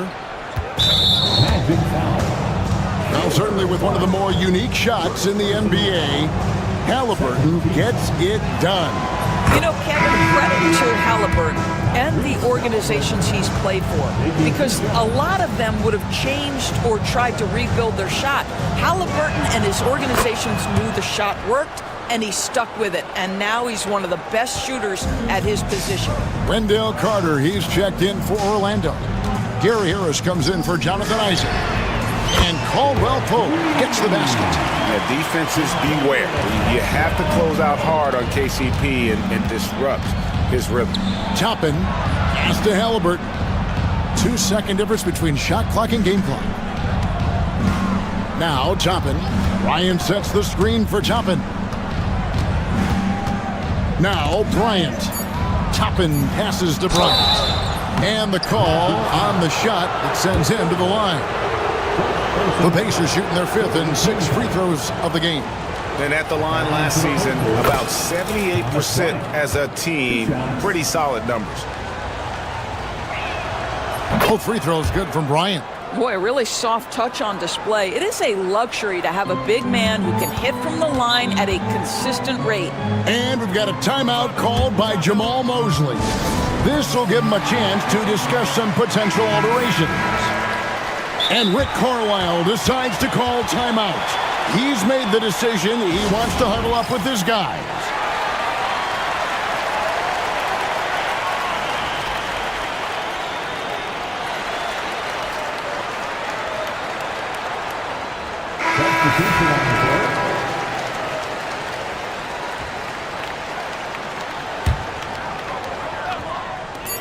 For 3, Caldwell Pope. 3 quarters of play in a close game here. Magic lead by 3. And coming up as soon as we return from... And let's take now this moment to bring up our State Farm assist of the game. And how about the big fella here showing us he's got some point guard skill here with the tremendous setup. I'll tell you, in today's game, you want skill and decision-making at every position. And with these teams locked in a very close contest, this 4th quarter promises to be a good one. In the backcourt form, it'll be Suggs and Caldwell Pope. Then it's Gary Harris. Then there's Carter. And it's De Silva in at the 4 slot. That's who's out there for Orlando. Looking to get stops late, that kind of defense ain't gonna cut it. That's unacceptable. The hustle and focus on that end is not there for either side. To take the lead. Rebound by the Magic. Well, they'll be happy with that look, even though it didn't fall. I think expect them to go back to it because that's the kind of shot this offense is designed to generate. Really no idea why you're fouling in a situation like that. You know, maybe there's some bad blood between those two. And so it's Rick Carlisle here calling timeout. He knows every possession is critical now. Jalen Suggs is checked in for the Magic. The Pacers also changing it up. Siakam is checked in for Toppin. Benedict Mathurin comes in for Nesmith. And Halliburton subbed in for T.J. McConnell. And while we've got a moment, let's send it over to our terrific reporter, David Aldridge. David? Hey, Kevin, I heard Rick Carlisle during that last break talking with the team. He said to his guys, we need to push the pace more. Come on, guys, we're at our best when we're attacking in transition. Energy up now. Back to you guys. All right, thank you, David. Halliburton against Suggs. On the wing, Isaac. Pass to Wagner. Lets the 3 fly.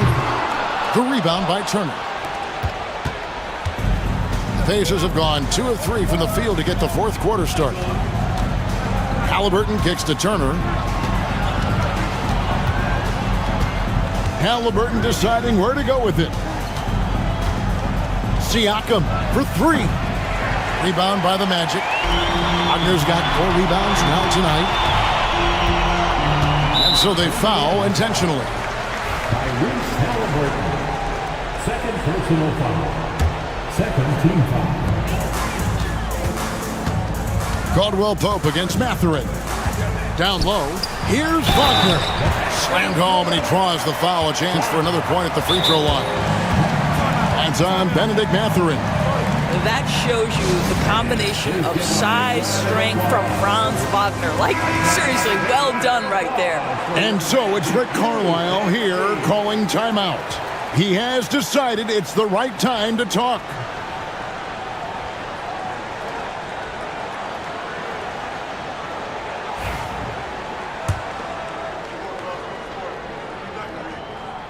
Guys, when you're talking about young players, the first thing I want to know is, do they have passion and enthusiasm for the game?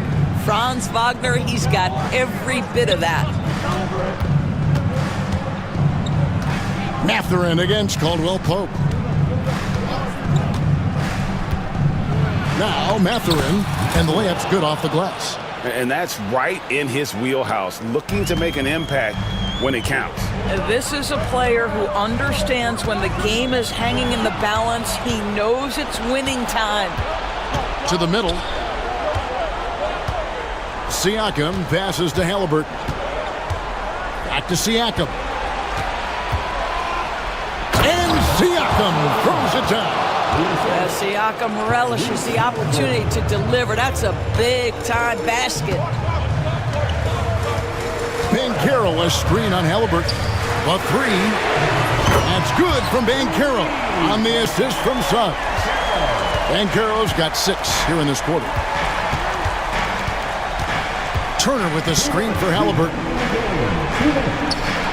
And the layup falls. Halliburton has the kind of personality that keeps him steady in big-time moments. How about that? Unfazed.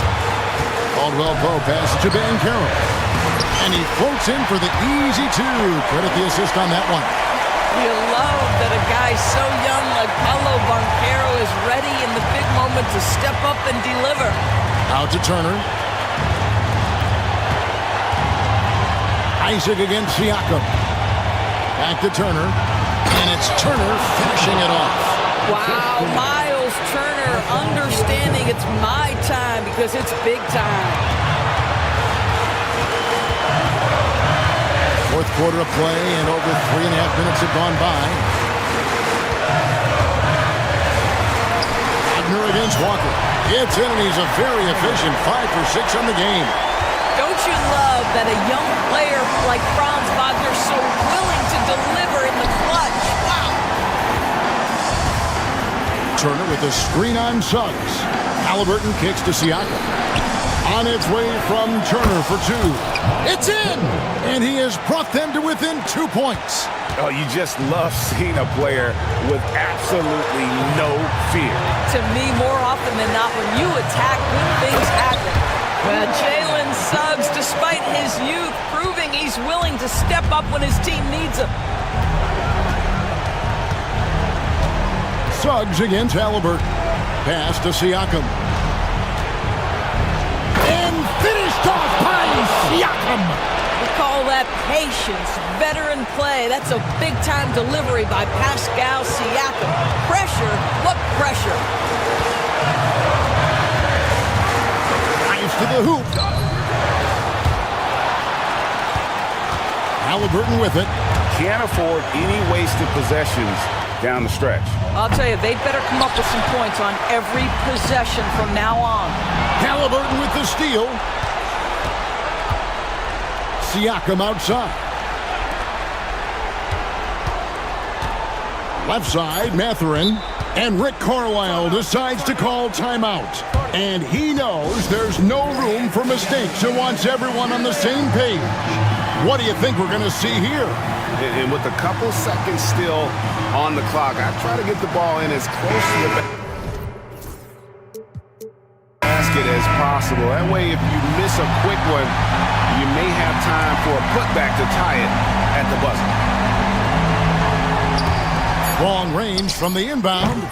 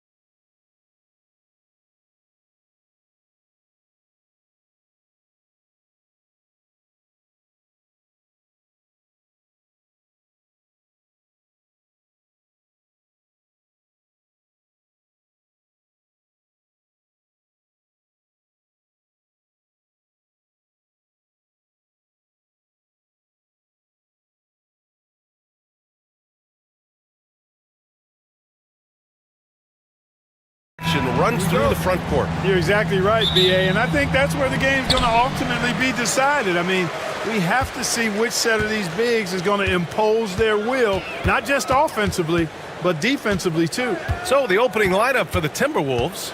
We've got Edwards. Rudy Gobert is out there with Julius Randle. Then it's Nickeil Alexander-Walker, and it's McDaniels in at the small forward. Now here's Edwards. To the middle. Three-pointer. Gobert passes to McDaniels.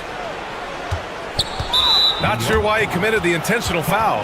No purpose. I think everyone's a little confused, but weird plays happen. I mean, I'm just not sure what he was thinking right there. I mean, he needs to get his head in the game. Yeah, completely a brain fade. I don't know where that came from. Just lost sense of time and the situation. Excellent defensive instincts leading to the quick reaction. Ooh, McDaniels with a steal. And now the T-Wolves on the break. And Edwards slams it in. Exactly how you want to run the break. Great execution by Edwards. And Anthony Edwards has stated that his goal is to ultimately surpass Michael Jordan. Hey, look, that is a lofty goal to run after. I don't know if he'll catch him, but I like the fact that he's ambitious enough and confident enough to put it out there. His ability speaks for itself. This guy's a star already, and his star continues to shine. His work ethic and confidence give me belief that he's going to have a chance to at least get close to that. You know, about 25 years ago, there was a guy named Kobe Bryant who sought to do something similar to what MJ did, and he got pretty close to matching it. Now here's Randle.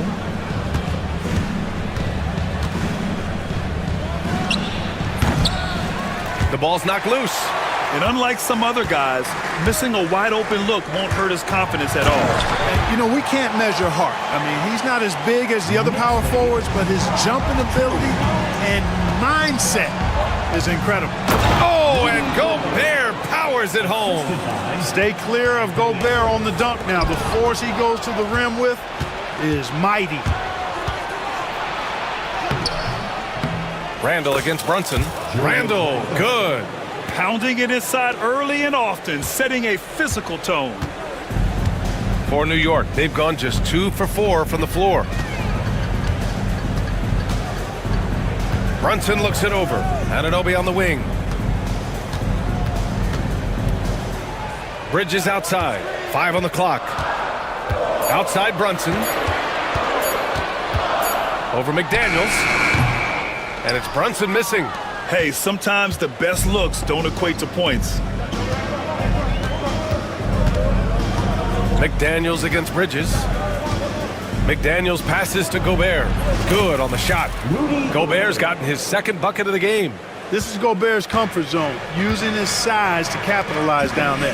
Clark, with Minnesota being a major player in the West now, Wolves Nation is howling. Howling and growling, B.A. That's the name of their fan base. And yeah, they're excited. And for good reason. Not only is this team competitive, but they can be downright dominant at times, especially at the defensive end of the floor. Easy group to cheer for. Reed's checked in for the Timberwolves. Timberwolves substitution. Number 11, Miles Reed. Edwards against Anunoby. Edwards, a pass to Randle. Can't cash it in from close range. That's their plan, to get him an opportunity to finish in tight. That's a miss they can live with. Hard with it. Now Alexander Walker defending.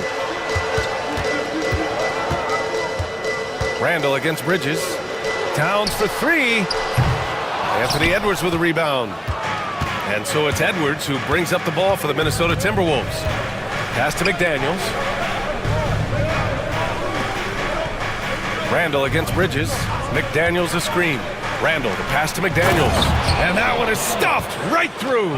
You see McDaniels setting the pick and then finding a soft spot in the defense on his way to the basket. That's good work. Down low. Here's Anunoby. Ooh, and they immediately answer back with a dunk on the other end. Outstanding distribution there. I mean, what impressive passing ability. Hart against Randle. Shoots over Hart. Outside for Randle. Just 5 to shoot. Here's Edwards. Karl Anthony Towns comes up with a rebound. New York has gone 1 for 3 from beyond the arc. Bridges finds Hart. Outside Brunson.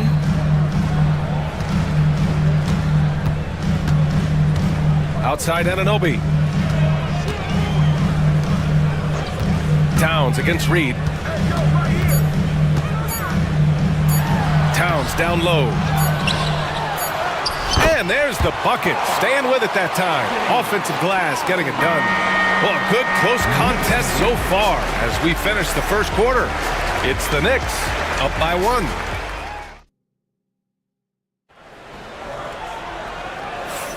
And getting it going again here in the second quarter. Fairly close game so far. All right, guys, what do you think about the offensive approach we've seen so far for New York? They've done a great job facilitating shooters. Their early game has seen a lot of hot passes and has kept the defense guessing as well. And, you know, in no time at all, they've also started finding points inside, already taking apart that interior defense. On the court for Minnesota, we've got Julius Randle, Nickeil Alexander-Walker out there with Anthony Edwards. Then there's McDaniels, and it's Reed in at the center position. And he might not blow you away with numbers, but there's a reason why McDaniels is on the floor so often, Clark. Hey, B.A., I love his versatility at both ends of the floor. He knows exactly what's needed from him by his team. He gives it to him. He doesn't need a lot of touches. He just plays the game. Love his motor, love his consistency. He is the epitome of a value-utility guy. Now here's Edwards to the inside. Here's Randle, and slammed it home, and a foul. A chance at another point at the line. And here comes the coach's challenge. He disagrees with the foul. He does not hesitate to ask for a second look. It's a pretty heated game. Every call matters.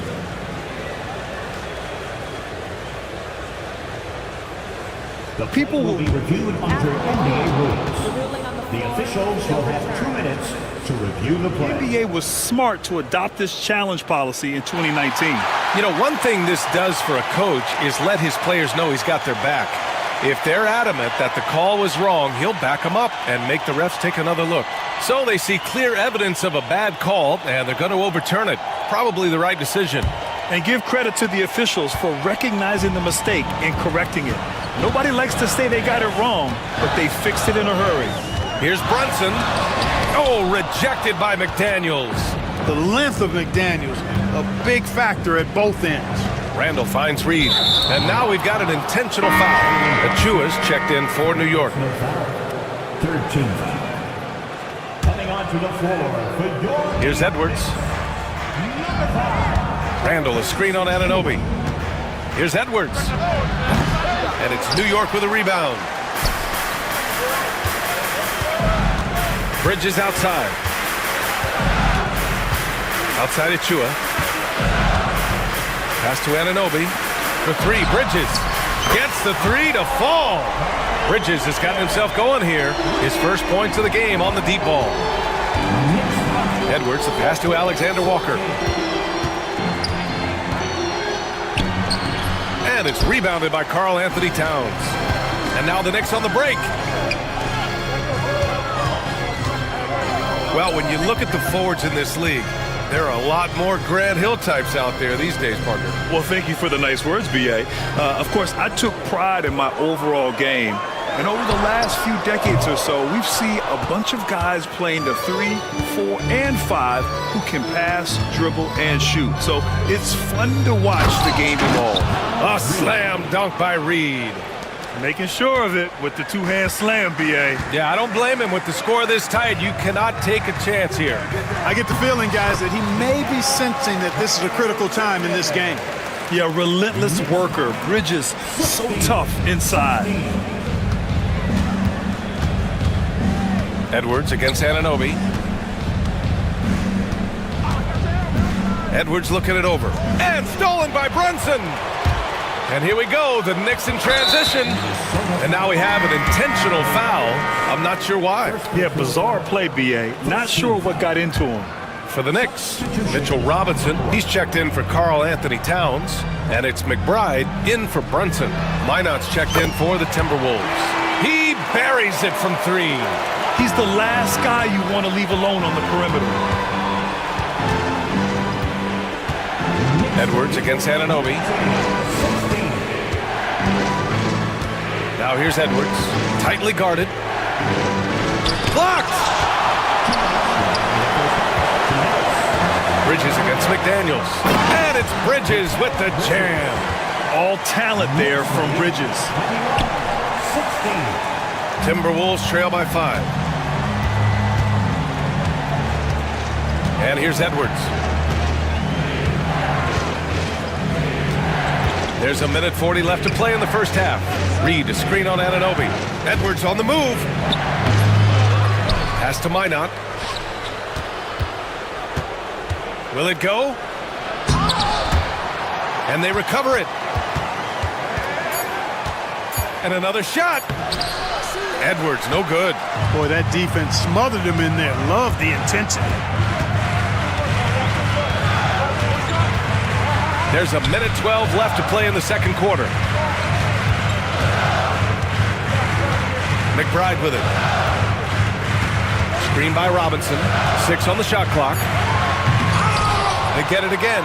Second chance effort. So it'll be 2 free throws. He was fouled. And in a game this close, they're going to challenge the call. Coach does not agree with it, and he wants them to take another look at the monitor. People close calls in every game. The NBA was smart to adopt this challenge policy in 2019. You know, one thing this does for a coach is let his players know he's got their back. If they're adamant that the call was wrong, he'll back them up and make the refs take another look. So they see clear evidence of a bad call, and they're going to overturn it. Probably the right decision. And give credit to the officials for recognizing the mistake and correcting it. Nobody likes to say they got it wrong, but they fixed it in a hurry. Outside, Alexander Walker. And he'll draw the foul. He'll head to the line for, and they want a second opinion on that call. The signal for the coach's challenge has been made. Alexander Walker. At the line, 2 shots. The play will be reviewed. Many close calls in every game. The NBA was smart to adopt this challenge policy in 2019. You know, one thing this does for a coach is let his players know he's got their back. If they're adamant that the call was wrong, he'll back them up and make the refs take another look. And they've made their decision. The call will stand. And as much as it hurts to lose a challenge, I think Coach would challenge that call again if he could. He really disagreed with the foul, and he's still peeved.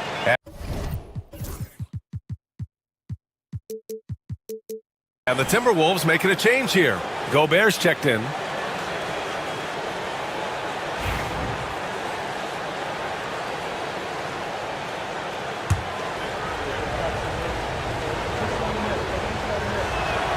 The first free throw is good. So New York going with almost an entirely new group here. And he makes the first but misses the second. And timeout is called by Tom Thibodeau. He wants a few moments to regroup with his players.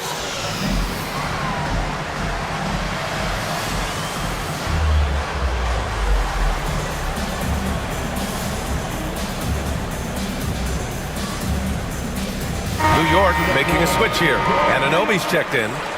Number 8, OG Anunoby. And here's New York now. They're on a 12-3 run.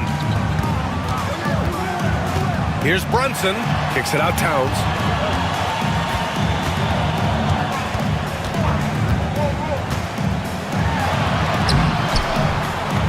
Uses the glass on the layup. Towns has got 9. They force in close. When Towns smells that rim, he goes right to it. Outside Edwards. Gobert with a screen on Bridges. That is how you use the shot fake, folks. And we'll have a timeout called by Tom Thibodeau. Coach wants to speak to his guys, maybe alter some of the game plan.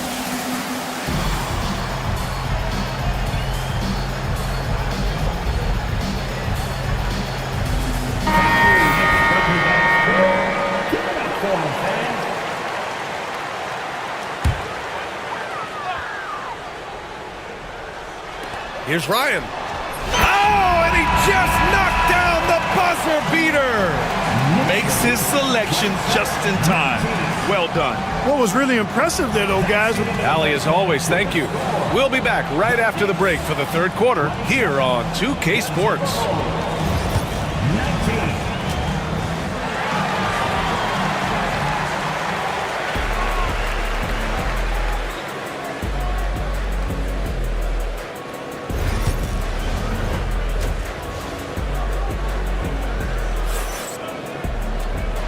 And we've got third quarter basketball here. 2 quarters in the books.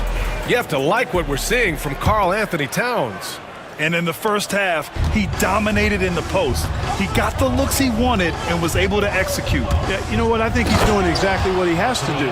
Using his body, shaking off contact, and then finishing at the rim. We've got Mikal Bridges. Josh Hart is out there with Karl Anthony Towns.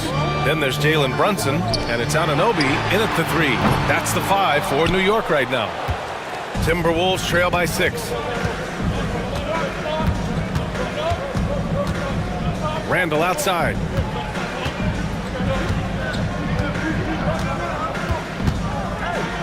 Outside Reed. Pass to Edwards. Just 5 on the clock. And there's the drive. Getting it done inside. Edwards. Edwards is a load to stop on the bounce simply because he's got a football player's build. McDaniels against Brunson. Soft touch off the glass. And the Knicks lead by 6. A great move. I mean, the defense has no response. Yeah, if that's a harbinger of things to come, he's looking at having a very big second half. Watch out now. When this guy gets into a rhythm, it is something to behold. Now Brunson to the middle. And it's out of bounds. Last touch by Reed. Great read to get a hand in there and disrupt the play. And, you know, even though they didn't come up with the steal, that's still a nice defensive play. Achua's checked in for New York. Timberwolves trail by 4. Boy, that foul looked intentional. Not exactly what you'd expect here. Yeah, I know. It just doesn't make sense given the situation. Just over 1.5 minutes have passed in the third quarter. Here's Alexander Walker. Outside Edwards. Out of bounds. It'll go to the Knicks.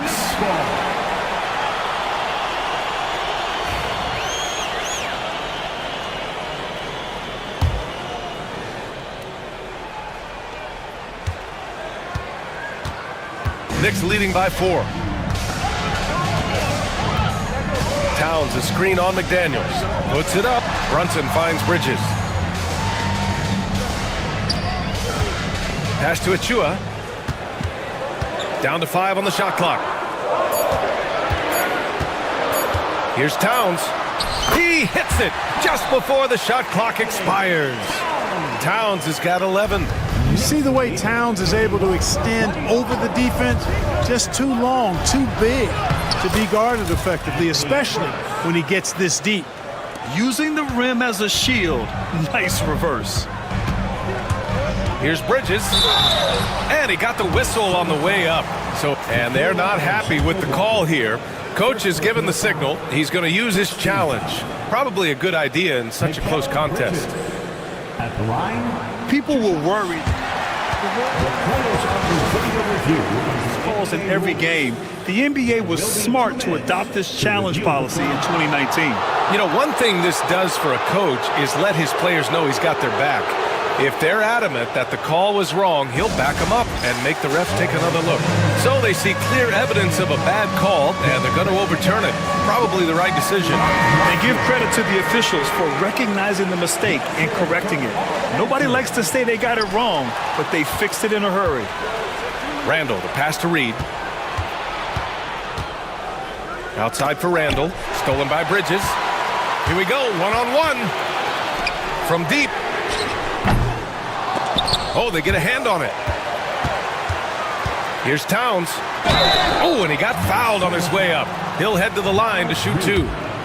And you can make a case and argue that Cat is perhaps one of the greatest, if not the greatest, shooting big man of all time. And he's still got a lot of runway in front of him for his career.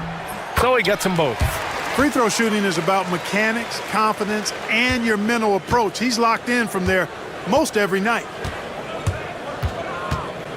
Outside Reed. 2 minutes remaining in the third. 2 minutes. Randall against Achua. Reed to screen on Achua. Shot clock at 6. Randall with it, and it's Brunson picking him up. Edwards, tipped. High post Towns, and on Reed, and it's Towns with the power finish. And no help on that one. Towns, long strides, and all the way to the rack. Way to go, big fella. Here's Alexander Walker, and he jams it after taking the nice feed on the run. And what an aggressive move to the rim. He's really trying to fire up his teammates right now. Boy, it's not hard to feel inspired after a teammate makes that kind of finish. And, you know, when you're looking to close the gap, you need guys who will take it upon themselves to step up, take the initiative, and make something happen. New York shooting their third and fourth free throw attempts of the game.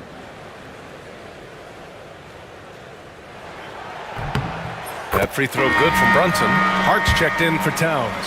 And the Timberwolves also making a change. DiVincenzo, he's checked in for Anthony Edwards. 1:16 left in the third. Here's Randall. Give him 8. No good with the triple. Reed against Brunson. Drives to the hoop. Pass to Hart.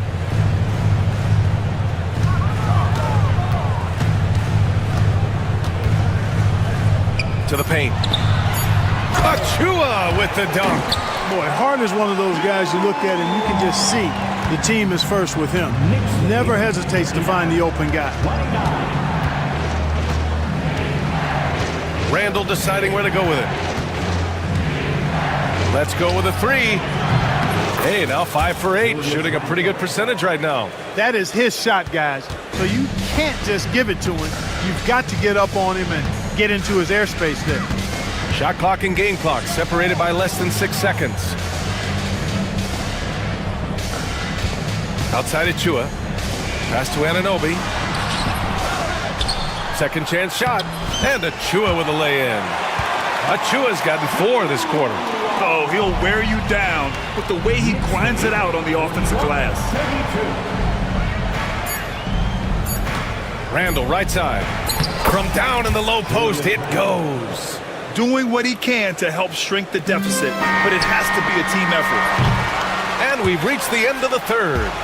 New York out in front, up by 7. And a worthy candidate tonight as we take a look at our State Farm assist of the game. This is the definition of team chemistry. I love to see this kind of communication and connection between teammates leading to the perfect pass. For me, next to the big-time alley-oops and monster throwdowns, passes like that are probably the next best thing when it comes to sweet-looking NBA highlights. With 3 quarters behind us, let's see what this fourth period holds in store. Gives us a chance to catch up with Allie LaForce. Hey guys, over the last break I listened to Tom Thibodeau address the team. And they told the team, let's keep doing what we're doing. We're up. Do not forget that. They told their team to just relax, to have fun, and to finish this one out. We'll see if they do, guys.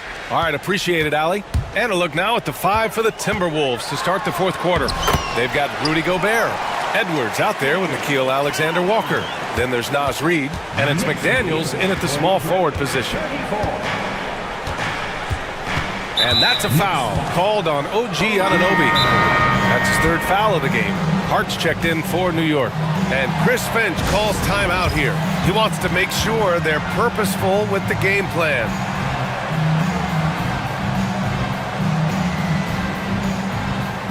Julius Randle's checked in for Rudy Gobert. Here's Alexander Walker. No good on the quick 3. Knicks leading by 9. Inside. Towns can't get it to go. And for the Timberwolves, their shooting is around 55% so far. And now we have an intentional foul. I'm not sure why. Yeah, bizarre play, B.A. Not sure what got into him. Achua's checked in for Hart. Edwards against Anunoby. And Edwards slams it in. We've got liftoff here, folks. Once Edwards sprints past the defense, it is an absolute wrap. McDaniels against Brunson. Kicks it out Towns. Back to Brunson. 5 to shoot. And timeout is called by Tom Thibodeau. No doubt he's going to utilize the opportunity to make sure they're all on the same page here.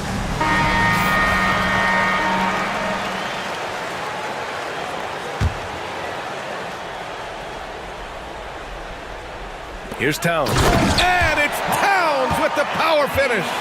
Rolling. Towns just keeps finding opportunities to score.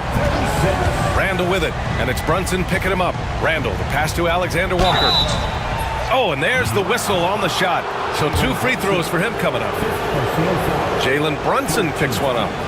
All right, guys, let's get your take on the scoring breakdown for New York.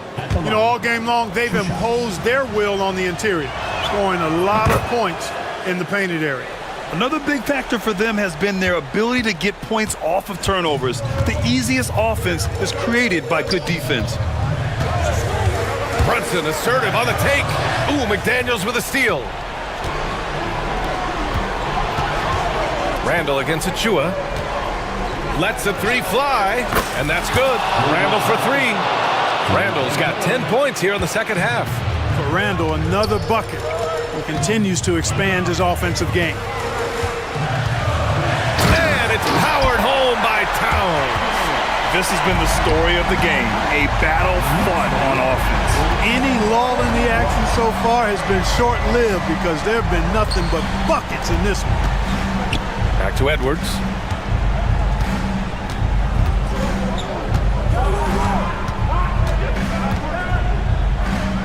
Randall outside. 4 on the clock. Top of the key. Boy, clanks that one off the back iron and it falls. Randall's got 5 points now this quarter. Taking it himself, Randall changes who he is when the jumper goes in. Brunson passes to Towns. Fires for 3. Rebounded by the Timberwolves. And you just can't afford to give up that kind of look very often. And Jalen Brunson gets the whistle that time. And so he's picked up his final foul, and he'll sit the rest of this one out. They'll need to make some major adjustments to compensate for him fouling out with the game on the line. And we'll have a timeout called by Tom Thibodeau. He wants to make sure everyone is aligned, given the situation right now.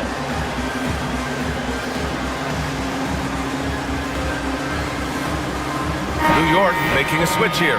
Hart's checked in.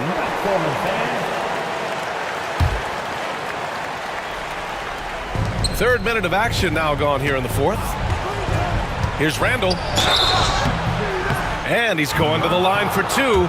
The official saw contact while he was going up. The creative finishing ability of Randall draws a lot of fouls. That free throw no good. 2 shots. He hits the second from the line. Now here's Hart.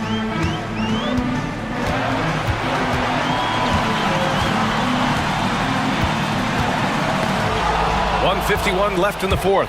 Jumps up, flushes it down to finish the break. And they're on a big run to make this game interesting. Can't let up now. I think they will. I mean, they're close enough to taste it. So they're going to keep that pressure on and keep coming at it. Bridges passes to Hart. From deep three-point land. Here's Towns. Yes, it's good. Big bucket for him there. Towns happy to put the team on his broad back when he's needed most. And that one falls for Towns. And he doesn't let the pressure get to him. Cool and confident from the line. Randall outside. Edwards a screen on Achua. Shot on the wing. Randall can't hit. You got to move past that one. I mean, they'd want him to take that again. Well, you know, I hear you. That's a good look, but when you're that wide open, I think you got to knock it down. Achua with the dunk. Throws it down emphatically. He's got serious hop, right? You add that to his ability to penetrate, that's 2 easy points. A lot of bounceability there, guys. I mean, well above the rim. That's what makes him dangerous. Seems like Edwards never stops competing and believing right until the final buzzer. Outside Anunoby. And there's the slam dunk to finish it off. Sensational ball movement there. When you pass the ball like that, good things happen. It all comes down to this possession. They must get points. It really does come down to this. I mean, come up empty, and it's over. Randall can't hit. All right, Grant trying to seize control now. And BA, if they can convert here, they might be able to close the door. Achua with it. Now Alexander Walker defending. Outside Hart. Jacks up a 3. Hits the trifecta. And it's a 9-point Knick lead. Stepping up and nailing an important shot to put this away. And, you know, this run shows what kind of attitude this team has. I mean, the win is there. Go get it. I hate to say it, but I'm pretty sure we can close the book on this one. Yep, I'd agree with you. Chalk it up. W in the bag. Randall with the drive. Deflected. Now a timeout called by New York. They're up by 9. All right, guys, what's your take? And they're hoping to wrap this one up. Yeah, you know, I'm not sure they needed this timeout, quite honestly. Perhaps a water break?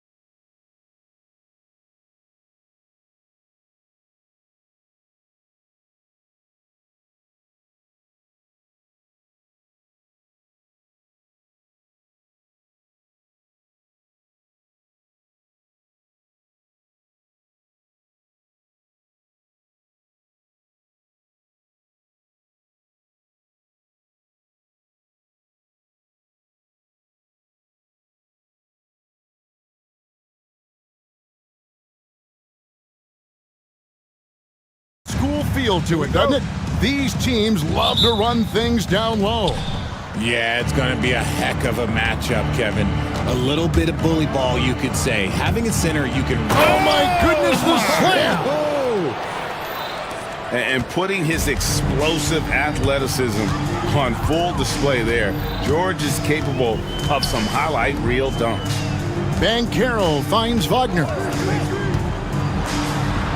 That one's in, his first shot this game. And getting the offense started with a high-quality look down low.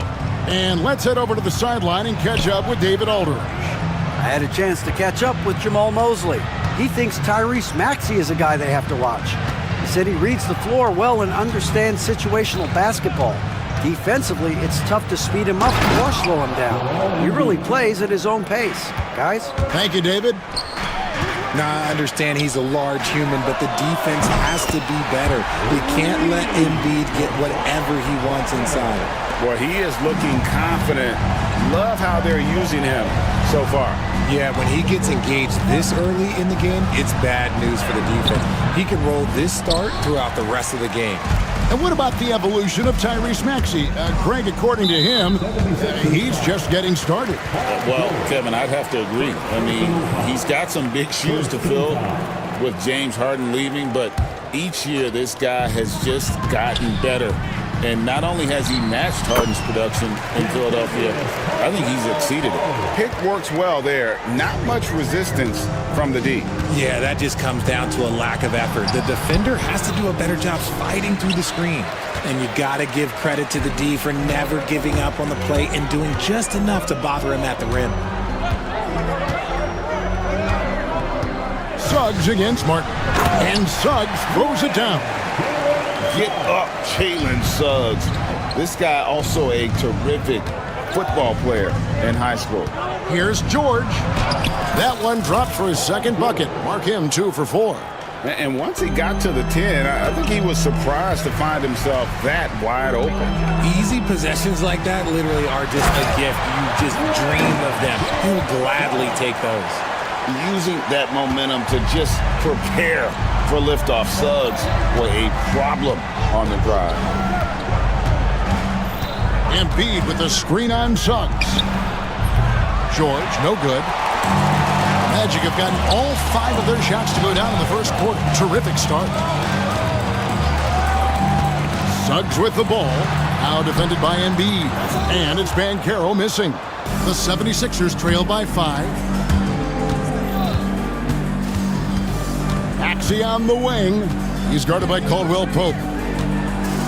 Here's the floater. And it's out of bounds. The 76ers able to retain possession here. And here's George for 3. His shot is good. Scores his 3rd basket in 6 tries. Shooting 50%. And what a smooth 3-point shot. George has worked hard to develop that stroke. Wagner with a screen for Suggs. Pass to Banchero. Makes it off the glass. Excellent work in the screen and roll. Banchero solid at knowing when to shoot in those sets. George against Suggs. And George, here we go. He just powered that one down. One of the game's top dunkers. Orlando lead it. Suggs kicks to Wagner. From outside, off the mark. And here's Embiid. He'll bring it up for Philadelphia.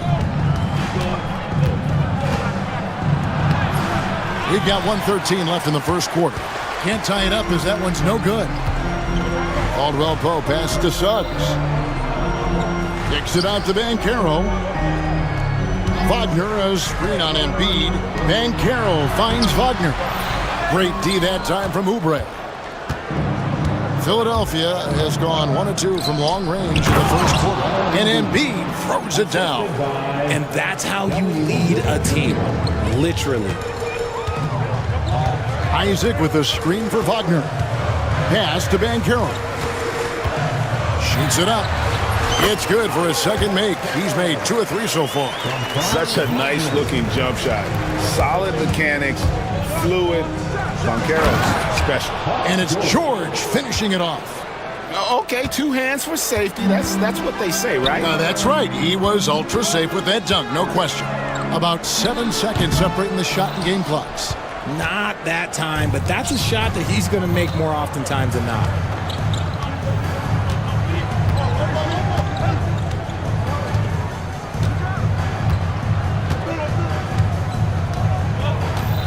Tipped away, and that one goes out of bounds. Last touch by Banchero.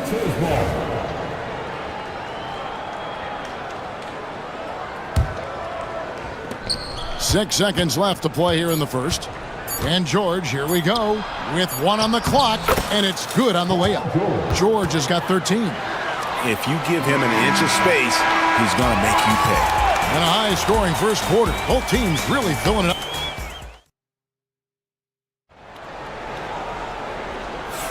And it's been a pretty even game here after 1 quarter of play. Now let's take a moment to get your guys' take on the scoring so far for the 76ers. Oh, boy, they've been driving deep into that defense early on, and it's paid off. Great penetration from the perimeter so far. And the other thing I've been impressed with, guys, is their assertiveness at attacking the paint, trying to hunt for those high-percentage looks. So to begin the second quarter for the Philadelphia 76ers, Kelly Oubre out there with Joel Embiid. Then there's Maxey. Then it's George. And it's Martin in at the 3, the small forward. It's time now to hear from our Hall of Fame reporter, David Aldridge. What's the latest, David? Kevin, the Sixers have their superstar in Joel Embiid, but Coach Nick Nurse says they have to maximize him in different ways. Nurse said unpredictability is the key. We have to relieve some of the pressure. Guys are overplaying and sending multiple players at him. We have to find easy baskets out of it. Kevin? Makes a lot of sense, David. Thank you. The 3 from George. Banchero grabs the board. Not quite enough defense. That time around, just lucky he was off. And that one's good, Wagner. Yeah, liking the vision there from Caldwell Pope, looking to get his guys going when they're open. Maxey kicks to Embiid. Back to Maxey. Embiid sets the pick for Maxey. Pass to Embiid, 5 to shoot. We're about a minute and a half into the second quarter now. He can't hit that time. Back to Suggs. Over George. Wagner outside. And there's the drive. That's good, and it's his 4th basket of the game. He's a strong 4 for 6. I know what they say, defense wins championships, but you need some bucket getters too now. Embiid with a screen on Suggs. Outside for George. Embiid sets the pick for George. Back to Embiid. Suggs with the steal. And Suggs throws it down. That's a stomach punch, guys. Turn it over and give him a free run to the bucket. Oh, you're so right. No question who has the momentum now. That's the last thing you need to happen down the stretch. Let's see how they respond to the devastating punch. Suggs against George. Here's Wagner. And finish off by Wagner. Oh, and he went for the two-hander on the slam, using some muscle. Some urgency from him there, sure. Suggs against George. And stolen by Wagner. Now, here's Suggs. He's guarded closely. And he drives in, and Suggs throws it down. That's a double whammy, guys. That's right. A great defensive play, then the emphatic stop. Once he poked it away, you knew what was on his mind. A powerful finisher. Oubre Jr., you deserve to get dunked on when you let him get inside. Greg, you look at the great coaches. What are one or two of the most important qualities for success that you see? Well, for me, Kevin, I think you got to be able to adapt tactically. I mean, that's huge, and especially in the playoffs. But most important, can you motivate and unify a locker room? That leadership quality is what really puts a coach over the top.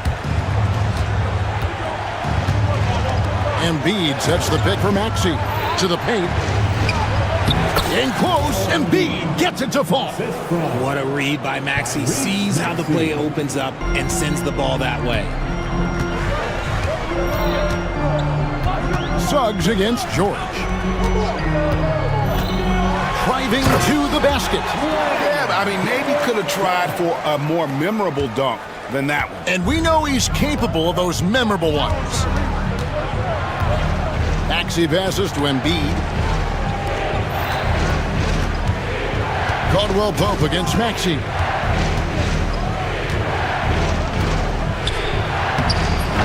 Rebound by the Magic. Banchero's got his 5th rebound in this one. Suggs looking around. It's good for the 7th time this game. He's shot 7. He has made 7. Oh, bigger than your average guard, Suggs can score all around the floor, including down low. I love the spirit he's shown tonight, particularly on the offensive end. He's going to keep putting up shots regardless of the score. That's the kind of player he is. Here's Suggs. And it's Philadelphia with the rebound. Now Embiid. He's got 6. Outside, George from about 19 feet. And so we wrap up the first half. It's the Magic leading by 6. Time now for the halftime break, with the third quarter soon to follow, right here on 2K Sports. Please direct your attention to center court. And get ready for the fan half-court shot.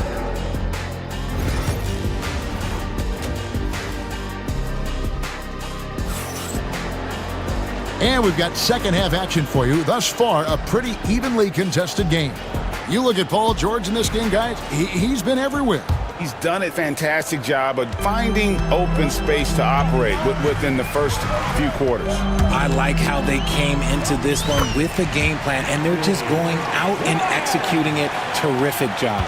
We've got Isaac. Contavious Caldwell-Pope is out there with Black. Then there's Carter. And it's De Silva in at the 4 slot. That's who's out there for Orlando. Good on that shot. And with that, the Magic lead is cut down to just 6 points and the bucket from Kyle Lowry. Black dishes to Carter. Off target from 3-point range. Philadelphia shooting a tremendous 61% from the floor, hitting at all cylinders. Lowry passes to Drummond. Chalk up 2 there. Drummond's got his first basket. You can tell how comfortable Drummond is down there. Excels at using that size in close to the basket. Carter with the screen. Drills it from outside. It works well there. Not much resistance from the D. Yeah, that just comes down to a lack of effort. The defender has to do a better job fighting through the screen.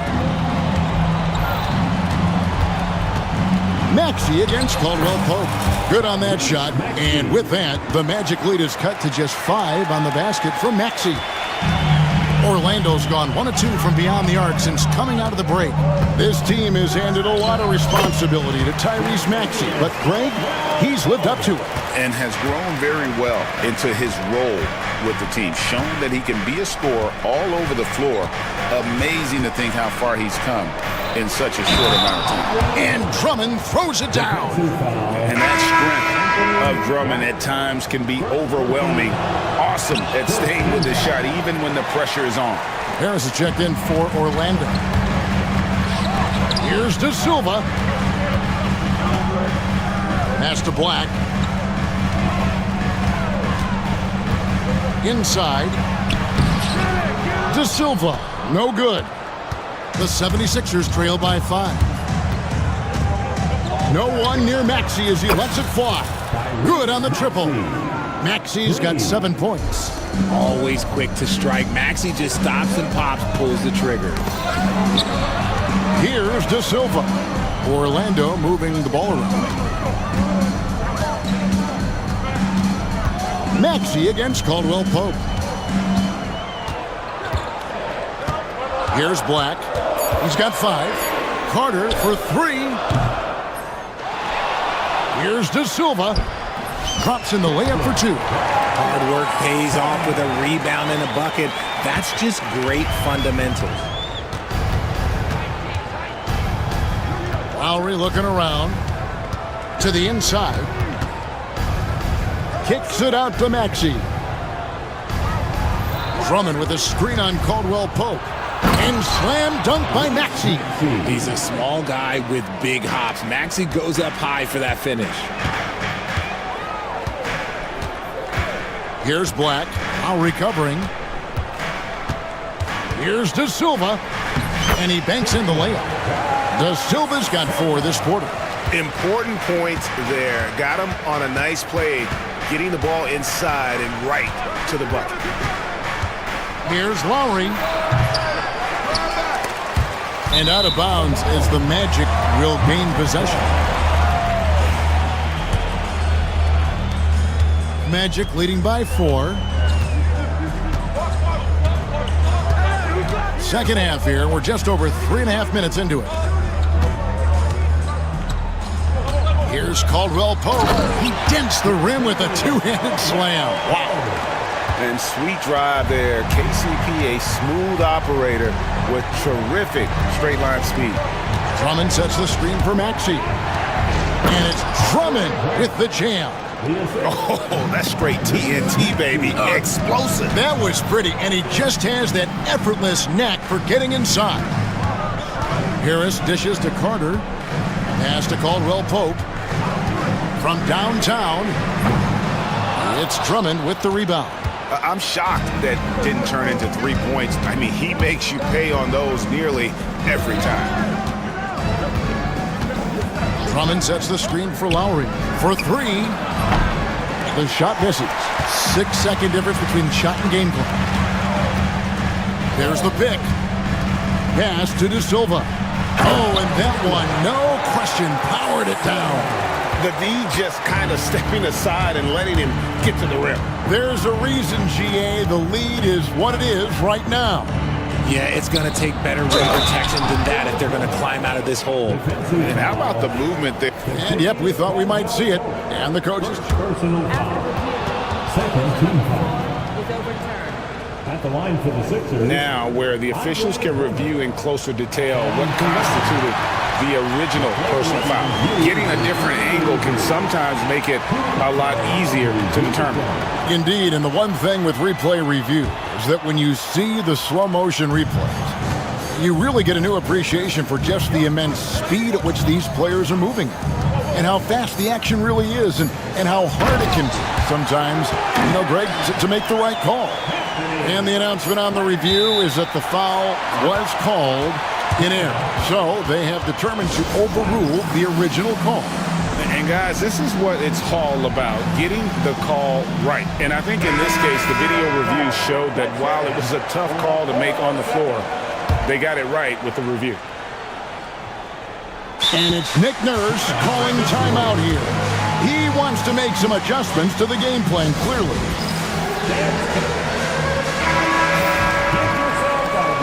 Nice game, notable performance by Jalen Suggs. This timeout gives them a chance to strategize because whatever the game plan they have, it's not working.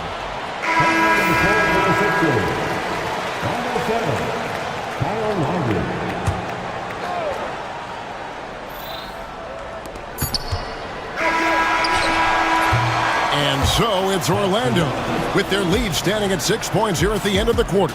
Their shooting has been the big.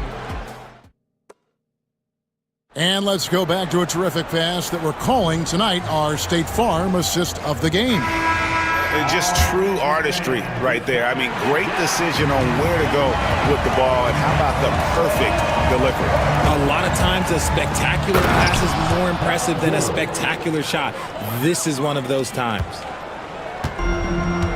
Well, this has been a great contest so far, and I imagine the fourth quarter could have even more action in store for us. So on the floor for Philadelphia, we've got Oubre. Paul George is out there with Lowry. Then it's Martin, and it's Embiid in at the center position. And really good habits paying off for Suggs. He's finding shots and drumming up points for his squad. Lowry can't get it to go. Orlando leading by 6. Banchero, right side.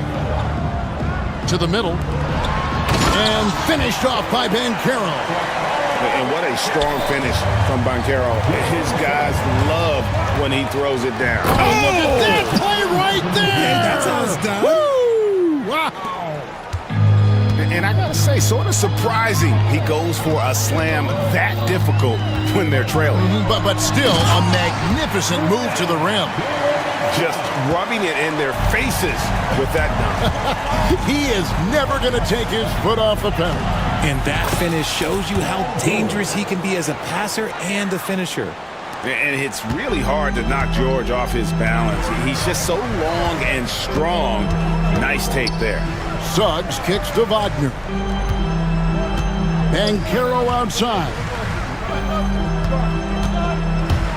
Here's Suggs. And Suggs throws it down. Puts the D in a tough spot when you have a point guard who can throw it down. He really does, GA. He really does put pressure on him. Yeah, hard to strategize for a guy who can make a pass or a play like this right in your face. Wagner wide open. Gets it to go from beyond the arc. Wagner's got the lead up to 11 now for the Magic. And a chance to catch up on some numbers here. The hustle stats for the Magic. Great heads-up defensive play tonight, creating offensive opportunities for themselves by forcing deflections.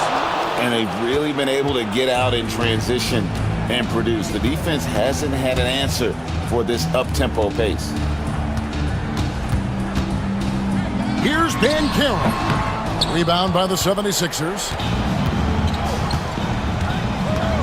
And George, here we go. And George with this stuff.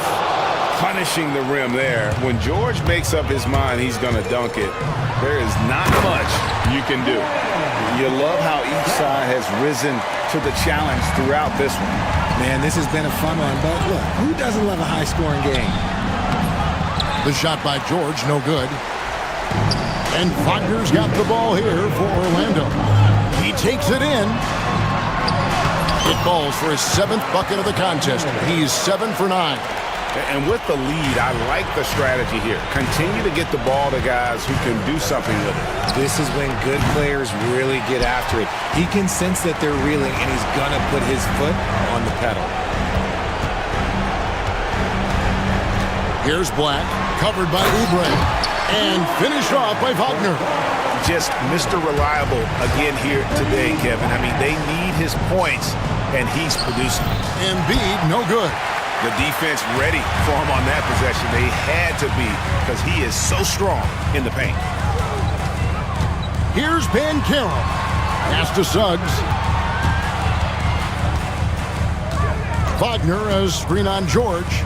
Suggs passes to Black. 4 on the shot clock. Suggs finds Banchero. Offline with his 3. And even with good coverage defensively that time, he has confidence to drill the 3. And so only one team answered the bell tonight, guys. Not a monster blowout by any means, but still a double-digit victory for the Magic. In the end, they had a better shooting percentage, and that's what made the difference. Sometimes, things go your way. The other team wasn't catching many lucky breaks themselves. Yeah, and Kevin, not all about luck. I thought their overall shot selection was better. The one player that really stands out, of course, in this one, it was a dazzling game for Jalen Suggs.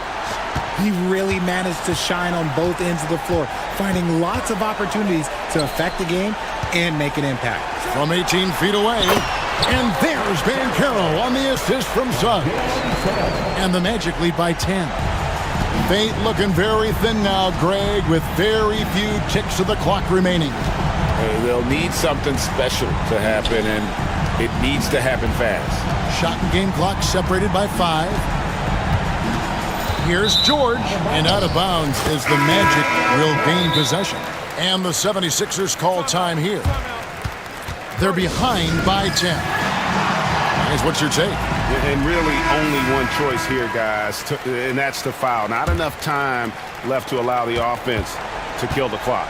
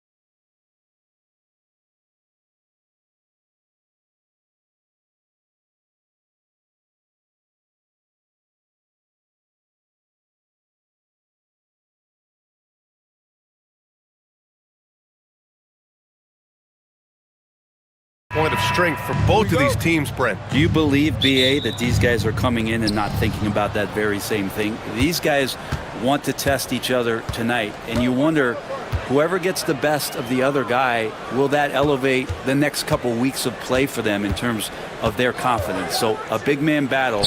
Let's keep a close eye on it. A look at Indiana's starting group. Siakam at power forward with Turner in at center. Walker out there with Tyrese Halliburton. And it's Mathurin in at the small forward position.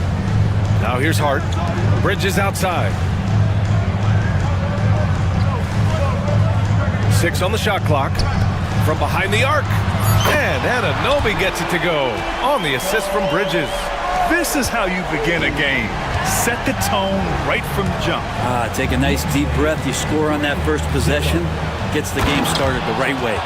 Okay, Miles. Getting aggressive and jamming it in. And here's New York now. Outside Brunson. Pass to Anunoby. Hart with it.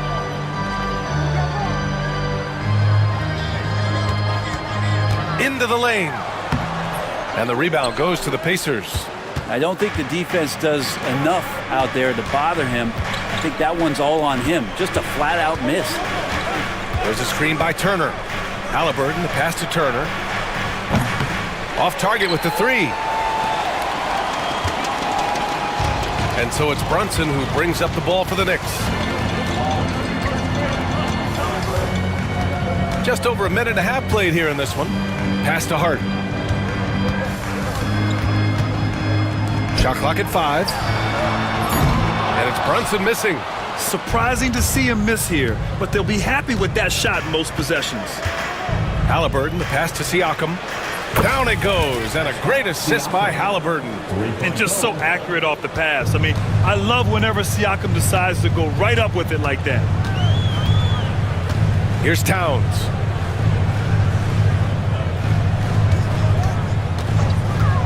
Pass to Anunoby. He shoots, and he hits the jumper for 2. Anunoby's got 5 points.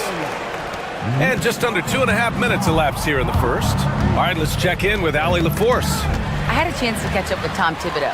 I asked Coach what his plan was for trying to slow down Pascal Siakam, and he said to make him into a jump shooter. He does the most damage around the rim, so we want to force him out on the perimeter whenever possible. It's not an easy task by any means. We'll see if they're able to do this. Back to you guys. All right, Allie, thanks once again. And here's Turner from the arc. And can't get it. He's now 1 of 3. And you just can't afford to give up that kind of look very often.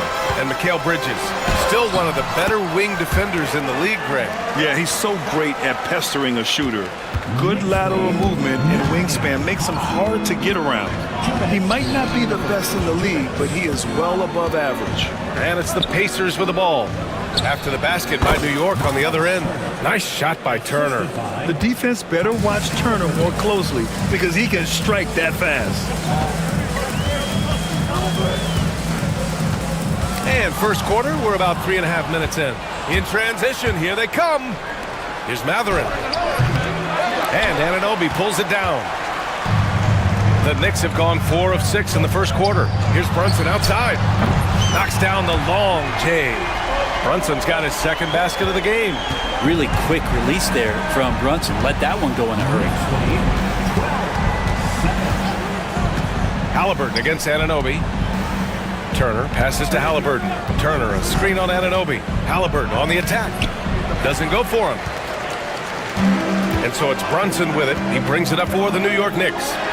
Leading by 5. He gets it in there. I just love how he runs the floor with energy and intensity, but still stays under control. So you think he's comfortable at that speed? He's done it so many times before. Just an absolute blur in transition, and that helps get the rhythm going. Back to Turner. Takes the 3, and it's New York with a rebound. And here's Brunson. 5 points in the game. Outside Hart. Not sure why he committed the intentional foul. No purpose. I think everyone's a little confused, but weird plays happen. I mean, I'm just not sure what he was thinking right there. I mean, he needs to get his head in the game. Now here's Brunson. High post Towns. And the shooter had to have Turner's block numbers in his head. Miles is a rejection machine. Brunson passes to Hart. 5 on the clock. Back to Brunson. Three-pointer. The shot won't fall. And we'll have a timeout here called by Rick Carlisle. He wants to give him a breather and talk things over. Failing to find a rhythm offensively. Something that needs to change and change soon. Yeah, they're like a 4-day-old soda right now, just flat. They're missing shots left and right and just not playing their best. Substitution on the court. Just 4 seconds left in the first. Always impressive when a smaller player has a nose for the ball and rises up amongst the taller ones. And so it's the New York Knicks closing out this quarter with a 7-point lead. The hustle they've shown on defense has been tremendous. More 2K action in just a moment. And thanks again for tuning in. If you're just joining us, we played through 1 quarter of action so far. And from what we've seen from New York, what's your take so far? Just excellent first quarter defense. They've been really getting after it. Just a great job, really, of making the game ugly, trying to muck it up a little bit out there. On the court for the Pacers, Siakam at power forward with Turner in at center. Tyrese Halliburton is out there with Walker, and it's Mathurin in at the 3. So it's the Knicks now.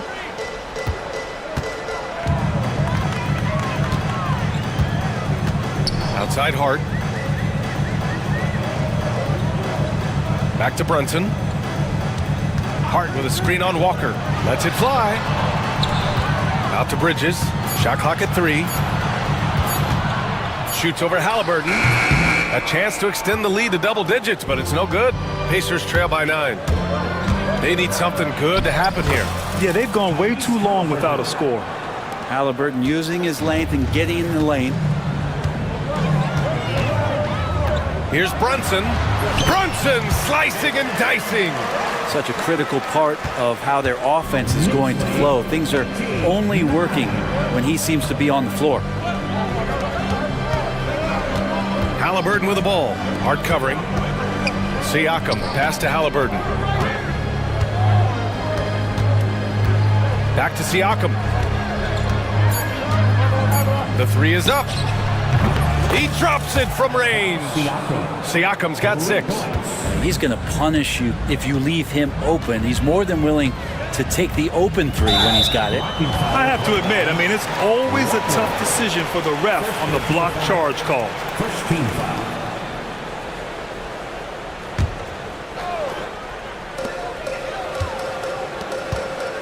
Outside Anunoby. Towns outside.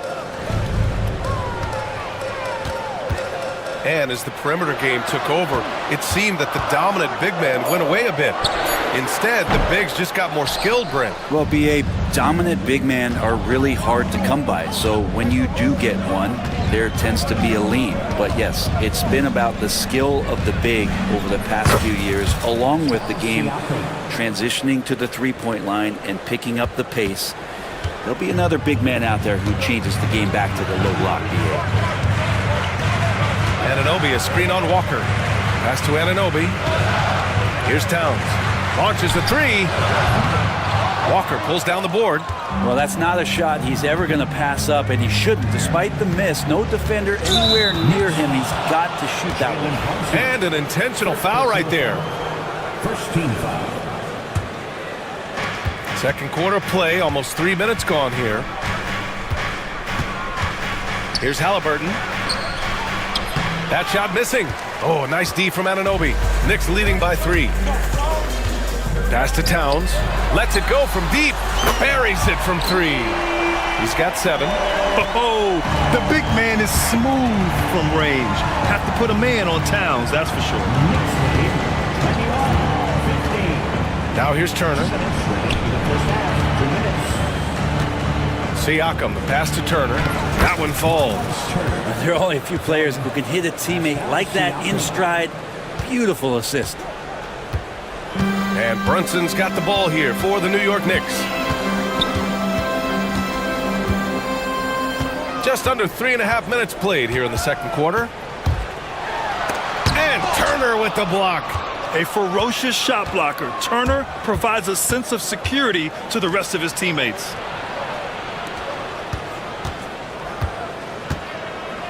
Going inside, and then Turner with the dunk. And nobody putting out much of an effort to stop him. Surprising, in a close game, a lack of energy on defense. On one side, inspiration. On the other, devastation. And it's Towns with the power finish. Fantastic use off the bounce by Towns, getting all the way to the rim. Hard against Siakam. Launches it. Towns with a rebound. Towns has got rebound number 5 here tonight. Pass to Bridges.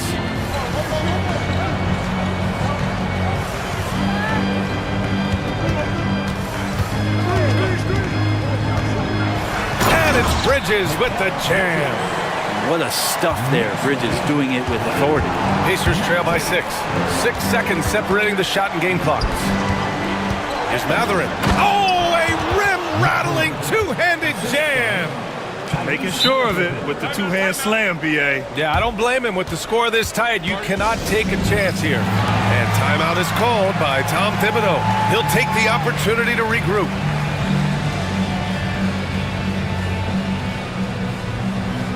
For the Knicks, Achua's checked in for Karl Anthony Towns, and it's Ryan in for Anunoby. Brunson against Walker. Outside Brunson.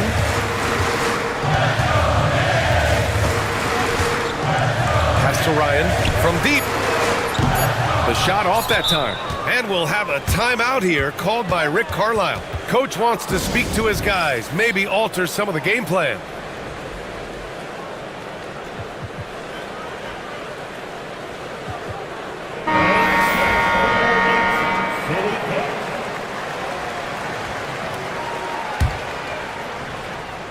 And we'll have a timeout here called by Rick Carlisle. He wants to review the game plan. And things are always changing throughout a game.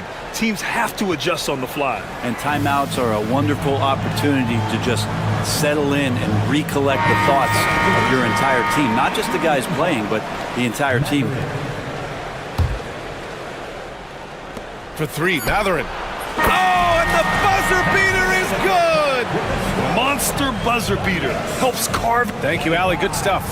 We will be right back after this break for the beginning of the third quarter.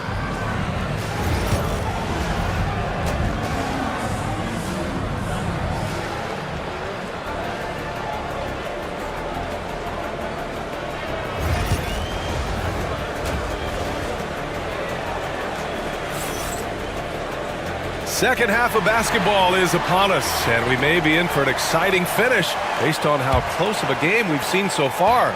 You look at Jalen Brunson. What a contribution. Through 2 quarters of play, he's been an excellent source of points. Yeah, he's shouldering the load right now and looking really comfortable while he's doing it. They've got Josh Hart. Mikal Bridges is out there with Miles McBride. Then there's Achua, and it's Anunoby in at the 3. So that's who's on the floor for the Knicks. Swatted away. Fast break, New York. Left side, McBride. And the dunk to finish it off. A beauty. Yeah, making the smart pass there. I mean, Bridges doesn't just hold the ball. Achua with a steal. And here we go, the Knicks in transition. Bridges with it, and Walker picks him up defensively. Here's McBride. Out left to the wing. Clock at 6. Achua with the dunk. Just great offense. The screen freeing him up for the slam. Hey, without that screen, he doesn't get a clean look at the rim. Yeah, why settle for the layup when you can attack the rim and rise up like that? Halliburton on the wing. Anunoby covering, and the shot goes down. Tyrese feels like kind of an old school player. He's got some flavor to his game and loved the mid-range that time. Outside McBride. It's Hart on the wing. Pulls it. Indiana with a rebound. Halliburton on the wing. He's guarded by Bridges. Stolen. And here we go. The Knicks in transition. And we'll have a timeout called by Tom Thibodeau. He's going to gather the troops and talk it over. Carl Anthony Towns is checked in for New York. Jalen Brunson comes in for McBride. Substitution for your Knicks, Carl Anthony Towns. Brunson passes to Anunoby. And down it goes. Jam that one home. Envision such a key part of Brunson's game as the point. Halliburton with the ball, and it's Brunson picking him up. And now they decide to foul intentionally. Second personal foul. First team foul. Not quite 2.5 minutes played here in the second half. Here's Walker, and the jam by Walker. Nice slam by the big man Walker, making his presence felt there inside. Brunson takes it himself, and that one goes. He's now recorded his 5th bucket in 8 tries. Hey, if you give him room, he's gonna score the ball. Mathurin against Towns. And it's Mathurin missing. New York leading by 8. Brunson passes to Hart. It's Hart on the wing. Mathurin with a steal. Halliburton outside. Halliburton nails the 3. Steady from behind the three-point line. Halliburton is someone you rely on to knock down a few threes. Outside Hart. Pass to Brunson. The 3 ball. Kicks it out to Anunoby. The 3. That one's good. And it's Towns with the assist. Anunoby's got 5 points in the quarter. 0 defense. You can't let a good shooter have the wide open 3. It's good. And he drew contact on the shot. And coach doesn't like the call at all. He's opting to use his challenge. He wants the officials to look at the replay. Second team foul.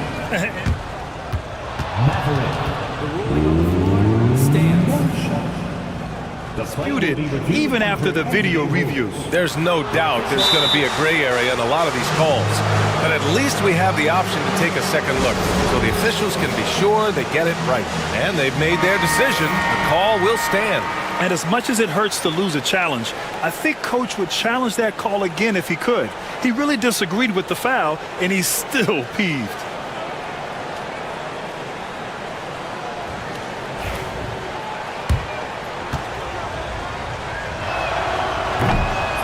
Free throw, no good. And one thing Benedict Mathurin has no shortage of is raw athleticism. Now it's just a question of him honing that physical ability to be an effective pro-level player. To the inside, here's Anunoby. The kick out to Brunson.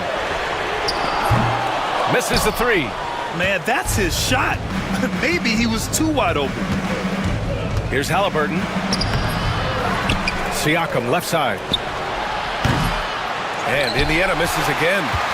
New York leading by 6.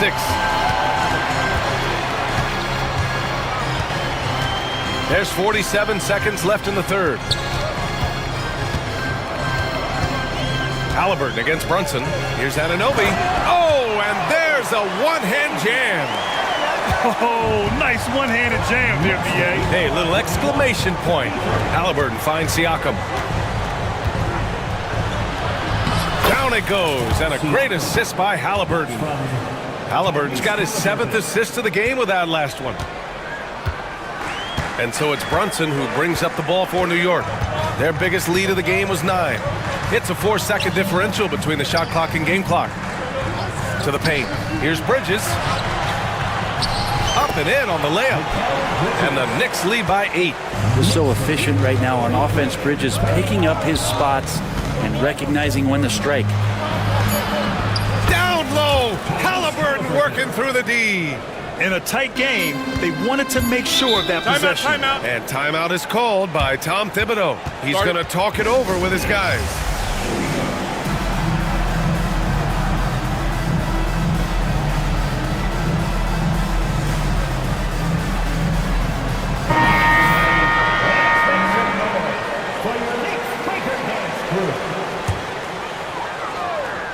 And timeout is called by Tom Thibodeau. I think right now he must be looking at some adjustments.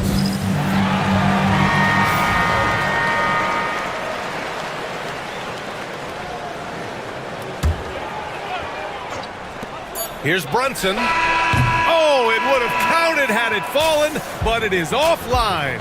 And so it's the New York Knicks with a 6-point. And it's time to bring up the State Farm assist of the game.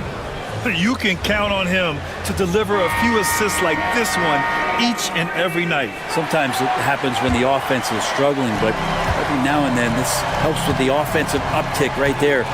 Great job of setting his teammate up. And with 3 quarters behind us, we'll start the 4th in what is still anybody's ball game. And Indiana looking at who they've got. Nesmith and Siakam are the forwards. Halliburton and Emhart, the 1 and the 2. And it's Turner in at the 5, down low. Knicks leading by 6. Tipped away. Nesmith with it. Towns covering. Here we go, all alone. And he lays it in on the break. Such opportunistic basketball right there, and when they desperately needed it too. Pass to Brunson. Fires from the line, and he wills that one in, sinking it right through the back of the iron. And the Knicks lead by 6. 45-39. Halliburton against Anunoby. Halliburton outside. And here's Turner. Fires the 3. Unable to get that one. Hart against Siakam. Hart goes in. Takes it up with both hands and rips it down. A reminder to the defense, Hart will drive if you give him that kind of room. Siakam outside. And for some reason, he decided to foul there. Yeah, B.A., that's an odd move. Maybe there's something else behind it. Matherin's checked in for Indiana. Walker comes in for Nembhard. Halliburton, the pass to Turner. And it's in after a nice bounce off the right iron. I appreciate the effort Turner gives on offense. He doesn't just expect shots to come his way. Now Brunson.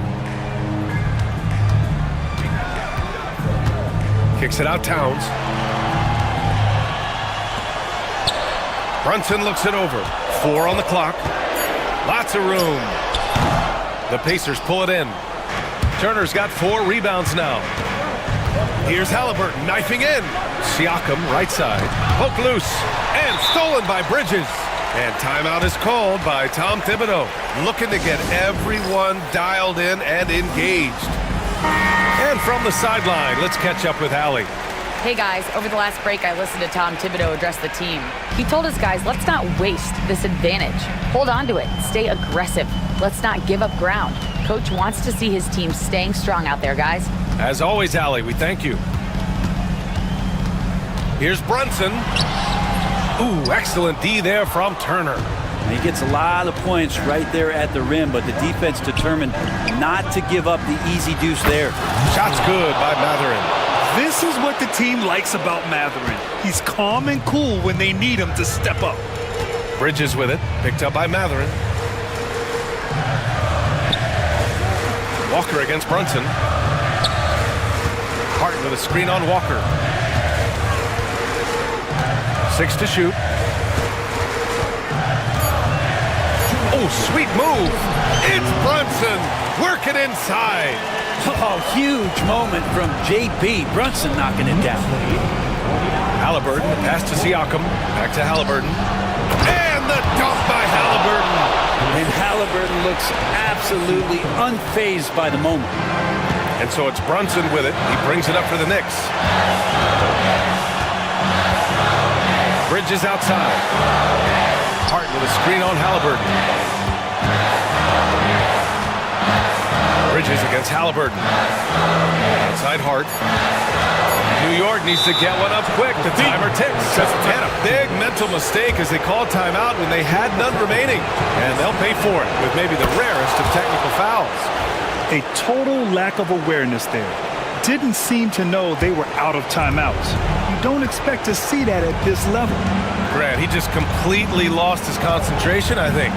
Should have been paying better attention at that moment. Turner passes to Siakam. Halliburton on the wing. Here's Walker. And he powers it down right on Karl Anthony Towns. Wow. I mean, what an acrobatic move. Walker just leaving them speechless. Brunson passes to Towns. And 1:01 left to play in the fourth quarter of this one. Stolen by Siakam. It's Mather for the drive. Yes! Now that's one to remember. What an impact on the game. I'm wondering, is that the biggest shot of the game? Towns, a screen on Walker. Walker against Brunson. Towns up top. Pass to Bridges. Towns on a screen to win the run. And he buries it. And tie game! Huge basket right there. And here's Indiana now. They've given up just 8 points in the fourth. Here's Matherin. Count it! And a huge shot from Matherin. This guy has ice water in his veins. Anunoby, a screen on Halliburton. Bridges passes to Brunson. Takes a three. And he drills the triple! And Brunson's got the mindset to deliver. Down low. Here's Walker. Money! You gotta love his unselfishness. And you know his coach does as well. Well, not just coach, but you can see it in the teammates, the way that they look at him, they appreciate it when he shares the ball like that. Thanks, Alec. Great interview once again. And that's going to do